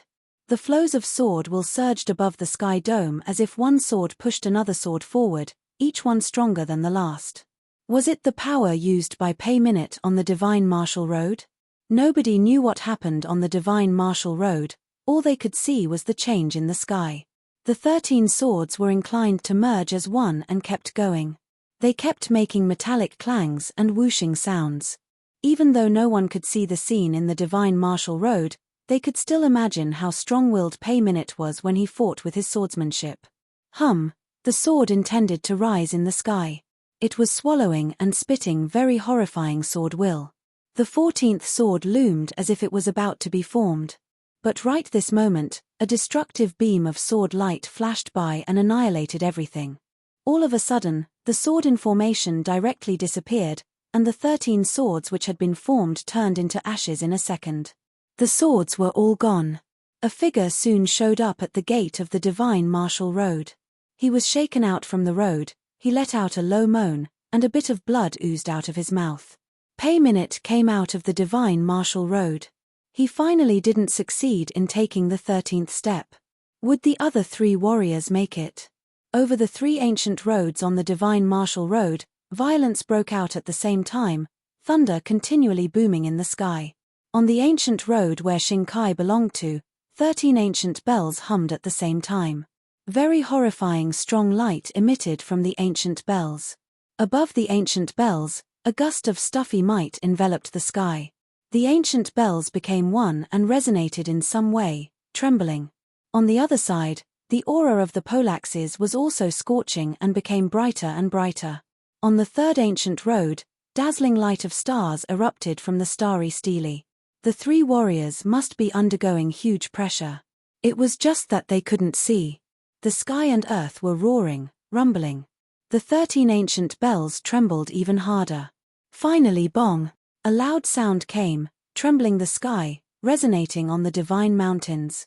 The 13 ancient bells resonated with it. All of a sudden, the bell rang without an end, making everyone's eardrum tremble. Their stares froze on the gorgeous scene on the divine martial road. The 14th ancient bell was formed. Shinkai took the 13th step. The sound of bells resonated in people's ears, even the seniors on the divine mountain were quite surprised. Shinkai was defeated by Futian in the final battle last time, and this time, he seemed to succeed in defending his self-esteem with his action. He was still Shinkai, the warrior who rode the whirlwind in the ancient imperial city. He tied the record created by the strongest warrior in the last peach banquet and took the 13th step. The morale of people of the ancient imperial city was very high, especially Xingqiu, who looked extremely excited. They all had to swallow the humiliation in the previous battle and had nowhere to release the pressure. Until now, when Shinkai took the 13th step, they felt all the depression in their chest was suddenly cleared out. Were Futian and Yu Sheng able to take the 13th step? They clenched their fists and stared toward the sky above the other 2 ancient roads. The moment Xingqiu turned his eyes to that scene, he saw an unusual aura. Polaxes chopped down from the sky dome cleaved open the skies and streaked across the sky. The world was almost split into half. The 14th polax appeared on the ancient road. Xingqiu suddenly looked dumbfounded. And, it was not only Xingqiu. Everyone on the divine mountain was stunned at the scene, too. Shinkai had just taken the steps that the strongest warrior took during the last peach banquet, and everyone thought that Shinkai had washed away the shame. But after just one moment, Yu Sheng told the world. He, Yu Sheng, could do it, too. 13 steps. Yu Sheng didn't even show up in the last trial and directly surrendered. But this time, obviously he didn't do this. But how? Xing Qiu couldn't believe his eyes. During the last peach banquet, only one person was taking the 13th step on the divine martial road, which meant the step was almost the symbol of perfection on the divine martial road, extremely hard to achieve. Just now, Xing Qiu's brother Xing Kai made it. But before he felt excited about it, Yu Sheng soon took the 13th step forward, to the step of perfection. Not only Xing Qiu, but other warriors were also all shocked by the scene. Yu Sheng of the Thousand Leaves City stepped out, too, just like Xing Kai. Warriors of the Peach Banquet this term had surpassed warriors of the last term on the divine martial road. Look there, someone yelled. On the last ancient road, gleaming stars of the great law flew and shone on the steely. Starry steelies lay over one another. Horrifying deep boom trembled the air as if a starry world was there. A new steely was just formed. That was the 14th starry steely. Many people around it were speechless after Xing Kai and Yu Sheng. Yi Futian made it, too. How could this most extraordinary figure in the last battle fall behind? He could also do the thing that Xing Kai was able to do. These 3 warriors tied the record of the last term. This time the Peach Banquet was so crazy. So next, would any one of them break the ultimate record of the last time? The ancient bells began to hum, releasing dazzling aura, as if trying to ring again. Countless pairs of eyes were fixed there. If Xing Kai could continue taking steps, it was very likely that he would leave Yi Futian and Yu Sheng behind on the 13th step. At this moment, on the divine martial road, warriors were unaware of things happening outside. Even though it was uproar outside, what they faced on the divine martial road was nothing but the terrifying power in front of them. Xing Kai was standing in front of the huge ancient bell. He took a deep breath. Xing Kai had known he had tied the record of the last Peach Banquet and taken the 13th step. He had tried his best. He believed the 13 steps would leave others behind him. As for the 14th step, that would be a challenge for himself. Xing Kai released his life force to his limit. It was the strongest degree he could reach. The life spirit had already been summoned and merged into the heaven-punishing fighting will. Xing Kai turned into a burly ancient god of war. The intimidating will exploded from his body and fought against the power of the ancient bell. The might above the ancient bell was extremely powerful, like the might of heaven. It was an existence that vanquished all the beings of the world. Xing Kai had a feeling that the ancient bell contained the will of the deities, and all life forms in the world would have to yield to its might. It was the moment he felt the threat. Xing Kai lifted his foot. The will to fight was abundant in his sharp eyes. This step was not about success or failure. He had tried his best.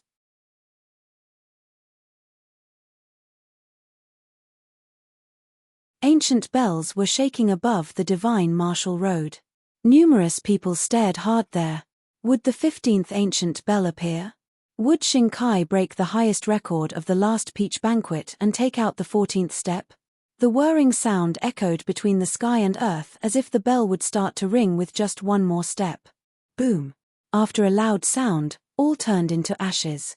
The ancient bells kept exploding, turning into pieces. Countless pairs of eyes stared at the scene. Many people took a deep breath. Finally, it didn't ring. Xing Kai was just one step away. At that moment, many people thought the 14th bell would start to ring, but it finally failed to do so. A figure showed up at the gate of the divine martial road. It was Xing Kai. He was shaken out of the divine martial road by the ancient bell. However, Xing Kai didn't show any frustration on his face. He had done all he could within his limit and had taken out the ultimate 13th step. He felt humiliated because Yi Futian defeated him in the last battle. The trip of divine martial road should be able to help him save some face and prove himself to the world. The violent airflows whipped his face. Xing Kai's clothes were blowing in the strong wind. He stabilized his body movement. Although he was a little hurt, his breath gradually calmed down. Xing Kai exhaled a deep, thick breath. All the fierce torrents around him disappeared. Xing Kai looked forward. In just one moment, Xing Kai's eyes froze there. He raised his head and looked at the scene above the divine martial road, speechless. Those 14 polaxes and 14 starry steles were so eye-catching and shocking to him. Beside him, 2 other warriors also made it. And they were still inside and were trying to challenge the 14th step just like how he did. Who was still in there? He looked around. The divine mountain was quiet right now. Although many watched him, there was no awe or admiration. Even Shuzi didn't express any admiration or excitement for what he had achieved. He had been used to this, he usually never cared about it at all. But today, after having just experienced defeat not long ago, he suddenly craved that kind of feeling.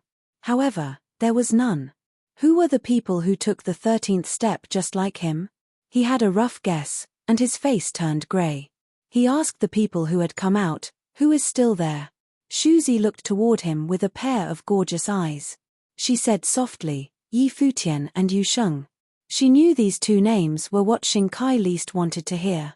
Xingkai had done his job perfectly. With 13 steps, he tied the record of the last peach banquet. The score would have been outstanding at any other time. However, only this time, it was different. Due to the rivalry between Thousand Leaves City and Ancient Imperial City, Xingkai was defeated by Yi Futian, and Xingqiu was beaten by Yu Sheng many times. Although Xingkai had not kept all these things in mind, this time, he wanted to prove himself to be more outstanding than Yi Futian and Yu Sheng. However, things didn't turn out the way he wanted. The only people who were still in there fighting at the same level as Xingkai happened to be Yi Futian and Yu Sheng. So, even though Xingkai could tie the record, what was the point? Yi Futian had defeated him in the last battle. Even if it was a tie this time, he still lost. So, what Xingkai had done was meaningless. Even though he had made a rough guess, when these 2 names came out of Shuzi's mouth, his face turned sullen. Yi Futian and Yu Sheng. Were they still able to do what he could do on Divine Martial Road? Besides, they seemed to be still heading forward. Of course, he didn't believe it was possible. Yi Futian and Yu Sheng were incapable of taking the step. At this moment, above the Divine Martial Road, a violent storm surged. It rumbled in the sky. The light of Polax enveloped the sky like a horrifying wave crazily pushing forward. The sky turned into a battlefield. It was as if tens of soldiers with polaxes and thousands of horses were roaring there. Yu Sheng was challenging his 14th step. Xingkai was reluctant to believe Yi Futian and Yu Sheng could make it, so he thought it was impossible. But others were not like him. Many people expected to see the miracle arrive. Boom! A strong beam of light erupted. A polax seemed to appear over the sky dome, which split all skies and chopped all roads of the Great Law into half. The next moment, people witnessed the birth of a matchless polax. The moment when the polax appeared, numerous pairs of eyes were fixed on it and froze there. Was he about to succeed? Xingkai's pupils were also contracting. He watched the scene, stunned. The 14th step. He took the 13th step and tied the record of the last peach banquet. He thought it was the limit, so even he couldn't make it, he thought he wouldn't feel bad. Since the 14th step was the historical limit of the peach banquet. The highest record since the peach banquet was first held. He wouldn't feel bad even though he couldn't make it. However, that polax was being gradually formed. Until that moment, the giant polax lay over the Divine Martial Road, swallowing and spitting the intimidating halo of battle axe. The axe seemed to be able to chop off everything in the world. The 15th axe appeared. Yu Sheng tied the historical record. Did it mean another historical figure would appear in the peach banquet? During the last battle, Yi Futian beat Xingkai. And at this moment, Yu Sheng tied with the past record on the Divine Martial Road. These 2 guys of Thousand Leaves City today, guests of the peach banquet, were all the most outstanding top figures of Crimson Dragon Realm. Doctrine Saints and True Self Saints listed on the regional king ranking were all present. However, even among such a lineup, nobody could steal Yu Sheng and Yi Futian's spotlight. They won over everyone else and stole all the attention. They triumphed over so many extraordinary figures, Xingkai, Pei Minute, Luo Yang, etc. Yu Sheng, who gained fame during the Battle of Crimson River, had been proved to be stronger than the world had assumed, and more strong-willed. Interesting, murmured Kai Shong. He no longer looked unconcerned. Such a score was not only just outstanding, it tied history. Besides, Yi Futian and Xing Kai also tied with the past record of the last peach banquet. How striking the score was this time. The look on Xing Kai's face constantly changed. Even his heart for the law had a wisp of fluctuation. Although he had been defeated by Yi Futian before, he believed that Yi Futian was not actually stronger than him in terms of real strength, even when Yi Futian comprehended the 1,000 characters steely better than him. He was still confident he could defeat Yi Futian. That was why he took steps aggressively on the divine martial road and stayed ahead of everyone else. But what was the result? Yi Futian and Yu Sheng did what he could do. Now, Yu Sheng even surpassed him. At this moment, dazzling stars shone between the sky and earth. People's hearts were slightly stirred. It was as if they were being triggered by something. They all looked up to another road, amazement in their eyes. At this moment, the silence on the divine mountain was somehow horrifying. Nobody said anything, they just looked at the dazzling stars in the sky. The starry light enveloped the sky where a giant stele was formed. Many people's hearts suddenly thumped, they trembled at the scene. Wasn't it crazy?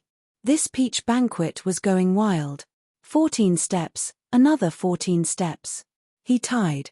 Yi Futian and Yu Sheng, these two warriors of Thousand Leaf City, were now tied at the same time, leaving Xing Kai far behind. Before long, when they saw Xing Kai take the 13th step, they all thought Xing Kai was proving his ability. But at this moment many people even began to sympathize with Xing Kai. He was not mediocre at all, he had tied the record of the last peach banquet and was just one step away from breaking the historical record. Literally, one step. Wasn't that outstanding enough? Who could imagine that the two warriors after him would both surpass him? And, unfortunately, both of them had a grudge. How embarrassing this scene was for Xing Kai. Xing Kai made a humph in a low voice. When Yu Sheng tied the record, even though he felt frustrated and struggled, losing the pride in himself, he could accept it since Yu Sheng was far behind him in the last battle. However, Yi Futian took the step, too. What was that? It was such a smack in his face. Xing Kai was slightly hurt, but because his mood was not bad, and his will was stable, after the trial on the divine martial road, his willpower had become stronger, and his heart for the law was firm. But soon after it, he had to suffer the strike, which was heaviest for him. One could imagine how drastic the change of Xing Kai's state of mind was in this peach banquet. Now, he truly began to question himself. His heart for the law was no longer that firm, his state of mind was damaged, and that was why he let out a humph in a low voice. Shuzi heard it. She looked toward Xing Kai, quite worried. She knew that Xing Kai was an outstanding person, full of pride, but this time, he suffered a series of breakdowns. What kind of shock should be brought to his state of mind? All of a sudden, Xing Kai had undergone numerous changes in his state of mind. He wanted to stabilize his heart for law and strengthen his belief, but it was still too hard to achieve. His faith faltered. That was it. Even though he understood all the cultivation paths of the world and knew that the truth of the law was that no one could triumph forever, it was only a hazy notion for him, and when it happened to him, it was not easy to realize it. At this moment, Xing Kai was clear that he actually couldn't see through it. He was reluctant to admit it. It was hard to acknowledge it. But it had been the fact. Yi Futian and Yu Sheng had surpassed him on the divine martial road. Yi Futian also surpassed him in the last comprehension battle. Yi Futian performed better than him in 2 battles, back to back. What did that mean? Did he still have the confidence to say he was capable top Yi Futian while in the same plane depending on real strength? Who would think like this? Everyone would think Yi Futian was stronger than Xing Kai after the peach banquet. Even though he could ignore others, how would he get through it when facing his own heart? Xing Kai was not the only one who had inner struggles. At this moment, some people were excited to witness history, while some people were also in an awful mood, like Xing Kai, Xing Qiu, Xing Ziyi, and Xing Nan, who begrudged Yi Futian. They were all very mad. But even though they were mad, things had happened. This time, at the peach banquet, Yi Futian and Yu Sheng had made history.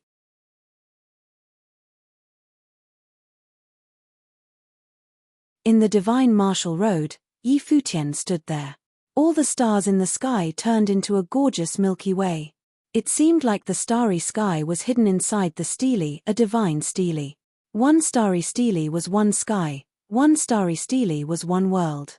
Boundless sprinkles of starry light dropped down as if the whole world was under seal. The light fell on Yi Futian's body like a starry sky was over him. His body couldn't move at all. The light projected from the stele seemed to be the will of the great law originally contained by the starry stele. Yi Futian perceived the power. He had released his willpower to the extreme. His body was the cauldron of the great law, making a deafening noise. He raised his head to see the starry stele. It was as if his eyes had seen through endless layers of starry skies. He looked into the stele and saw a matchless figure standing there. His willpower was unparalleled. The willpower was attached to the boundless aura of starry light. Yi Futian had to bear the intense pressure from each bump. He would directly be shaken out if he relaxed a little bit. So that's how it is, murmured Yi Futian to himself. It was not until this moment that he truly understood the meaning of the divine martial road. Kai Shong didn't announce the meaning behind the road, and very probably, all the warriors who stepped on the divine martial road didn't realize it, either. If he had not owned some special abilities, he would have not figured out, either. Yu Sheng should be the only one here, Yi Futian said to himself and then laughed. He slightly relaxed and slowed down. The indomitable spirit and willpower seemed to have gone. It was as if he was glad to let it go. The endless light in the starry sky was like trying to devour him. Amid the whirlwind of the stars, his body spun and was thrown out of the divine martial road. Yi Futian appeared outside the divine martial road. A glaring halo surrounded his body. He glided backward for a short while and soon stopped moving. The life force on his body gradually cleared at a steady pace. Even after he had taken the 14th step, he didn't experience severe shaking after he came out. He still looked quite secure in a proper manner. Numerous pairs of eyes fell on Yi Futian. Finally, he came out. He was still not able to break the historical record. But it was normal since even though he didn't break the historical record, he had tied it, which was precious enough. Undoubtedly, Yi Futian was the most eye-catching person in the peach banquet this time. He stole the limelight from so many people, and the only person who was comparable with him was his good friend Yu Sheng. Xing Kai's glance fell on Yi Futian. He had never seen Yi Futian as a rival before the peach banquet. But now, in the public eye, Yi Futian was different from before.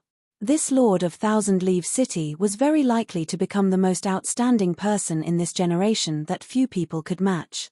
In the vast land of Crimson Dragon Realm, even many figures whose names were listed on the regional king ranking were thwarted by him. Xia Qingyuan looked at Yi Futian.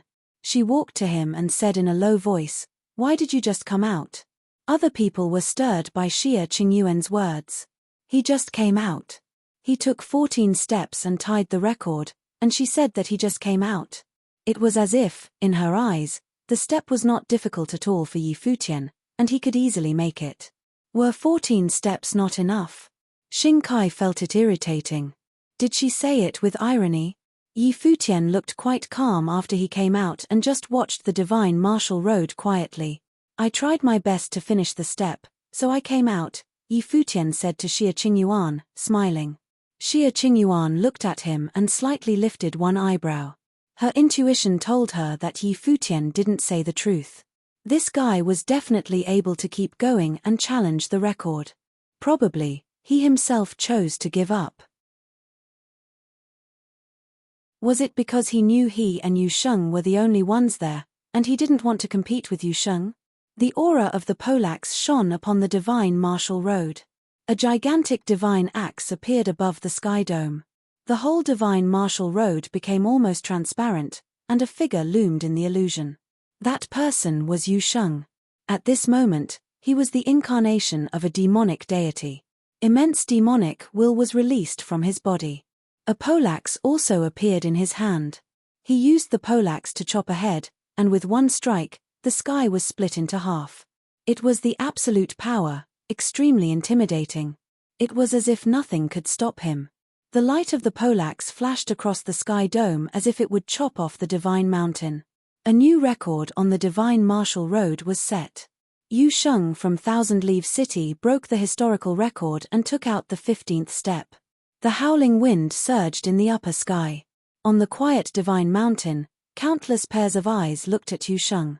He finally made it. Even Kai Shong and the seniors on the divine mountain were bewildered by the scene.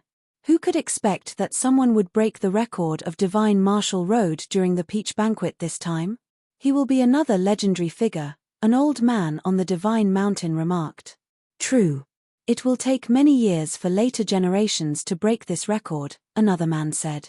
The record created by Yu Sheng today probably would be exhibited in files for many years. Maybe no one will surpass the peach banquet of this year in at least 100 years, people on the divine mountain said. Obviously, they all thought highly of the peach banquet of this year. During the trip of divine martial road in the peach banquet, one warrior created a new historical record, one warrior tied the historical record, and one warrior tied the record of the last term. It was supposed to be very extraordinary to tie the record of last time, but this time, apparently, the history was rewritten. Xing Kai had bad luck. Don't know if his state of mind will be affected, someone said. What Xing Kai had done was great enough at any previous time. However, he met Yi Futian and Yu Sheng. It seemed that Xing Kai in this peach banquet was a foil for Yi Futian and Yu Sheng to show their excellence. It must be a big shock to him, who was a proud person, which was revealed in his bad look after he came out. The glaring light shone upon Yu Sheng's shoulders.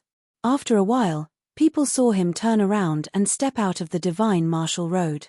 He showed up in front of others, bathed in the divine aura. Congratulations, Kai Shong said to Yu Sheng, smiling. Thank you very much, Your Highness, Yu Sheng nodded and replied to Kai Shong. Both Yu Sheng and Yi Futian had benefited from a lot during this trip.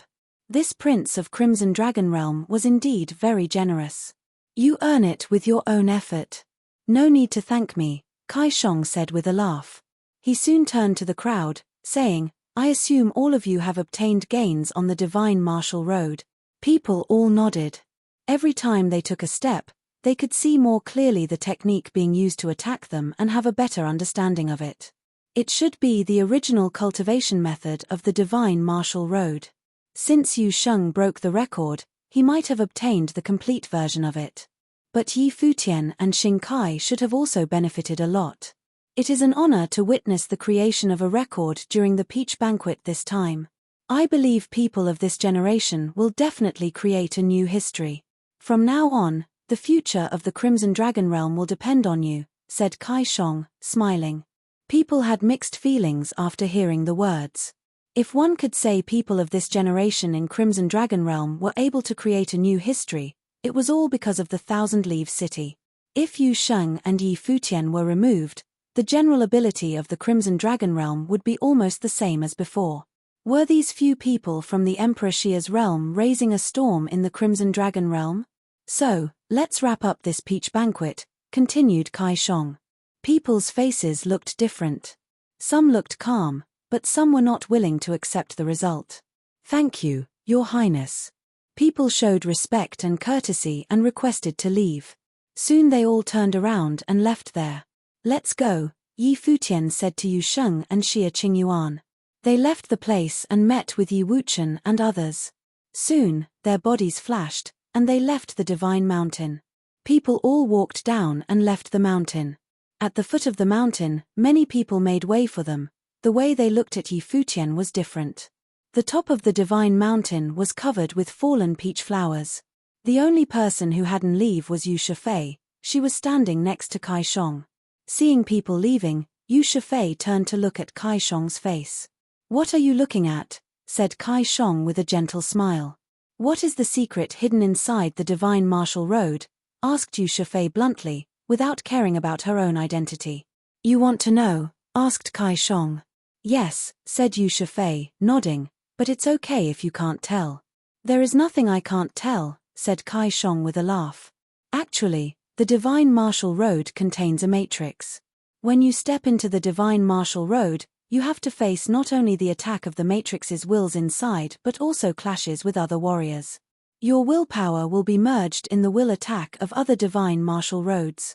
Luck is a factor to help you take the first few steps, but the warriors who come to the end are all. Yu Shifei had a strange look on her face. She said to Kai Shong, "That is to say, all of us have indirectly fought with each other once without realizing it." "You can say that," said Kai Shong, nodding. Yu Shifei laughed and said, "So you can figure out every warrior's talent level and information without anyone noticing. Who set the rule for the peach banquet? He was really shameless. Aren't you afraid your future senior in-laws hear that and don't allow you to enter my house?" Kai Shong said jokingly. "I am okay if they do it," said Yu Shifei, laughing softly. "Nah, it will be my loss," Kai Shong said and took her in his arms. Obviously, their relationship was very good. They snuggled together and looked down at the scenery. Something seemed to occur to Yu Shifei, so she asked, when Yi Futian took the last step, there was not much fluctuation of life force on the Divine Martial Road. Was it possible that he was aware of the truth of the Divine Martial Road, so he finally gave up? Kai Shong showed a flash of surprise in his eyes after hearing Yu Shifei's words. Had he already seen through it?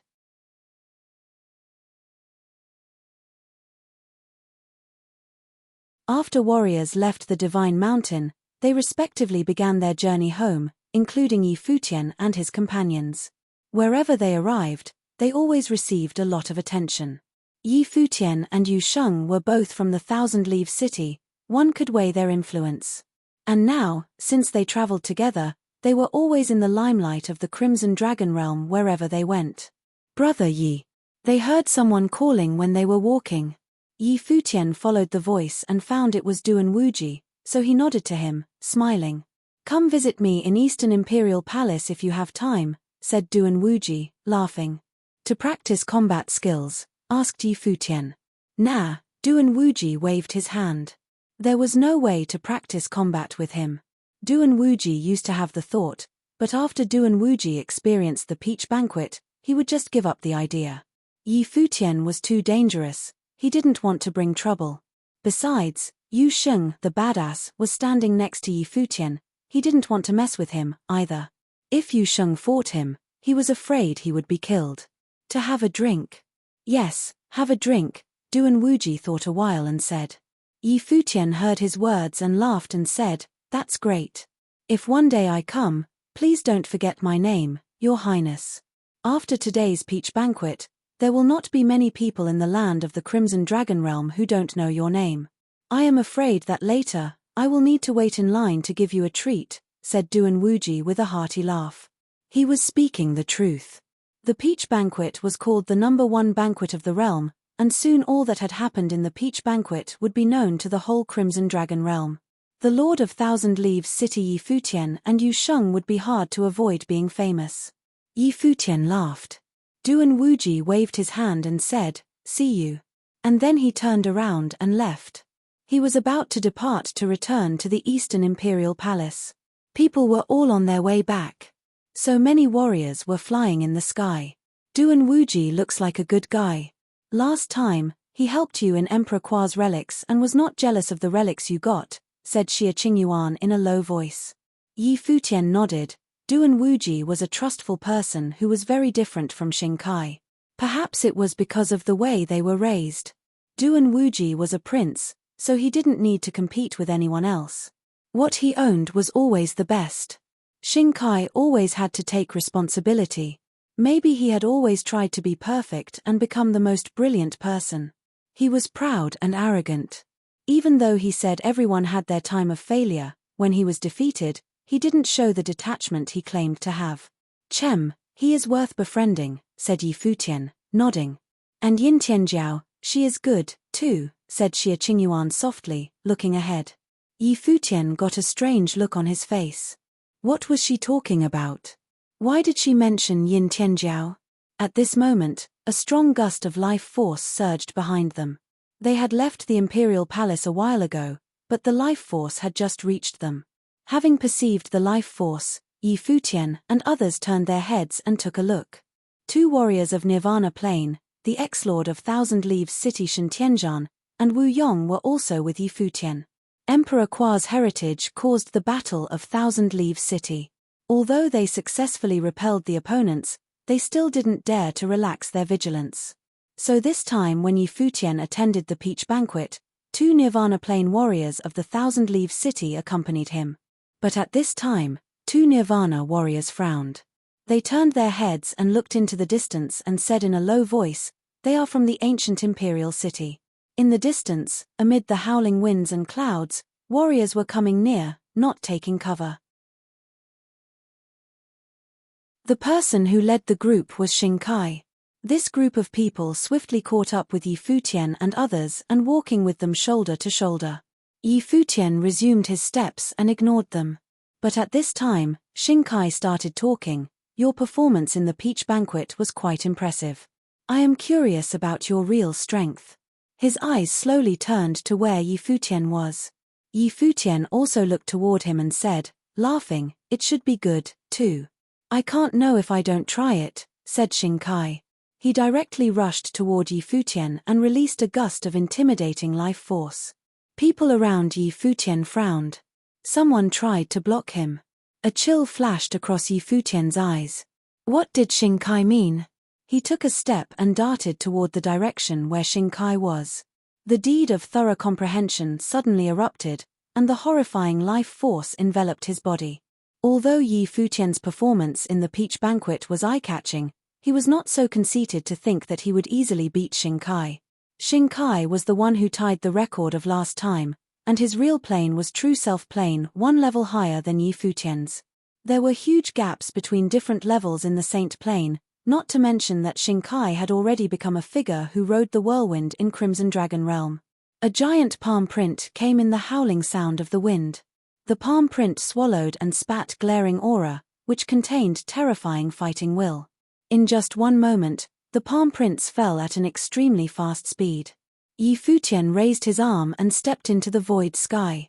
The Huangting fist will exploded and continually punched into the air. The aura of the 11 fists became one and blasted toward the giant palm print. After a booming sound, the giant palm print and the aura of fist were both turned to ashes. Xingkai stepped into the air and released his heaven-punishing fighting will. All of a sudden, wisps of fighting aura swept across the world. The halo of fighting will appeared above his body, resonating with the great law of the sky and earth. Countless beams of light of the great law flew over his body and formed a phantom of the deity of war. It was as if it was purely created by the fighting will. Besides, in the whole space, the area around Yi Futian's body was wrapped up by Xingkai's fighting will. So much fighting will was directly turned into an enormous palm print which smashed down from the sky dome. It was as if the explosion was from the deity of war. Yi Futian's body was fettered by the light. The halo dripped down and covered the sky, from where the palm print fell. Boom! When the deed of thorough comprehension exploded, spells of halberds appeared from the cauldron formed by his flesh and transformed into divine halberds flying upward. Even a giant halberd of time and space was forged from there and appeared in Yi Futian's hand. The aura of the halberd flew. Yi Futian took a step. He seemed to have deployed what he had learned not long before in his fighting. The halberd of time and space directly thrust out and clashed with the dropping giant palm print. Endless light of halberd flew in the air and formed into one spot. Suddenly, a crack appeared on the giant palm print, which contained horrifying fighting will. The light of halberd kept bumping against the spot, and immediately, more crevices showed up in the space. Boom! A horrifying explosion sound came. The halberd and the dropping giant palm print were smashed into ashes. Xingkai started walking, and step by step, he came closer to Yi Futian. More palm prints of the Great Law were in formation, covering the sky and hiding the sun. Countless beams of light appeared above the phantom of the war deity behind him. The wind and clouds roared between the sky and earth. Even the appalling fighting will alone could crush and suffocate many. Yi Futian stood in front of Xingkai and felt a gust of very strong suppressing power, the suppressing power from the heaven-punishing fighting will. He looked at Shinkai's eyes. He looked through that pair of cold eyes as if trying to figure out what Shinkai was thinking. He saw the chilly killing thought in Shinkai's eyes. Having felt the killing thought, Futian knitted his brows. Did Shinkai want to kill him here? The howling sound came from the distance from time to time. Many warriors who had left from the peach banquet seemed to have perceived the disturbance and converged in the area. They showed interest after they reached the battlefield. Shinkai was fighting with Futian. What happened? Was it because Shinkai was pissed off by Futian's performance and wanted to teach him a lesson? Using this way to prove his dignity. But the thing was, Shinkai was a saint of true self. His plane was higher than Futian's, so even though he defeated Futian, it couldn't prove anything, and on the other hand, people would think he was jealous of Futian. At this moment, the palm print which enveloped the sky and hid the sun dropped down and covered that space. Shinkai showed no mercy at all. At this moment, Futian was almost buried inside the palm print of the great law that covered the sky and sun. Futian released the deed of thorough comprehension to the extreme. A long halberd showed up in his hand amid the glaring aura. When the palm print dropped down, he immediately launched strikes and destroyed it. But the halberd was smashed into ashes by the fighting palm print after the clash. However, the dropping palm prints had no end. Obviously, the fight was much harder than the one he had with Shinkai in the peach banquet. During the peach banquet, Shinkai restrained his own will, but at this moment, Shinkai was just pitiless. Bam, bam, bam. Futian's body shifted location and flickered in the air. He continued thrusting his halberd out and smashing the palm prints while at the same time taking shunning steps. Shinkai let out a chilly humph. He stepped onto the sky dome. The illusions around him were extremely dazzling. He pushed down his palm, and the formed deity of war also followed his action and dropped a palm print. Suddenly, the endless palm prints above Futian's head became one and turned into a real print of the war deity. The sky and earth were roaring as if everything would be smashed into pieces. Futian's body was below the palm print. The countless halberds pierced into the air and blew on the boundless giant palm print, but the unparalleled fighting aura just crushed them. Futian raised his head and felt the might. The holy halberd of time and space appeared in his palm. It kept swallowing and spitting the aura of the great law. The fighting halberd formed by will was formed to smash everything into fragments. Hiss. Futian rose up. His body transformed into a phantom. The halberd of time and space thrust out. The sky and earth kept buzzing as if all would turn to ashes. The halberd was thrust into the palm print of the length of the sky, but it didn't break it. The palm print was like the real celestial might, exterminating everything in the world. The fighting will on the palm print turned into countless golden lightning, which dropped down and shot toward Futian's body. The space was full of fierce power of destruction, trying to engulf and bury Futian's body. "You are seeking death," said Shinkai. A flash of chilly light ran across Shinkai's eyes. He dared to take his attacks directly. The heaven-punishing fighting will turned into the light of catastrophe. Who could defend from this? Seeing the light of destruction in the vast space, many warriors were stunned for a moment, their hearts thumping hard. They suddenly realized that Shinkai had not intended to practice combat skills with Futian at all. Obviously, he was trying to kill Futian. As they had thought, if Shinkai just tried to beat Futian, people would think he was bullying him with the plain advantage. Shinkai was trying to erase Futian. How ruthless.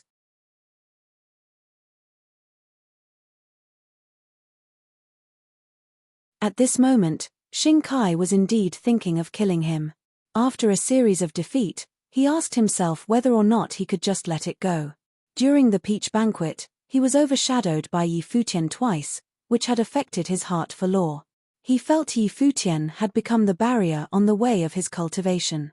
It would be hard to enter the unblemished plane because of him. For Shinkai, it was absolutely unacceptable. Anyone who hindered his cultivation was supposed to vanish, to be out of his sight. Thus, Futian should be wiped out, and if possible, Shinkai should kill him in person. In this way, Shinkai could prove his heart for law. Not to mention the grudges Xingkai had already had with Yi Futian. Yi Futian should be killed. Otherwise, he would become a scourge for the ancient imperial city. Xingkai was also afraid that Yi Futian had harbored resentment because of the last battle since Gari Huang and Xingqiu attacked them. Besides, his brother Xingqiu was almost killed by Yu Sheng. All these factors let him make the decision to wipe Yi Futian out.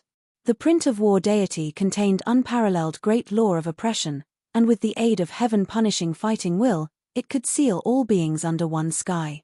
The destructive golden lightning also contained the tearing law derived from the gold attribute and thunder attribute. There was nothing it couldn't destroy. It was very intimidating. Besides, the will of a true self-saint was much stronger than the one of a doctrine saint. How could Xingkai show mercy when he had the intention of killing? The fighting power exploded from his body. Below the aura of destruction, it looked like Yi Futian could be wiped out at any time. The faces of the warriors of the Thousand Leaves City turned pale. They all knew what Xingkai was going to do. Both Wu Yong and Shen Tianzhan were warriors of the Nirvana plane. Their reactions were instant. Seeing Xingkai of the True Self plane try to kill Yi Futian, they immediately released an immense amount of might. Between the sky and earth, the wind and cloud changed color. A gust of horrifying might of flame fell, and a giant blazing palm print appeared from the sky dome and smashed down toward Xingkai. Boom! An intimidating beam of intense light shot out. Someone tried to block it directly in front of them. Gari Huang, who was wrapped in the aura of the Great Law, showed up. He cast his golden eyes on Shen Tian and Wu Yong. Obviously, he didn't allow Wu Yong and Shen Tian to disturb Xingkai killing Yi Futian. Xingkai was very resolute. Since he had decided to kill Yi Futian, he knew what to do. Using practicing combat skills as the excuse, Xingkai would wipe Yi Futian out, exterminating this threat. Gari Huang! Shen Tianzhan shouted. He stepped forward. Gari Huang's real strength was powerful. In the Battle of Thousand Leaves City, he was blocked by the star-plucking hand. They want to keep practicing combat after the peach banquet. Why do you bother them? Gari Huang said coldly. His eyes reflected golden beams. The horrifying golden storm rose around his body and headed toward these two Nirvana plane warriors. One gust of very intimidating spatial great law came and intended to block all their ways. More and more warriors gathered around them. They looked up at these three godlike figures in the void sky and thought to themselves that obviously, Gari Huang was assisting Xingqing in killing Yi Futian. It was not a practice. Xingkai, at this moment, was trying to kill him. Xingkai was a determined person. Yi Futian overshadowed him in the peach banquet, so he wanted to wipe Yi Futian out and exterminate this threat. If Yi Futian reached the true self plane, Xingkai might not be able to suppress him anymore. In the battlefield where Xingkai and Yi Futian were, the destruction print of war deity crushed Yi Futian. The endless golden lightning fell from the print of the war deity and sealed him in this space, trying to kill him. The halberds kept shattering in his hand. Yi Futian held out his palm. The divine halberd of time and space appeared on the palm, swallowing and spitting intimidating might. Boom! A strong shaking began. People could see Yi Futian didn't pause under the burning pressure of the might of great law but rather kept heading forward against the force. He took one more step, his spirit rising, roaring. The halberd of time and space swallowed and spat endless light that tore the space apart. It clashed with the golden lightning that fell down the sky dome. These two forces were getting extremely close, each containing horrifying energy of tearing destruction. When they collided in the void sky, the space where Yi Futian was submerged in tens of thousands of beams of catastrophe light. He stood inside and bore the killing power of the Saint Law. Bam! He took one more step. The footwork of Shen Yuan was strengthened. All the law of the sky and earth was being smelted above the body. The energy released from the deed of thorough comprehension converged in the center of his palm and slipped into the halberd of time and space in his hand. The halberd swallowed and spat endless aura. The print of war deity dropped from his head as if the sky would collapse. Boom! Yi Futian took the third step. His body spun, and a terrifying beam of light rose into the sky. the halberd of time and space in his hand thrust out. At this moment, the spatial beam of light rushed toward the sky. In the vast space between the sky and earth, a boundless giant divine halberd appeared and wrapped the halberd of time and space inside. It directly pierced on the falling print of war deity. After a loud boom, the destructive might swept across the world. The sky and earth trembled, and the print of war deity roared. Above, the giant divine halberd in the aura that pierced through the print of war deity held the sky dome and blocked the oppression of the falling print of war deity. Yi Futian's torso was glaring in the holy aura that enveloped the sky and echoed the great law. He raised his head and looked up to the sky. The halberd light penetrated the clouds, like the light that unlocked heaven, but it didn't completely destroy the print of war deity. Shinkai's heaven-punishing fighting will claimed to be the heritage from the War of God. When it was infused in the fighting power, the might of the war deity could explode from it and slay gods. Shinkai's attack was always powerful, and with the aid of heaving punishing fighting will, it was devastating.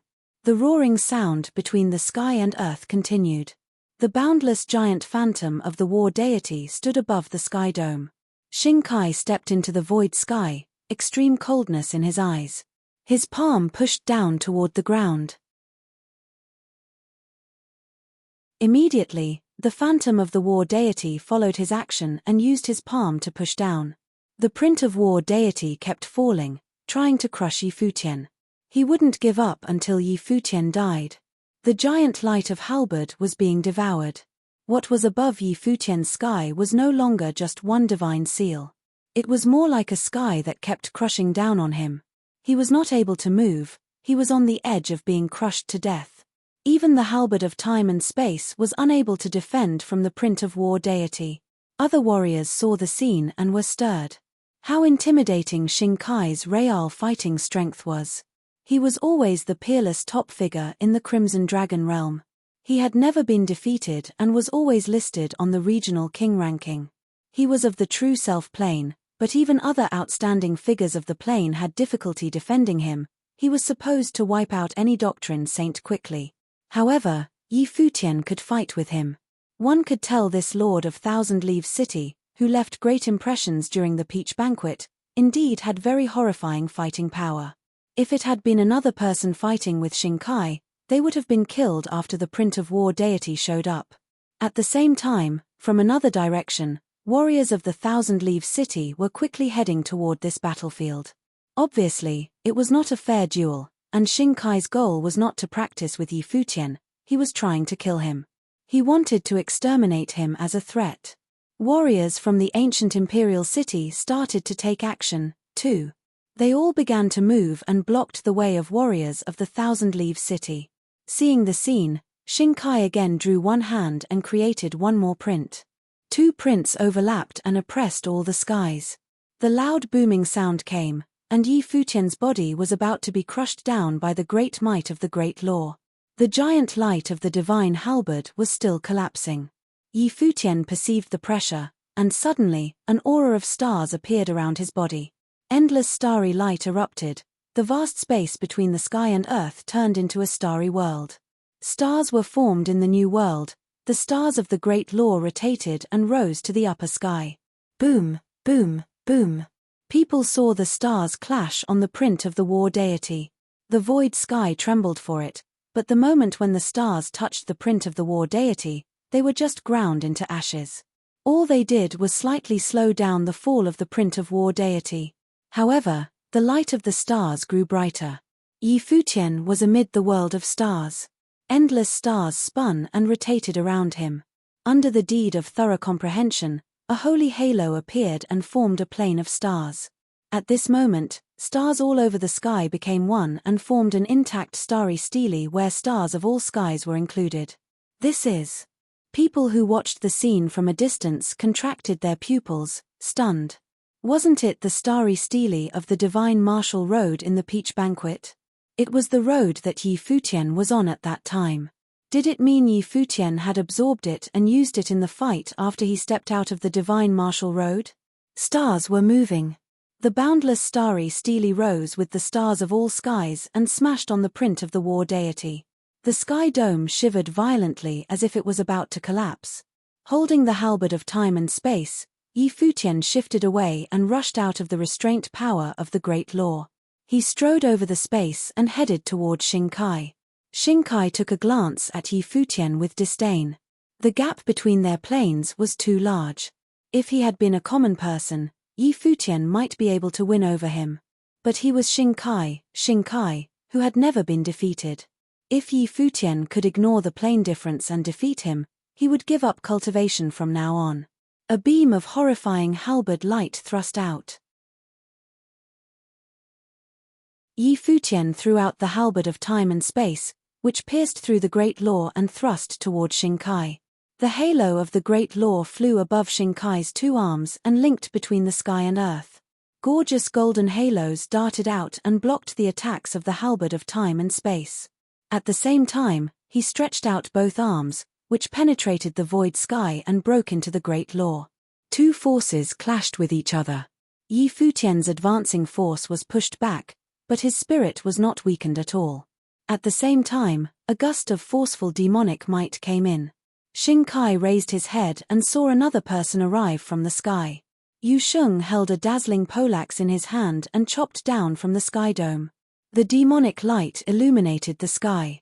As the poleaxe chopped off, it opened the sky as if directly chopping the sky dome into half. "You came just in time," said Xingkai. His eyes turned toward Yu Sheng, full of coldness and a stronger killing desire. During the peach banquet, both Yu Sheng and Futian had excellent performance, and since Yu Sheng actively came to fight with him, he didn't need to consider the regional palace. You're tuning in to the Celestial War YouTube channel. Don't forget to subscribe and join us on this journey to catch the most captivating stories.